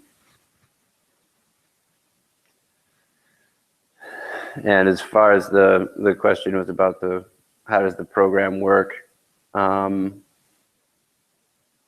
100% sure. I know that I have my major concentrations and then my 2 minor concentrations, but other than that, I'm just beginning with the whole thing. So, but also the woman who asked the question wanted to say thank you. So, absolutely, very welcome. And I'm not in an interdisciplinary major. I'm in justice. Even though I enjoyed this course very much, but I have no intent to change the major. But I've learned a lot through this course, even though it was just short. But it had a lot to take in from each week. Yeah, I get that quite a bit, and I had actually strongly considered switching before realizing how little time I had left in the degree progress that I was already in, and circumstances being what they were, I am a lowly liberal studies student, but I value deeply the interdisciplinarity and the concepts behind it. One of the things that I didn't think when I had the chance to speak at convocation about interdisciplinarity, I recognized that we had some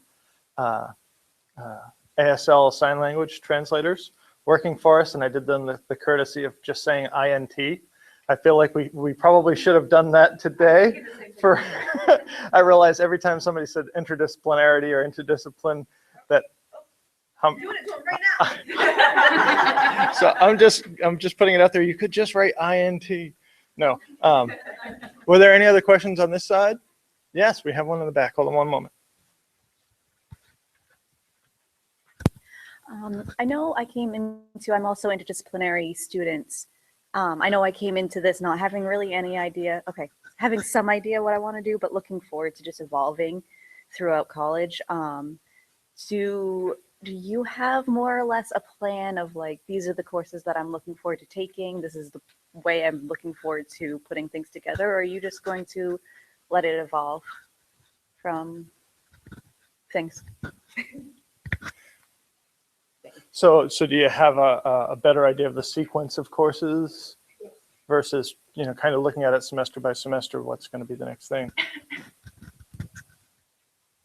For me, unfortunately, it all depends on what they're offering. So that plays a huge role.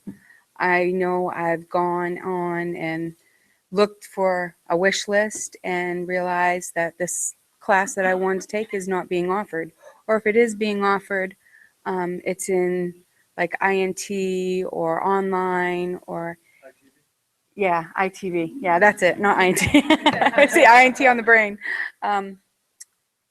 Or online, and for me, I don't learn well that way. I have to have in-person classes, so it's brought limitations to the classes that I want to take.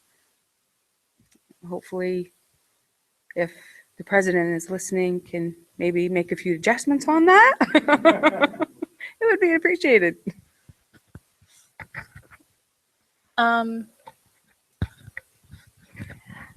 I just take classes based off of kind of those 3 sections that I was talking about before. That's pretty much it. Yeah, I was going to say the same. It's kind of part of it for me is willy-nilly. I'm just kind of taking classes and taking what I like. But I also know I've already taken so many mental health classes before I decided to become, interdisciplinary or an interdisciplinary major, and have more justice studies classes. And so now I'm like really focusing on the justice studies aspect of it because I've already done a lot of the mental health. So I guess it's a little bit of both. Yeah, that kind of juggling of, I know where I want to concentrate, but what is going to be offered this semester? I have 3 semesters left and need to plug in some of these boxes, for even for core requirements can be challenging. Leanne, Kevin, anything to add to that?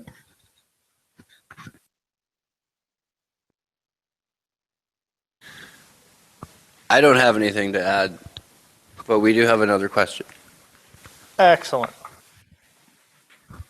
I was just wondering, I noticed that everyone is either involved with either sociology, mental health, or I didn't know, does the interdisciplinary, also do science as well? Like I'm a biology major, so I wasn't sure, could that be incorporated with my degree? Without running the risk of another rant, is yes. The short answer is absolutely yes. I would even point to our Katie Corlew, who has been working down in Augusta on this conference today. I was going to say presentation, but on this conference today, her work is largely on the social impacts of climate change. And so she's a sociologist, but she's also has a deep passion for ecology, climate science, eco-conservatism, and to find ways that science, her brand of science, can help the other brands of science understand the effects of climate change. So there's absolutely. And we do actually have a bio/nursing. We do actually have a student who's doing like bio/nursing/something else I don't remember off the top of my head. As an interdisciplinary student. Yeah. That's awesome. Any other questions?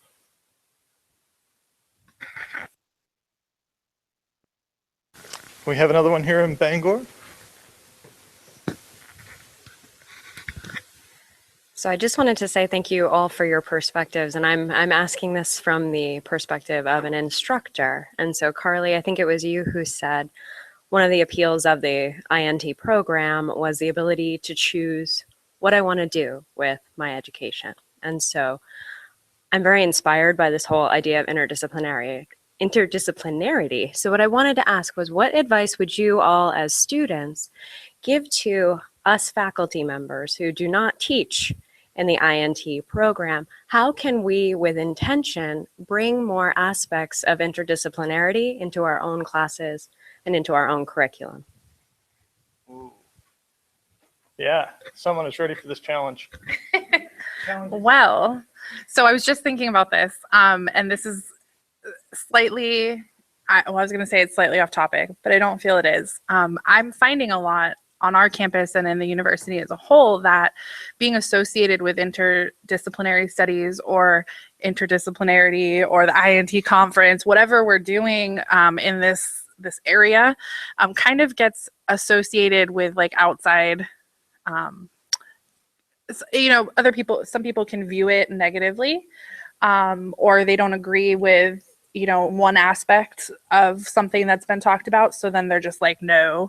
And so for me, tying back to your question, I think a lot of it comes down to just the open-mindedness in the classroom, because interdisciplinary isn't about staying in the box. It's about kind of reimagining what the box looks like, or, being outside of the box. And I think that a closed mind to students who have, this is all we're doing like all day is learning different ways to use our voice and exercise that in our life. So if we come to class with that same kind of attitude, sometimes if there's not an open mind or something like that, it could get shut down. And that's just like on a basic level. Another aspect too is just kind of finding different ways to switch up your classes. Like some classes you can tell that a professor's been doing the same thing for years. And that's, I mean, I'm not a professor, so I also don't understand like the struggles that come with that. But I also know professors that change their class every semester, and there's a difference. And that also brings a lot of other disciplines to the table. So this one's more difficult for me to think about, but I was just thinking about it, and maybe within like the assignments or like the expectations of the students, I really like and need structure personally, but like something within the assignments that isn't so, I would say structured, but then that defeats what I just said. Like that isn't so cemented. Sure. Just like, or adding, like having the same assignments that are very structured, but then having assignments that make the students, not make the students, suggest that the students think about the class in a different way or within other fields or something like that. Yeah. Yeah, I would agree. Just to be able to keep that open mind and understand that everybody learns differently.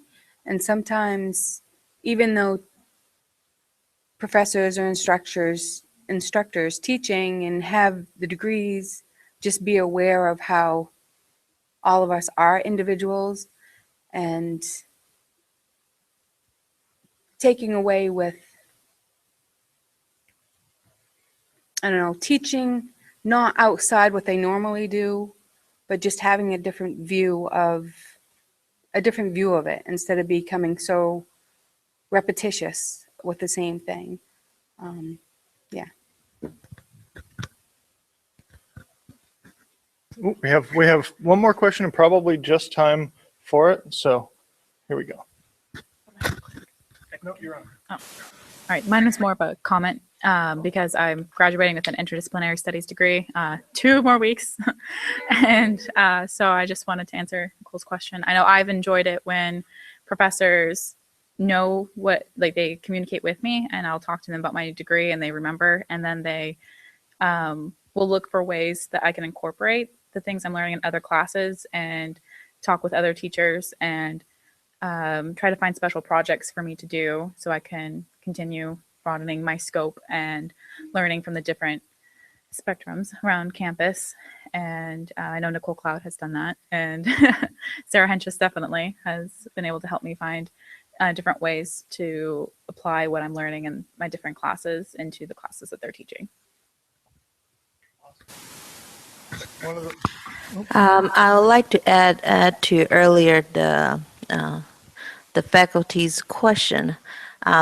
Before this class, I never thought about learning a poem. It was related to history, art, and music, and other things to just learning a simple, seem like it is a simple form, but it's really not. And when you add those other things to the writing of poem, and just starting with the simple rhythm, rhymes, and when you add other things to it, and this seemed like a maybe simple, maybe it is very difficult for some people, but it made it a little bit easier to understand and writing a poem too. So that's just in English part.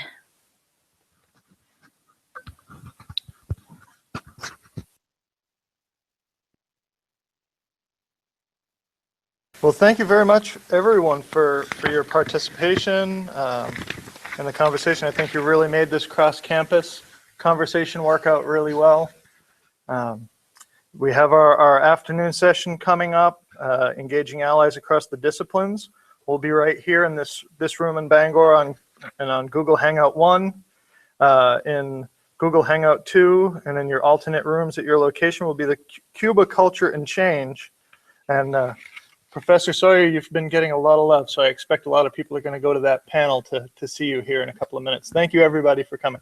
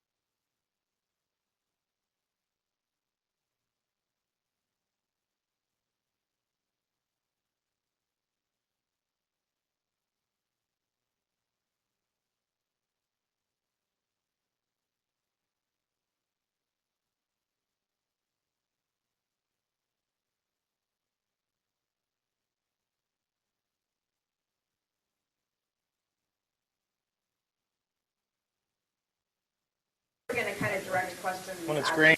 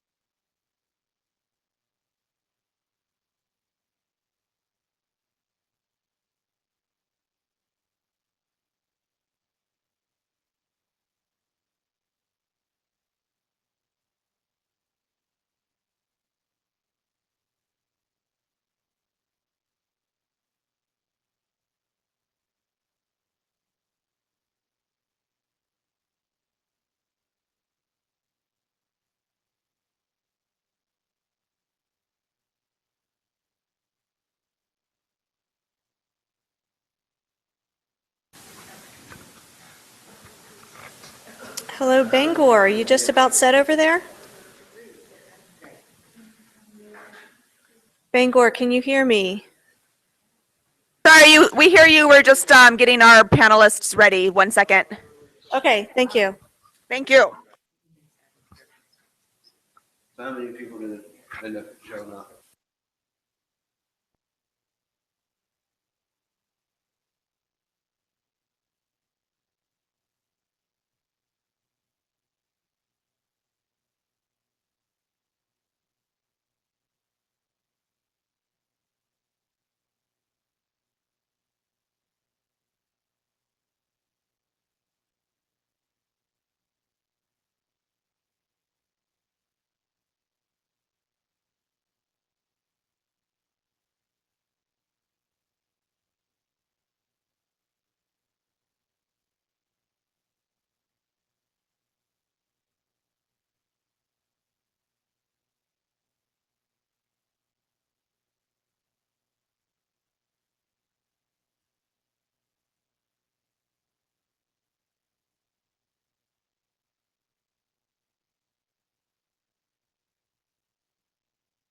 I have a lot of panelists here, Katie. They all have many questions for me.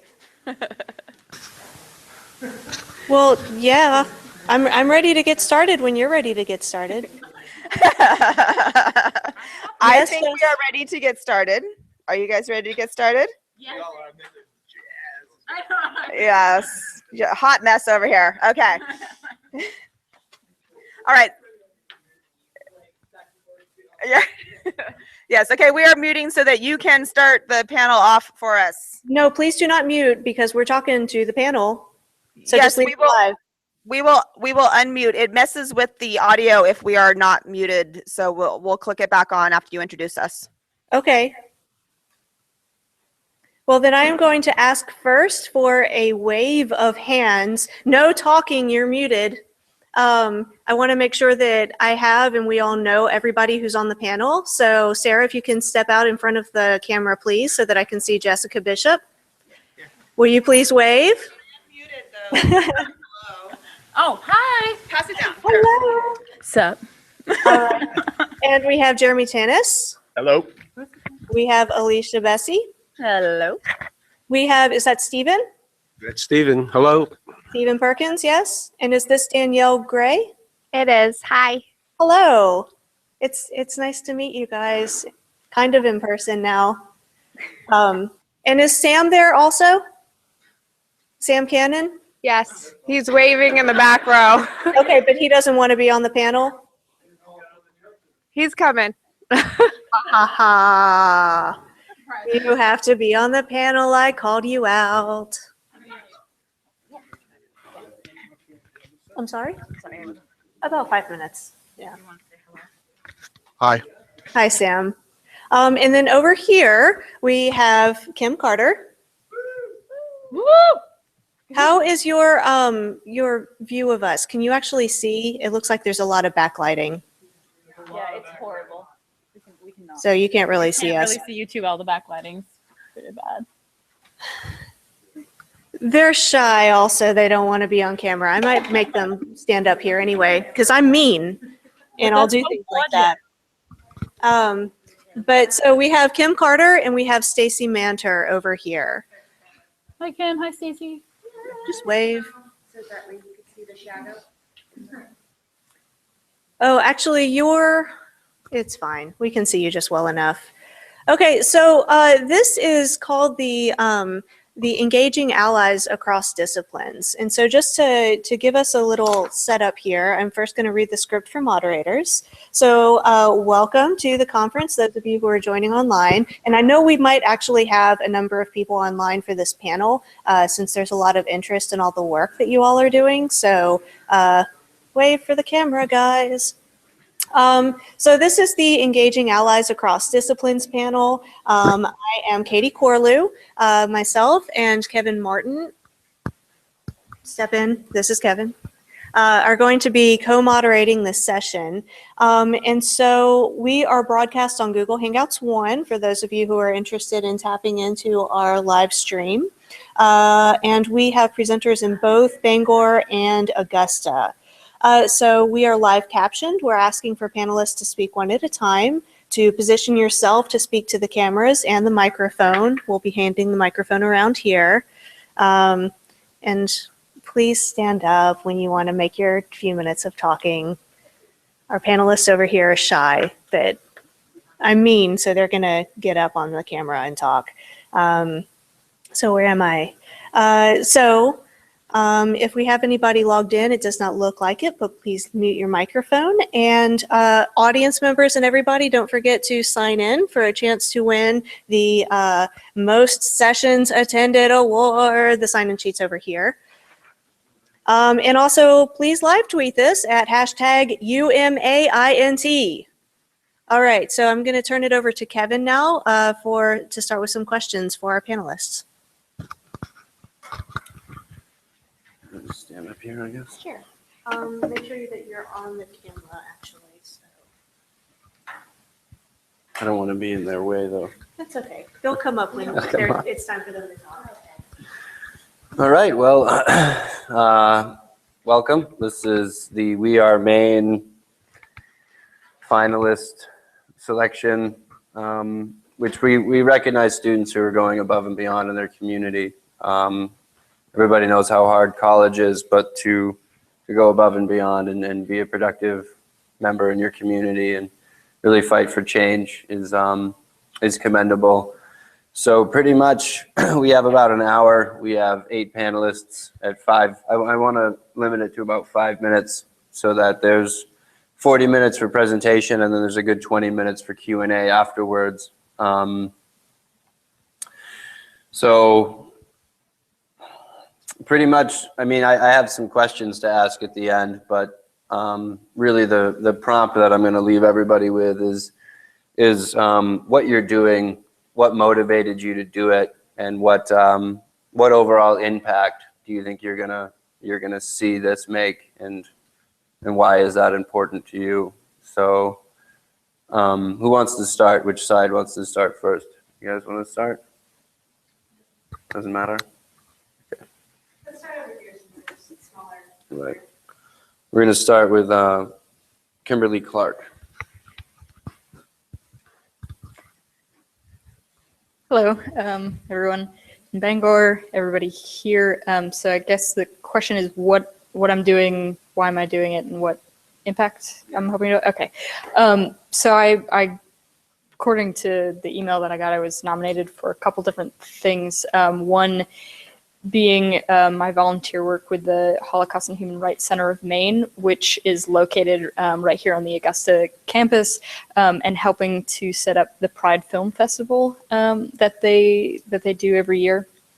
And the other work that I do is for a high school exchange program called AFS, and I help to set up orientations with exchange students from around the world who are living in kind of northeastern Maine. And I'll kind of start with the AFS. I started that my family got involved when I was in 6th grade, and we hosted our first exchange student. And what really motivated me to stick with that program was the work that they do in bridging kind of cultural gaps and bringing the outside world to a part of Maine where I grew up, which is very rural, and we didn't have a lot of exposure to different types of culture. And the work that they do still, you know, lets American families experience part of the world and brings students from around the world to Maine and experiencing America. And the HHRC work that I do, they've allowed me to kind of volunteer with them in order to spread this message of being kind to people. And that's really what they focus on over there, is using the events of the Nazi Holocaust and similar tragedies to contextualize modern human rights issues and to teach people just how to be kind to each other. And that's kind of why I work with them. And I'm so thankful that they allow me to volunteer for them.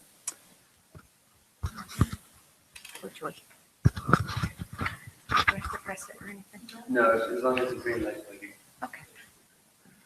So I'm Stacy Manter, and the email said that I was being nominated for my work with the American Foundation for Suicide Prevention. I organize a suicide prevention and awareness walk in the fall in Bath. And I'm also getting more, I'm actually going to start working more with the AFSP to get our chapter that we just got reactivated a little bit more involved in the state of Maine. I think there's probably, so that's why I got nominated.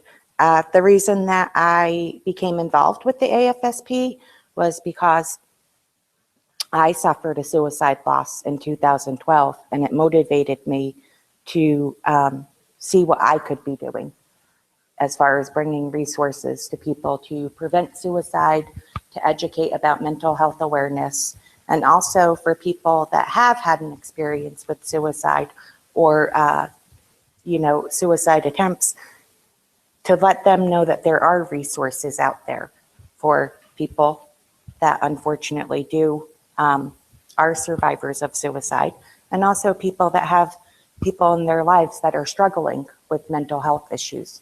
I'm a firm believer that you can't have suicide prevention without education and awareness with mental health, especially for our kids now. And I try to work really hard, and I'm going to start focusing on it even more to get our schools more involved in, helping kids before it's too late. So that's what I do.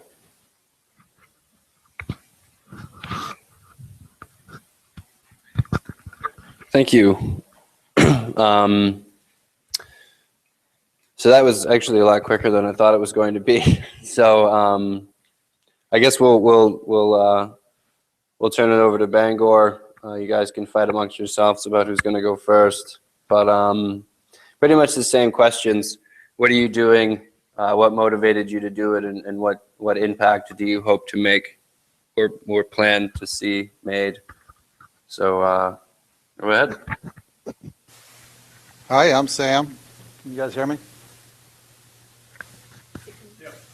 Yep, okay, I guess you could. Anyway, I'm a retired Air Force vet. I did 27 years, so I have a lot of time on my hands besides school. School keeps me pretty busy. However, I have a lot of different activities that I do. I've been involved with the Veterans of Foreign Wars for the last 16 years. I give approximately 22 hours a month just towards the Veterans of Foreign War. And currently I'm the commander of the VFW here in Hamden. And after June, I'll be the district commander, which means I'll be in charge of 5 different posts in this local area, from Ellsworth, Hamden, Bangor, Orono, Old Town, and Orrington. And my life has been, for the last 27 years, has been working with the military, and now I'm working with veterans who have gone through that's actually been to war and seen some different things. I have a son who has PTSD, who was in the Army. He has severe PTSD. So my job is, as soon as I graduate college, I want to work with people who are veterans, who have and are suffering with PTSD, and just set up like a counseling session and on an ongoing counseling session or support group. I also work with Interdisciplinary Council Boy Scouts, where I work with young kids, and I was a scout myself as a child, and I believe guiding them through their young lives helps them build for tomorrow. So I'll be teaching them as an instructor for firearms safety and firearms use. And two other things I do, I'm Masonic. I'm in the Masonic Lodge here in Hamden, and I'm also part of the Anna Shriners. I'm one of the funsters. We raise money for children who have orthopedic issues, burn victims. And to give you a quick story, 4 years ago, I got a call from a friend of mine in Florida, and she was asking for help because 5 children in Guatemala had got burnt in a severe fire. And I knew somebody who was a Shriner, and I knew they worked with kids, but I did not know how fast they actually worked. I made a phone call to one of my friends who was a Shriner. Within an hour and a half, 3 different hospitals that belonged to the Shriners put an airplane in the air and went and picked those kids up, brought them to the United States. Unfortunately, 1 passed away, but the other 4 were they survived with a little bit of scarring. So that's the reason why I joined the Shriners. I'm a big advocate for children. I love children, and I like to guide them. So that's where I'm going. Hi, I'm Jessica. I have been a student intern for the faculty and staff committee called WICKED, and that's the abbreviation for Women Invigorating Curriculum and Creating Diversity. And so we also just got a new student intern, and she'll do her introduction, so I'll let her fill you in on that. She's going to be taking over that role. I'll be graduating in the next 2 weeks. And so in WICKED, we try to invigorate students. We have events on campus like the Clothesline Project, which is to raise awareness about domestic violence and help support survivors and maybe those who are going through a situation.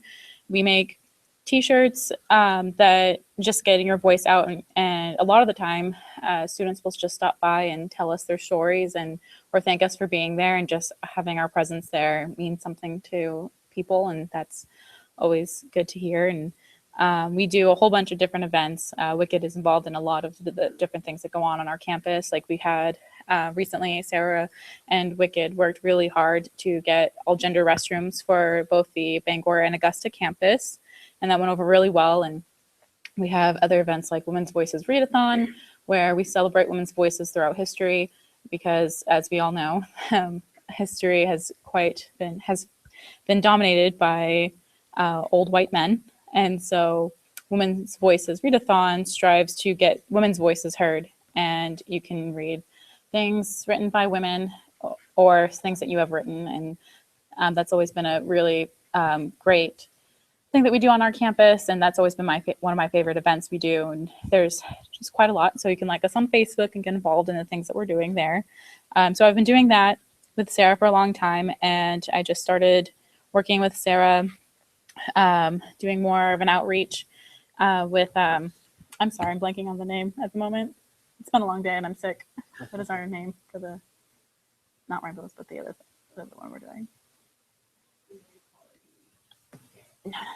The one that we run, it's next Friday, we're doing something.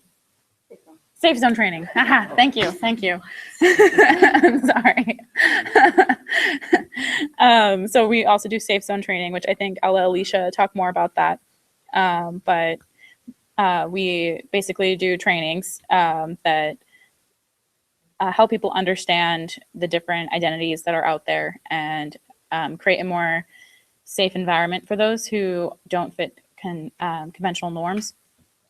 And Alicia and I will be going on Monday to the Pride Parade information session. We'll be coming up with ideas of what Pride should be this year, and we'll be doing that Monday. And I think it's open to a lot of people to come if they wanted to go with us. And starting to get involved in a lot more. Like, there's different groups online through different social media sites that I've recently gotten involved in to help raise awareness about the LGBTQIA community and to bring more love and acceptance to everybody and fighting for equality. I know I do, without repeating myself, I just do a lot of things like that.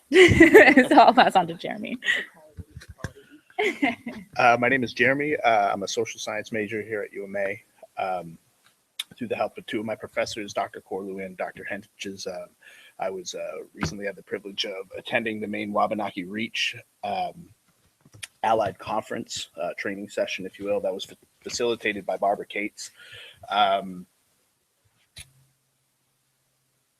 What I hope to learn there, and what I did learn there, excuse me, which made me more interested, was just becoming more aware of having more self-awareness around oppression of certain groups of people, mainly in this case the Indigenous people of Maine and throughout the country.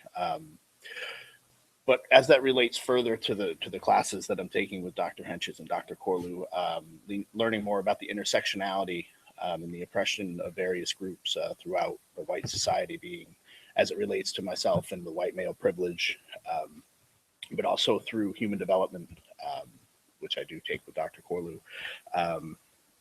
I'm here to share a little bit about what I've learned about myself and as far as being an ally, not just within this particular conference, but through the intersections in our society, through, like Alicia and Jess, through the Safe Zone training, which I've also attended one of their training sessions as well.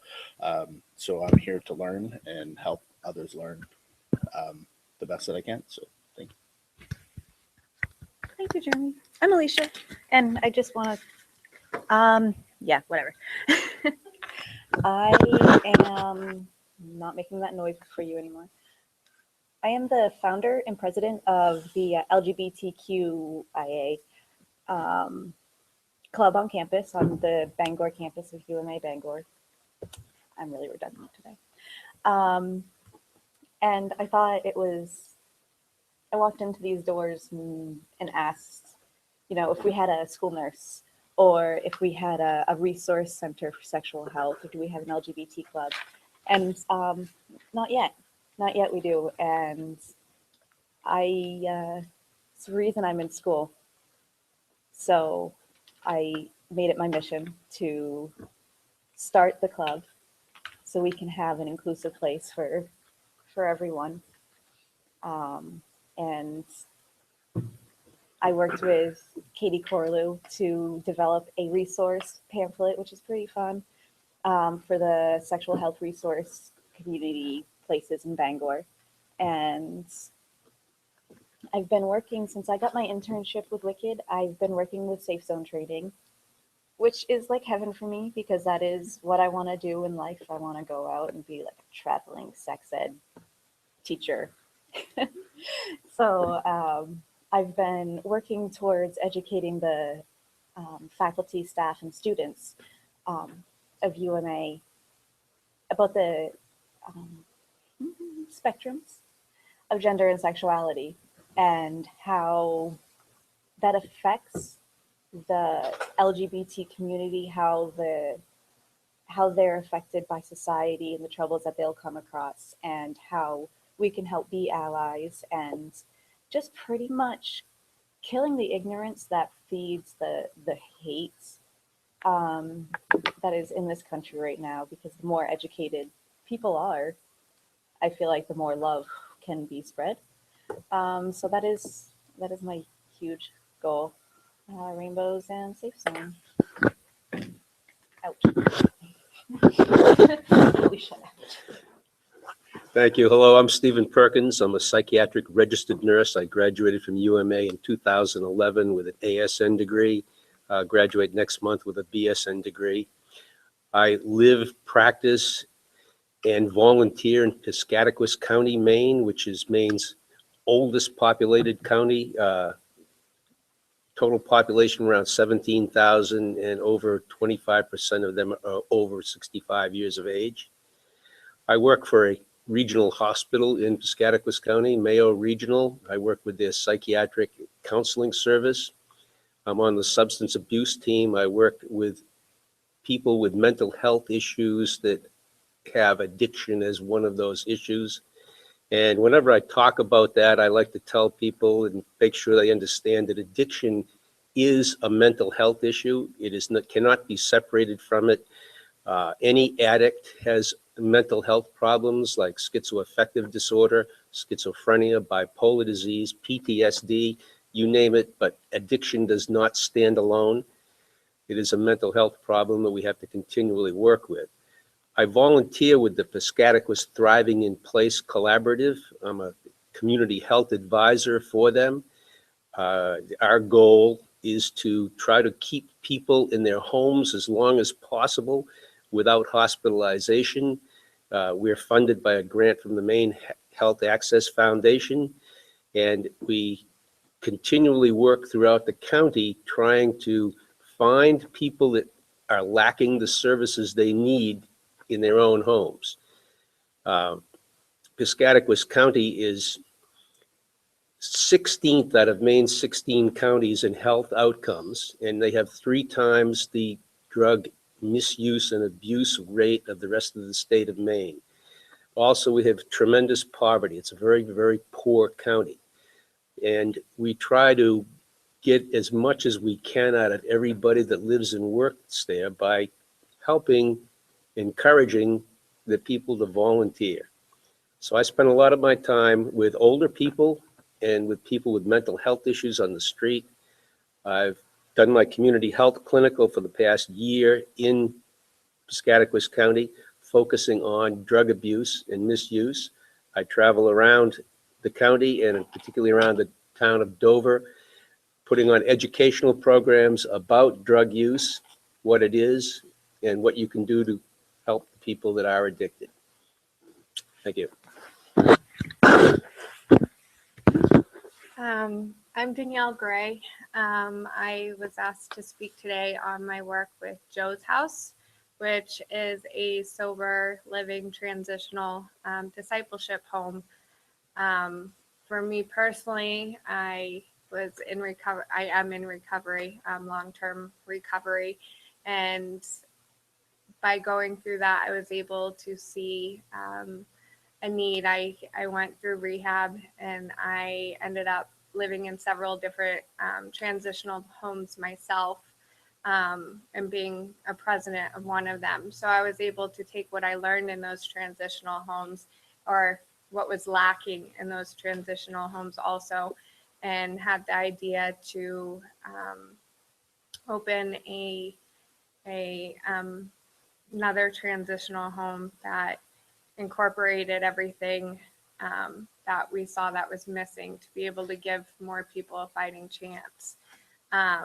And that's my mission, is to be able to give back what I've received, and let other people have, you know, their mother or their sister or their brother back. And that's really my goal. The house, also right now it's a men's house. We are hoping shortly to open a women's house. Also, it's actually on the 1st, May 1st, it will be open for 1 year. I'm very proud of that. We went to our church, which is Charleston Church, and presented this idea, and they backed us 100%. They bought the house. Me and my husband live there in a separated apartment, full-time with our daughter, and we are able to disciple the men, use church resources and community resources, from budgeting to resumes to cooking classes, to anything that the men in the house are lacking or want help with. And we're able to work together as a community, as what a community should be doing, and be able to provide these things for them. And I'm just very, very pleased to be able to do that part of it. We also do a van ministry. So we go to the area rehabs and pick people up and bring them to church on Sundays, or just generic outings, whether it's to the movies or bowling or other things like that. We do Bible studies and recovery meetings with people in the community, and it's something that I have a heart for, and I like to be able to educate other people on addiction. But also I'm hoping that through this, my daughter doesn't have to follow in the same footsteps as I went into, and she's already making a positive impact on her own through what she sees with me and her father. So I'm very, very excited for our next step with the house and everything else that we're trying to do in the community.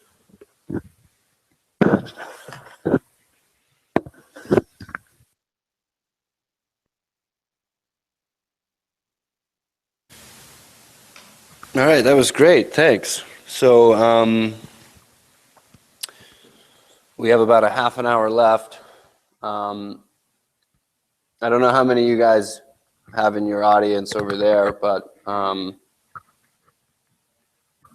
we could probably open it up to questions from the audience. But I have one quick question first, and that is, what do you see as a really big hindrance to progressing your work? That's a question for everybody to answer. So, you have an answer? I do have an answer. With the nature, I'll answer. With the stuff that I do with suicide prevention, what I found the most in the past 4 years is suicide's a really ugly word that people don't like to talk about until it's too late. People don't want to talk about mental health. They don't want to talk about all of those things. And listening to everybody up here on this panel, it's all related. So that's been my biggest hindrance, is getting people to actually listen and want to do something before it's too late. So I would kind of second that as well, and kind of even say engagement. The work that I've done with the HHRC, with the Pride Film Festival, that's done on Pride History Month, and it's about, talking about things, showing films that talk about issues. And there's not a lot of engagement, not a lot of people come to engage in the conversation and that kind of thing.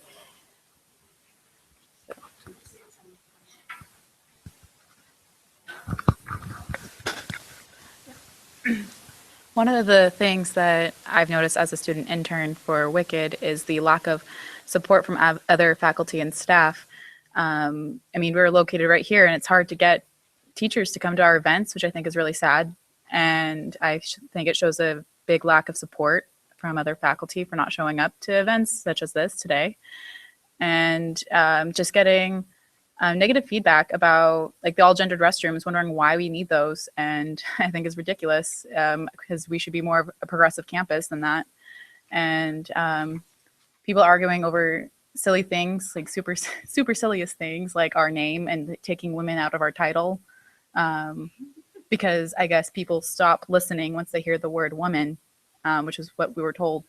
So I just think one of the biggest hindrances for Wicked would be a disappointing faculty that doesn't show enough support for what we do, and not enough recognition for what we do when everything we're doing is so very important. I just want to add to that, pretty much all the same thing. I've gotten to a point where I'm in a bubble of rainbows and shiny people who all are desperate to learn about the LGBT community, and it's beautiful. But then knowing that I'm in that bubble, knowing that it's all of the same people that want to continue to learn. And, sometimes more people are brought in, but like with safe zone training, we have a large number of staff, faculty that we still would really appreciate come to be trained. Safe zone training creates a safer place for all of the students, not just students in the LGBT community, to know that we're an accepting campus and a loving campus makes everyone else feel safer as well. So yeah, bringing in more people, like it's strange to say that, we have this bubble of people who love this and I love them, but I want people who I can change their minds. I want them to come in. So bring them in, yeah.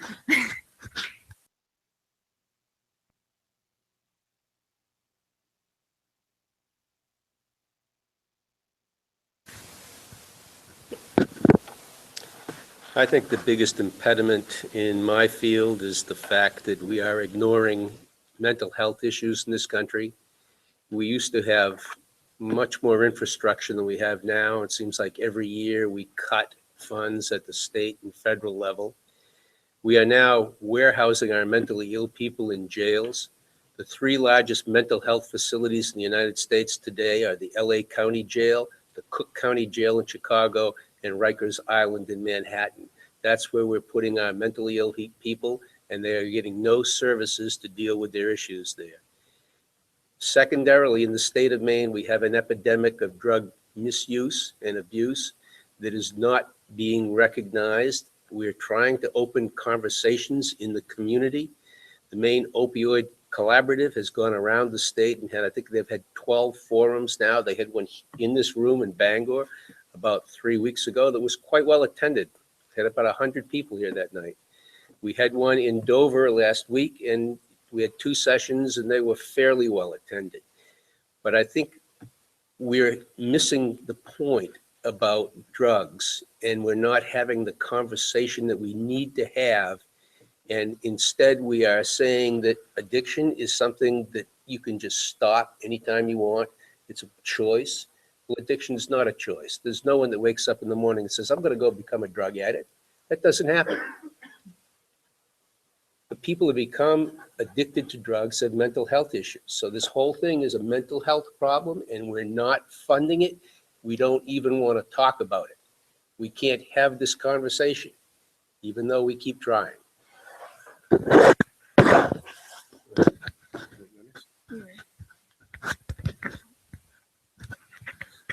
Hi, I think the biggest issue that we have with what I want to do is, like I said, I want to work with people with PTSD who not only are they veterans, it doesn't matter if they were in a war zone or if they were just in the military or whatever, they served their country. Our VA tends to lean on those who were actually in a war zone and kind of forget about those who are actually serving and have seen issues or dealt with issues that they can't fix themselves. So my primary thing, what I want to do is like set up a support group, and the best way for a person with PTSD to work through their issue is to talk with somebody else who's already gone through that same issue or can relate. So I think I'm well on my way of setting up my program that I want to do, and but we need a lot more help from our government, from our state, and from our local community.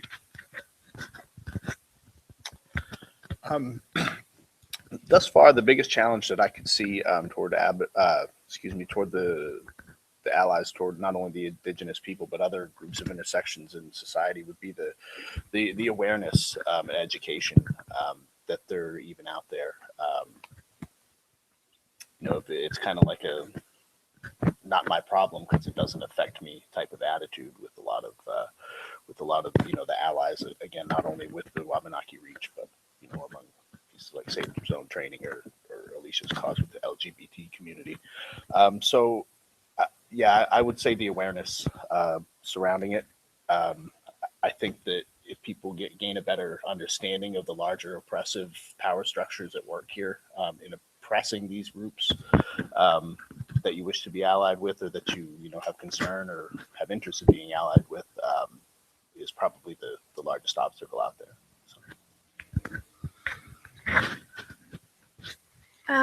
What I have found is exactly the same as education and awareness, especially around co-occurring disorders, but also our society in general. Everybody for addiction in particular wants change now. They know it's best, but nobody's willing to get their hands dirty and go in and do it themselves. They want an immediate result with no work, where we've come to be always looking for instant gratification. And addiction is no difference. Everybody wants it done with and over with, and nobody wants to help out. So a lack of resources is our biggest problem for me, anyways. I literally give 24 hours a day to what I'm doing, and it takes that, and I'm willing to give that. And I just wish that we had other people and other support to help us too, instead of people telling us what to do and how to change it. So.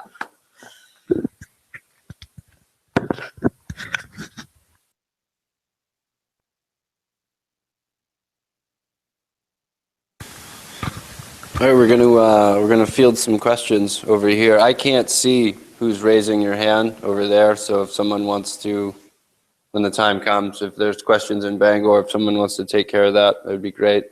But there's some questions over here, so.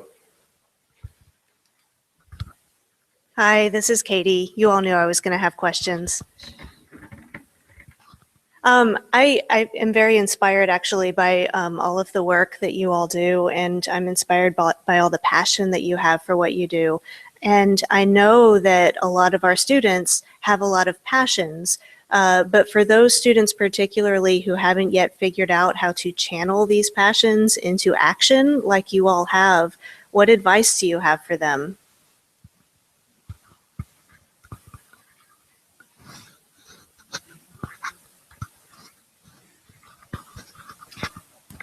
If I may jump in here, and the folks in Bangor may have something different to say, but I've found success myself with seeking out the like-minded people. And I think what a lot of us have identified is that sometimes it can be difficult to find those like-minded people, and sometimes it can be difficult to find people who know what you're talking about or want to learn about what you're talking about.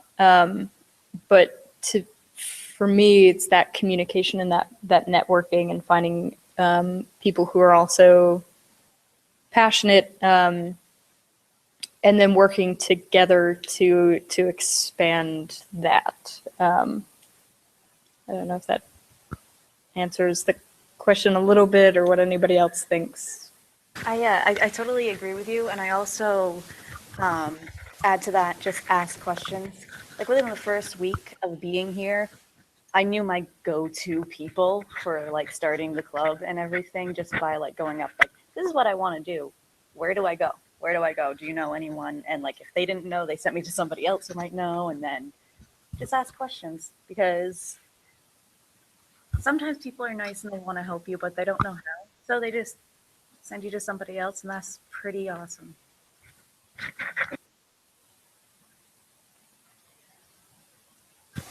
I would have to say that I would have to agree with Danielle that you find something that's near and dear and true to your heart that you can identify with. That's going to kind of, I think passion for me is going to come along with that. I think, it's as far as listening to Danielle and what her cause is, and all the other people on the panel here. And for me, especially, I find an altruistic value in the cause. I imagine Danielle can identify with this after hearing her story. That that helping to further this cause helps me myself. To further my own cause, be it spiritually or educationally, or just in general. So that would be my long and short answers. I concur with both.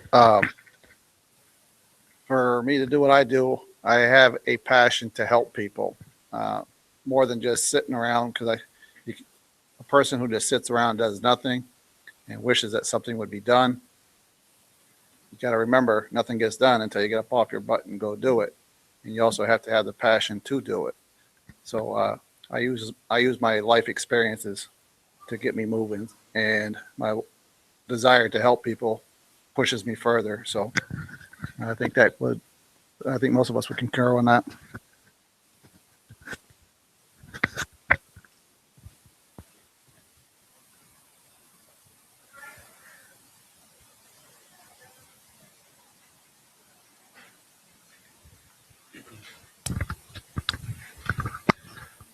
Are there any questions in Bangor? Hopefully.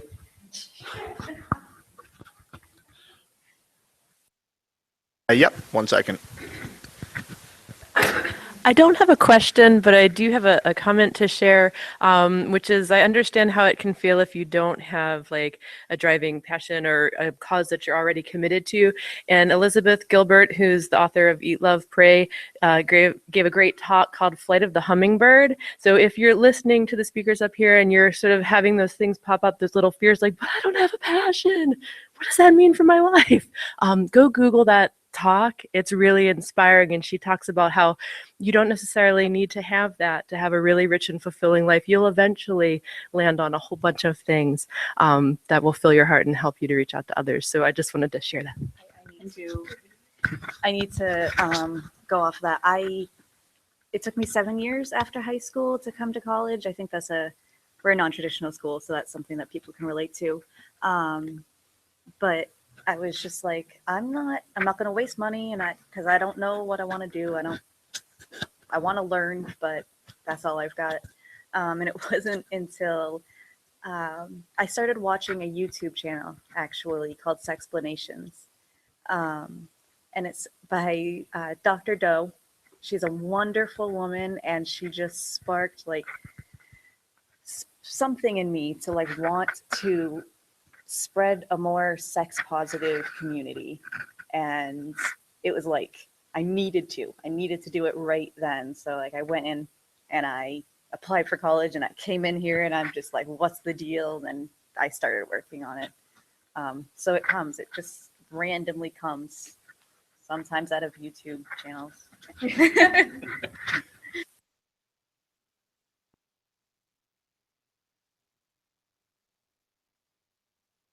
Yeah, just throw it. It's fine.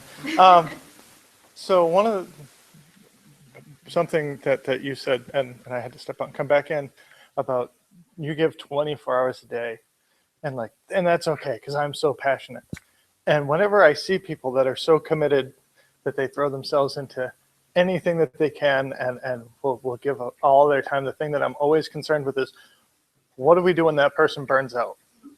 Because I'm terribly afraid that sometimes if as role models in these things where people will be like, well, it's okay, she's got it under control, and then you burn out because you don't have support. So I guess my two questions would be, what are you doing to grow other people in the support communities for your causes, and what are you doing for self-care so that you can be continually strong enough to do the work that you're doing? Well, it's a great question because sometimes I wonder that too. But there's a lot of different aspects. One of it, I'm involved with a ministry, which I kind of spoke about with the van ministry and bringing people out. It's called Bridges, which is building relationships and inspiring deeper growth. So it's basically a discipleship program to pull people out and teach them what needs to be done and how to grow and inspire them. And sometimes it works and sometimes it doesn't, to be honest with you. But by doing that, there are people who help out and do things, and you keep going along with that and have faith and hope. And sometimes it pans out. So that's an aspect of not ever, it's so hard. It really is.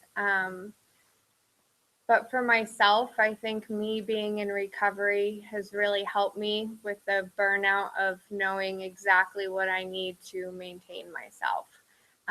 Having done the work to grow and learn, what had led me to my addiction in the first place, to be aware of that and put those principles into my life today. I'm able to know what I need. It was funny, I had a conversation this morning actually, and someone told me how it's amazing how I know and I'm able to ask for help today and know exactly what is too much. And by knowing those things, I have been able to put in supports around me working 24/7. So I have someone come in and help me, with my daughter sometimes, watching her. So me and my husband can just have a night out from the house and from her. I have other people willing to step up if I can't do the van runs. They come in and help me, and just knowing my limitations, I think, is the biggest part of it. I don't know, that's about it. But In UMA's nursing school, we spend a lot of time talking about self-care. As part of the nursing code of ethics, it's required of nurses that we do self-care so that we can be 100% wholly present for the people we take care of. A nurse that isn't practicing self-care is not going to be valuable on the floor of the hospital or in the clinic or wherever they happen to practice. I personally follow something called Harry's Rules. The professors in UMA's nursing school have heard me evangelize on this for many years. I read a book in 2005, and the name of it was How to Live Like 50 Until You're 80 Plus by Dr. Harry Lodge. And he has some few simple rules. He says you have to exercise, and that exercise has to be aerobic and should be at least 4 times a week. It also has to be strength training and should be at least twice a week. You also have to stop eating crap. You have to spend less than you earn. You have to care, and you have to connect and commit. And so that's how I have been working since I read that book. And I try to get this point across to fellow nurses, either at work or in school, that you have to have a set of rules that govern your self-care, or you won't make it, because nursing is not an easy job. If anybody goes into nursing because they're going to do it for the money, they've made a huge mistake. The money's not there, but the work is horrendous. More nurses have back problems than in any other profession because of moving patients around. So if we don't do self-care, we've got a problem. I guess what helps me out is I put God first in my life outside of school and outside my activities. And then I put my wife and my children second. And when it comes to all the activities that I do and the organizations that I belong to, I involve them. And sometimes I have to take a break, but I always know when these organizations that I belong to, I have other people that I can push off some of my responsibility onto other leadership and count on them to get certain things done. It took me a while to figure out that I'm not the Superman that I thought I was. So sometimes I have to lean on those that are working with me to pick up the load that I can't do. That's the thing. You need to know what you can and can't do and how much time you can put towards this activity that you're doing. So. If you want to go first. Okay. For self-care, I eat a lot of cheese. And, you feeling me? Feeling me? Yeah. I pet a lot of dogs. And I go to, Sarah just left, but she'd be proud of me. I go to her dance classes that she has. They're mind and body dance classes and are offered free for students. on and faculty on our campus, and work out, which I need to do more of to balance out the whole cheese thing I just talked about. But most importantly, I like to go out just by myself and just walk in the woods or take time and just be in nature. I think that definitely rejuvenates me being in nature, and that's what I do for self-care, is just escape people and all the problems and just like meditate out and listen to the elements.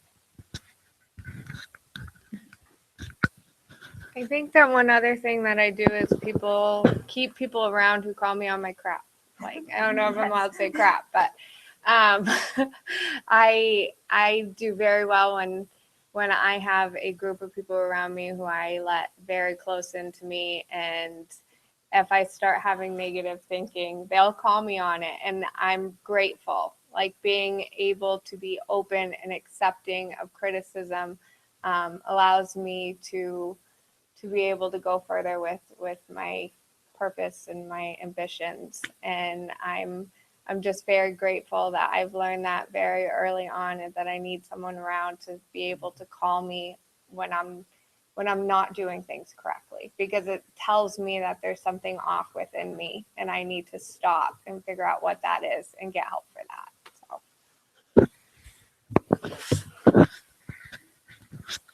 I'd like to add real quick. One thing that I've found for me is I've allowed myself to make mistakes, keep myself accountable nonetheless, but use those mistakes as not a hindering point, but something to learn from, and kind of keep it moving. I had a mentor once tell me something that stuck with me that says, if you focus on results, you'll rarely see change, but if you focus on that change, the results will just follow on their own. So that's one thing that's kind of stuck with me, is that a little mantra of sorts that, just don't be too hard on myself and allow myself to make mistakes and learn from them and move on. So I'm just going to add to that real quick. I have this giant safety net, and it's called Everyone Here at UMA Bangor. And the safety net's kind of like a fire blanket safety net. So it's just like, oh, you're burning out, Alicia? Never mind. Yeah, so there's just, everyone here has been incredible and not let me give up.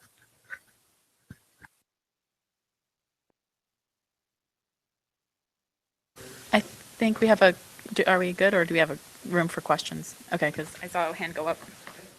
All right.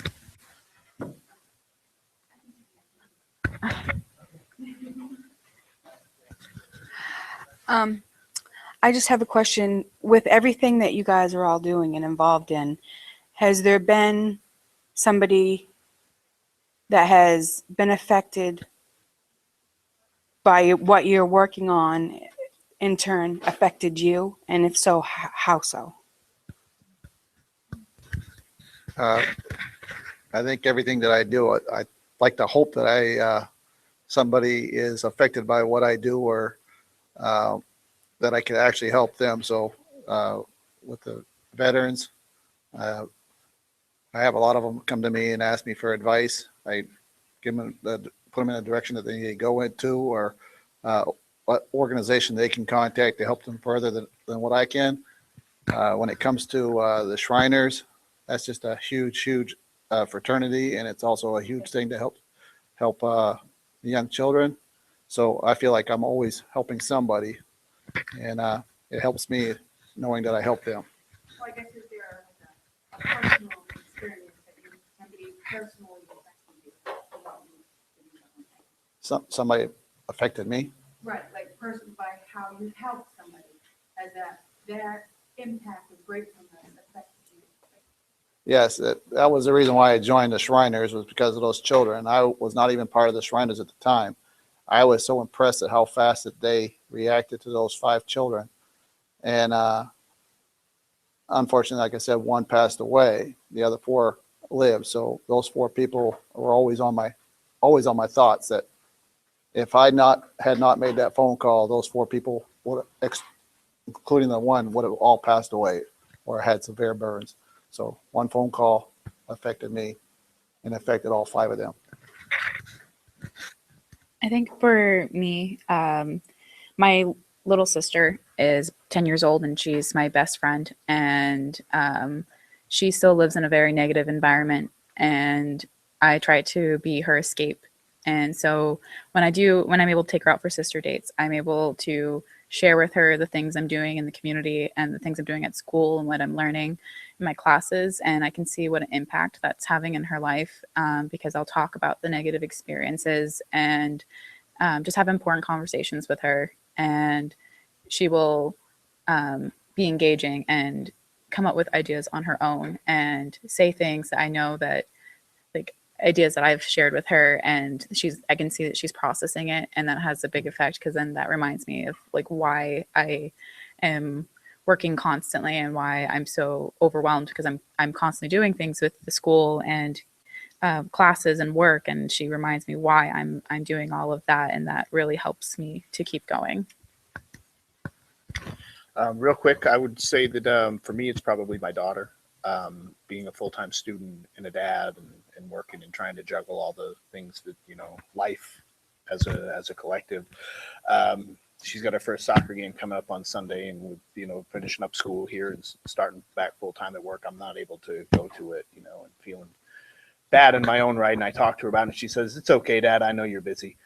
I'm finishing up school for the year too. I know how busy it is." So, so me, that's kind of a, it's a little bit of guilt there, but to have that type of understanding and show that kind of maturity at at 11 years old and the understanding kind of inspires me too. So We're hogging the time. Does anyone in Augusta have anything to say?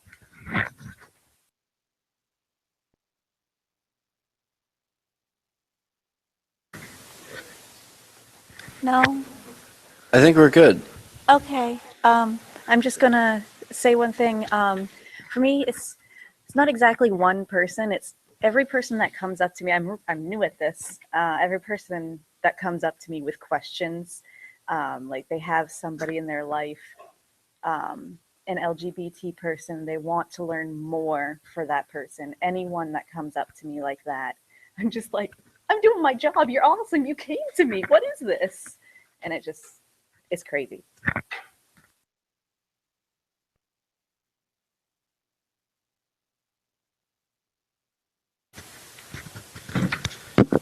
I would say that the thing that keeps me going is the fact that I understand, based on my own personal life, what people I work with are going through. Someone asked me at a forum last week what I thought the common thread was with people that are addicted and people with mental health issues. And I thought about it for a while, and then I decided that there is a common thread, and that common thread is trauma. Most of that trauma comes from what we call adverse childhood events. Children that run up against sexual abuse, physical abuse, emotional abuse, verbal abuse, have a tendency to develop mental health issues and addictions. PTSD, as you were talking about, is another big issue. Veterans, I'm a veteran, Vietnam era veteran. I've been a veterans advocate, and I found that, again, trauma is the common thread with veterans. You see someone violently killed in a battlefield, that's tremendous trauma that's going to live with you for the rest of your life, and it's going to affect your life. And very many veterans have mental health and addiction issues. So I think we can trace it all back to that. And that's one of the things we need to do, is we need to treat our children better.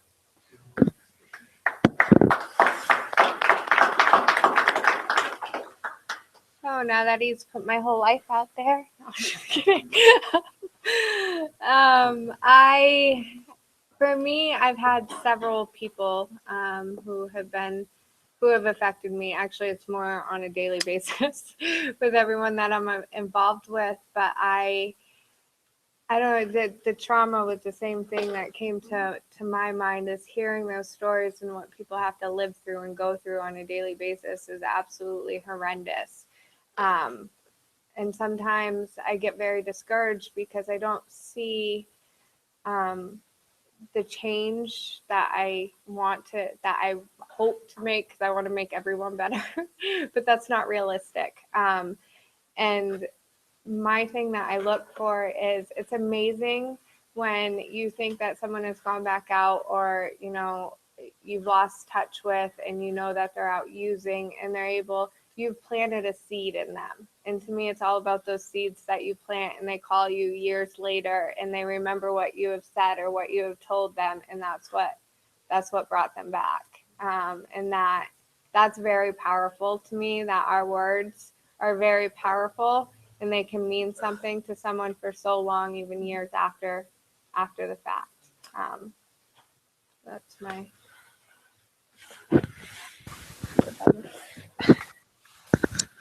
Well, thank you, everyone, and congratulations. That's about all the time that we have, so we'll just wrap it up.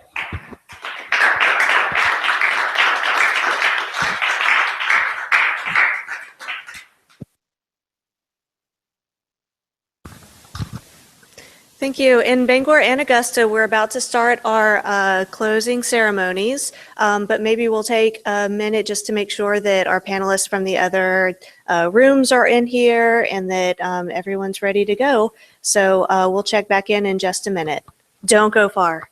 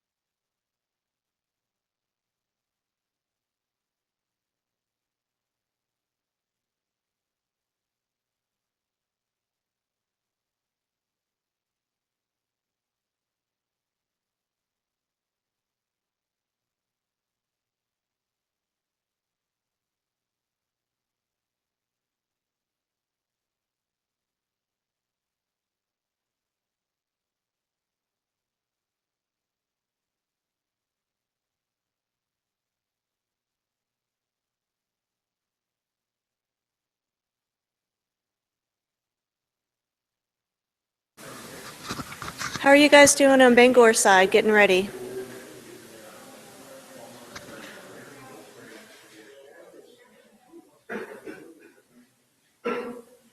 Acknowledge your presence. We're busy chattering. Okay. Do you want us?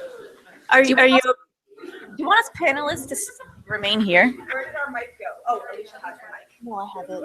Yeah, you were busy chattering. There you go. Claire. In case the discussion starts taking Well, we're also chattering, but I just wanted to know if I should call people together, or are you still ongoing with things? I think we can pull people together because I know that you want to take the card away. So let's pull people together, do the awards, and then sign off and have fun in both locations separately, talking about how wonderful the other location is. Brilliant. Let's do that. Okay. So hello, everybody in Bangor and Augusta. Come together. This isn't really. Or else. No, we have time. We have some coffee and snacks over here, and I think that on the Bangor side also, I know there's been fun chattering and in both locations. We're going to go ahead and get started with our closing ceremony, and I'll give you a quick rundown of what's going to happen so that nobody becomes alarmed. Is that first, I'm going to stand here and say what's going to happen, and then I'm going to introduce Roger Macbach, who is going to do our official closing thank you. After that, we're going to have our awards ceremony. And so we have two different parts, I suppose, for the awards ceremony. One is going to be the We Are Maine Awards that have been ongoing throughout this year.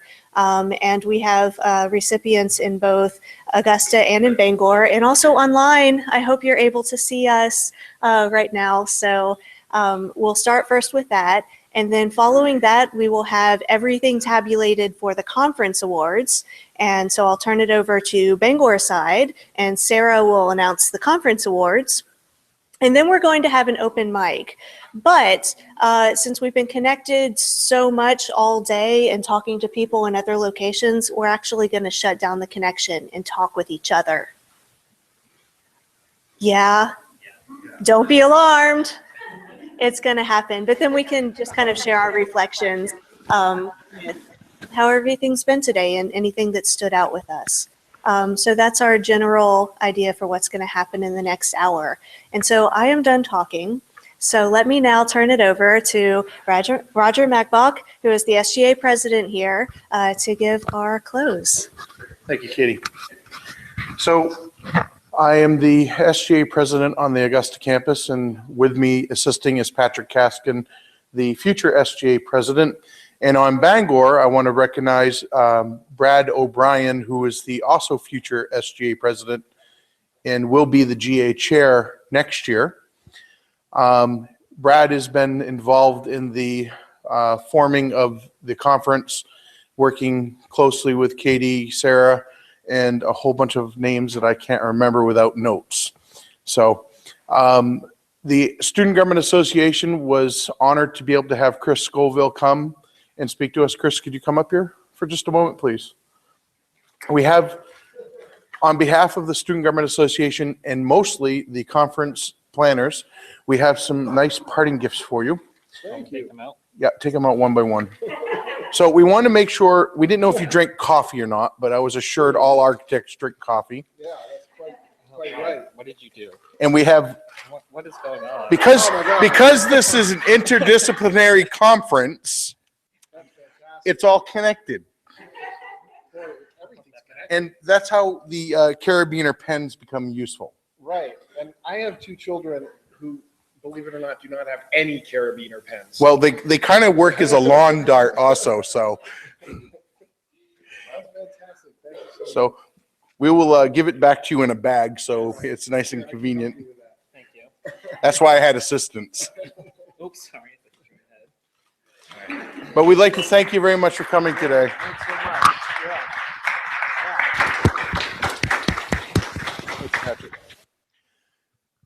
So this year has been a wonderful success, in my opinion. And this is actually the first time the Student Government Association actually partnered, to my knowledge, with another department which is interdisciplinary in itself for the leadership conference. And as our part, we provided the keynote speaker, which was actually worked out to be very interdisciplinary, marrying architecture with social justice, world health, education, teaching, and there's just so many wonderful ways that has been interdisciplinary. Anyways, thank you very much for your time. I'm going to hand it back over to Katie now, and thank you very much.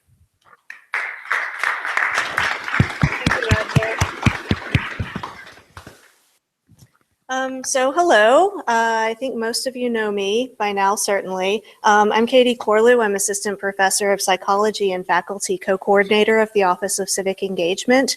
And this year, we are piloting a project called We Are Maine, which is funded by the UMA Presidential Mini Grant. We Are Maine seeks to honor the fact that so many of our students are doing really amazing things in their lives in addition to being students. Oftentimes in our country, we think of college years as this time that's set aside while students prepare to make changes in their lives and in their communities. But at UMA, we know that is not the whole story. Our students are active in Maine. Our students are passionate. They're not just waiting to graduate to start their lives, they are changing the world now. Earlier this spring, we released a call for nominations to recognize students who are out there making the world a better place while they are still students here. And today I am proud to recognize the following students from the University of Maine at Augusta for We Are Maine. These students are going to receive a plaque and a gift card for the bookstore. So first, over on the Bangor side, and I have Jen Stano, I should say, who has been helping out with this project, and also Kevin Martin over here, who has been helping out. He led the panel just a little while ago. And so Jen Martin will be Jen Stano, sorry to marry you guys. Jen Stano, who is wholly separate person and whom I love, is going to be handing out the plaques. And so first I would like to recognize Sam Cannon. Sam is currently working for the Katahdin Area Council BSA at Camp Roosevelt as the new firearms instructor and ranger supervisor in Holden, Maine. He teaches marksmanship to approximately 300 Boy Scouts each summer. Sam is also the Hamptons Veterans of Foreign War Commander, and he belongs to the Anna Shriner's Funster, and his character is Stuart the Minion. Sam belongs to Mystic Lodge number 65 of Hampton, which helps the community and supports local schools through a program called Books for Bikes. So please let's show our appreciation to Sam.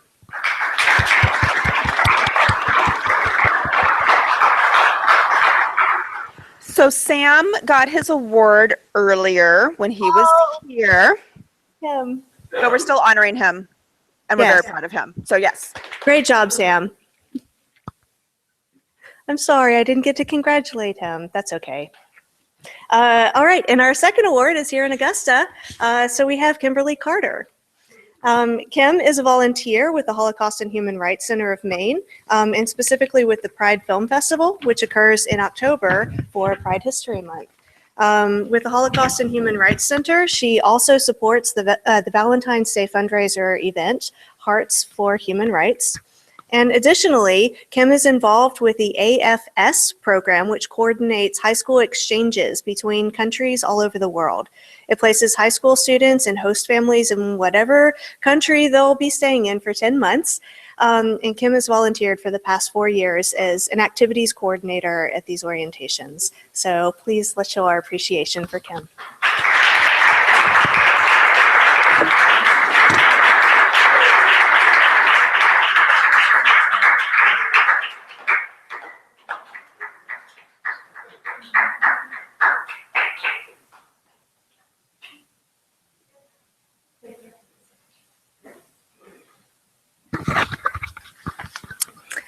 Next on our Bangor campus, we have Danielle Gray. Yes. Danielle and her husband Josh manage a transitional recovery discipleship home called Joe's House through Charleston Church. They both work one-on-one helping men who are struggling with addiction, who are coming out of rehab. Danielle, Josh, and her daughter live in their house in a separate apartment. Danielle creates recovering plans for each of the individuals, allowing them to set goals and then gives them the steps to attain them. Members of the church come into the house and teach the men skills that they need to be independent once they leave, like cooking, finances, creating resumes, and more. She hopes to open another house for women in the close future, and actually she just announced during the panel a little while, May 1st. Yes, May 1st, they're going to be opening a new house for women. So please let's show our appreciation for Danielle.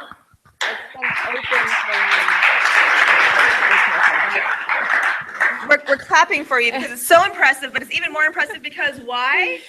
Because it's been open for 1 year. Not Oh that my we're opening a women's house yet. Yay.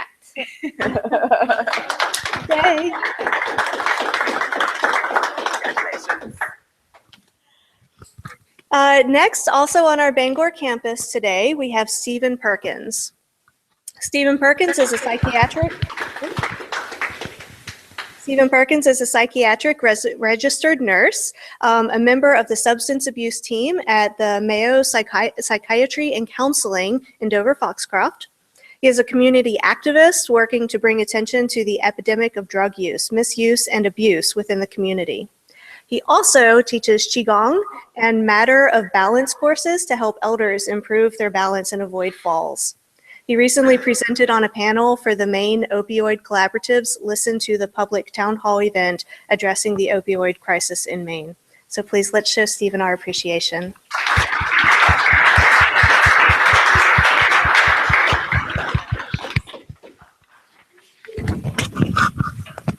Next, we have someone who could not be here today, so I'm going to speak directly into the camera because possibly she's watching from home. We're going to try for that today. So we have Patricia Brown. Patty Brown works tirelessly to increase awareness of the needs of veterans and their families, especially after returning home from war. Patty is the mother of a wounded soldier. She is involved with several veteran advocacy groups, including the Wounded Heroes Program of Maine. She and her son were featured in the documentary Searching for Home, Coming Back from War, about returning veterans in their search for the home they left behind, physically, mentally, and spiritually. She is currently working on coordinating a screening of this film here at UMA. So please, let's show our appreciation for Patty.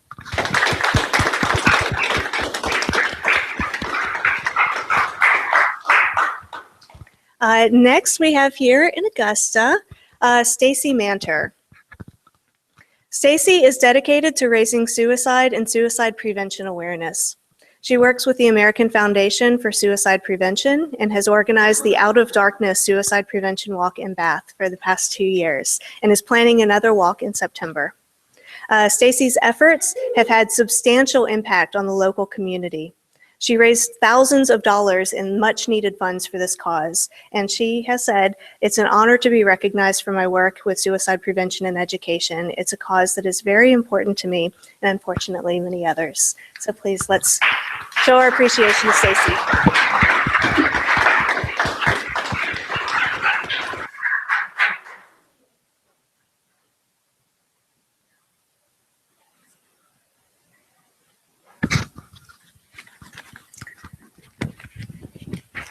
And our last We Are Maine recipient for this year also could not be here today, but she did send a message.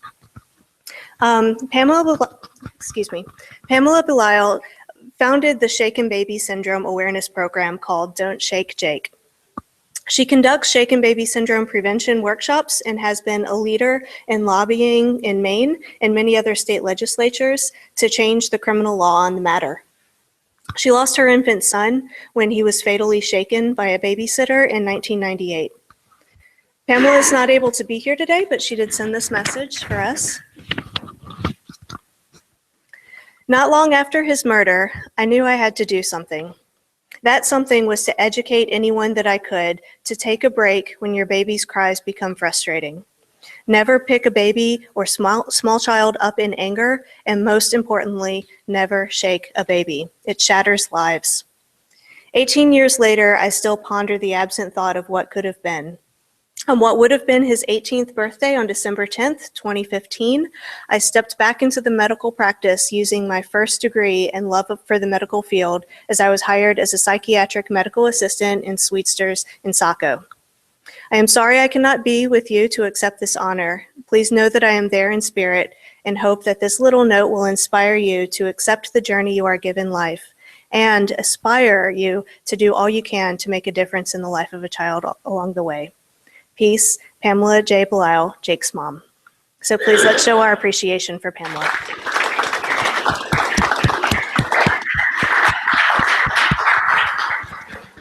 And with that, I am going to turn it over to Sarah for the conference awards in Bangor.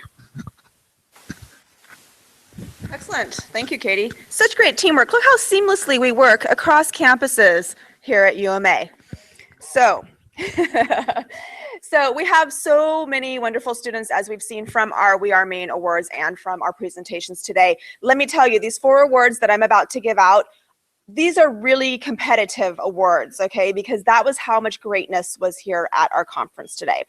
So this first one was probably the most competitive because from what I understand, a lot of you in this room and a lot of people here today attended the whole all-day conference, as well as a good number of students in Augusta who attended the whole all-day conference. So can we pause for a moment and give a round of applause to all of you for attending the conference, and in part or in whole, no matter what you did, awesome.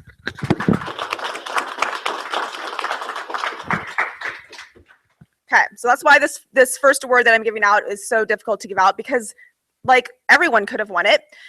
We have selected Brad O'Brien as our recipient of the most sessions attended award. And here's one reason why. Because Brad attended every session of the conference, but he also went between sessions in the conference so that he could attend even more sessions. I think he knew he was competing for the award. Yeah, so yay, Brad. You can come up and accept your award. Brad is winning a $50 gift certificate to the UMA bookstore. So congratulations. Thank you. So we also have a top tweeter award. This is also a really difficult award because I think that Twitter might have been the most successful part of this conference. We had a lot of action going on Twitter, and hopefully that will continue as well. So our top tweeter award is not just about how many tweets you did today, okay? It's also about the engagement through that Twitter platform, okay? So our award today is being given to Leah Esty, who is our top tweeter, okay? We can give her some applause and then I'll explain more. So Leah is at home with a new baby, and she still was tweeting all day. And again, not just tweeting about what the baby's doing, right? She was tweeting about what we are doing here. And she was engaging with us through that medium, which is exactly why we wanted to use Twitter today, was to pull in people who could not physically be on campus with us. So Katie has a gift card that she can perhaps pass on to the other half of that baby that is sitting right there in that room. So thank you, Leah, so much for your top tweeting. Was that rude how I said that? Okay, it was just funny. Okay.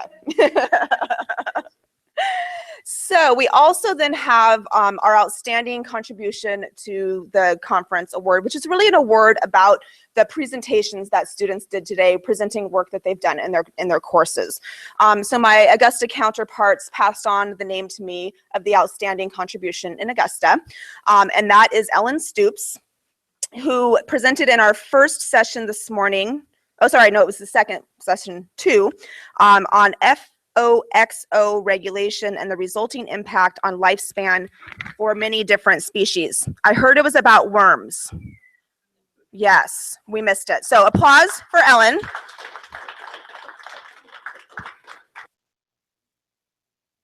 And Katie should have Ellen's card. We can't really see what's going on in Augusta anymore because it's kind of dark and we're on our own screen now. Okay, they're muted too, so they're not popping up. So I'm hoping that Ellen is getting her gift card as well. Okay. Everything's good. Excellent. Thank you for checking in. Okay. So finally, that brings us to our outstanding contribution from a Bangor student at the conference. And this student told me before the conference that she didn't want to present because her paper's really, really horrible. And I disagreed, as did my other people here deciding upon the award winner. And I made her come back just to embarrass her enough to give her this award. So the winner of our outstanding contribution in Bangor is Lisa Tessari. And Lisa presented on intersectionality, solutions for assimilation. And so you also get a $50 gift card. Congratulations. Thank you. And some more applause. So one of the reasons why Lisa was our choice for outstanding contribution was because we felt that her presentation and her paper really engaged in a scholarly way with the material that we were talking about, and that she did a really great job of pulling in a lot of these scholarly resources in order to talk about things that aren't always easy to talk about. So that's the reasoning behind the award. And we want to award all of our excellence, especially because I'm going to take this moment to get up on a soapbox and say, so many of our students lack confidence. And I think we saw today why, right? Why? Because we have the greatest students here at UMA, and we want them to build that confidence and take that out into the world with them.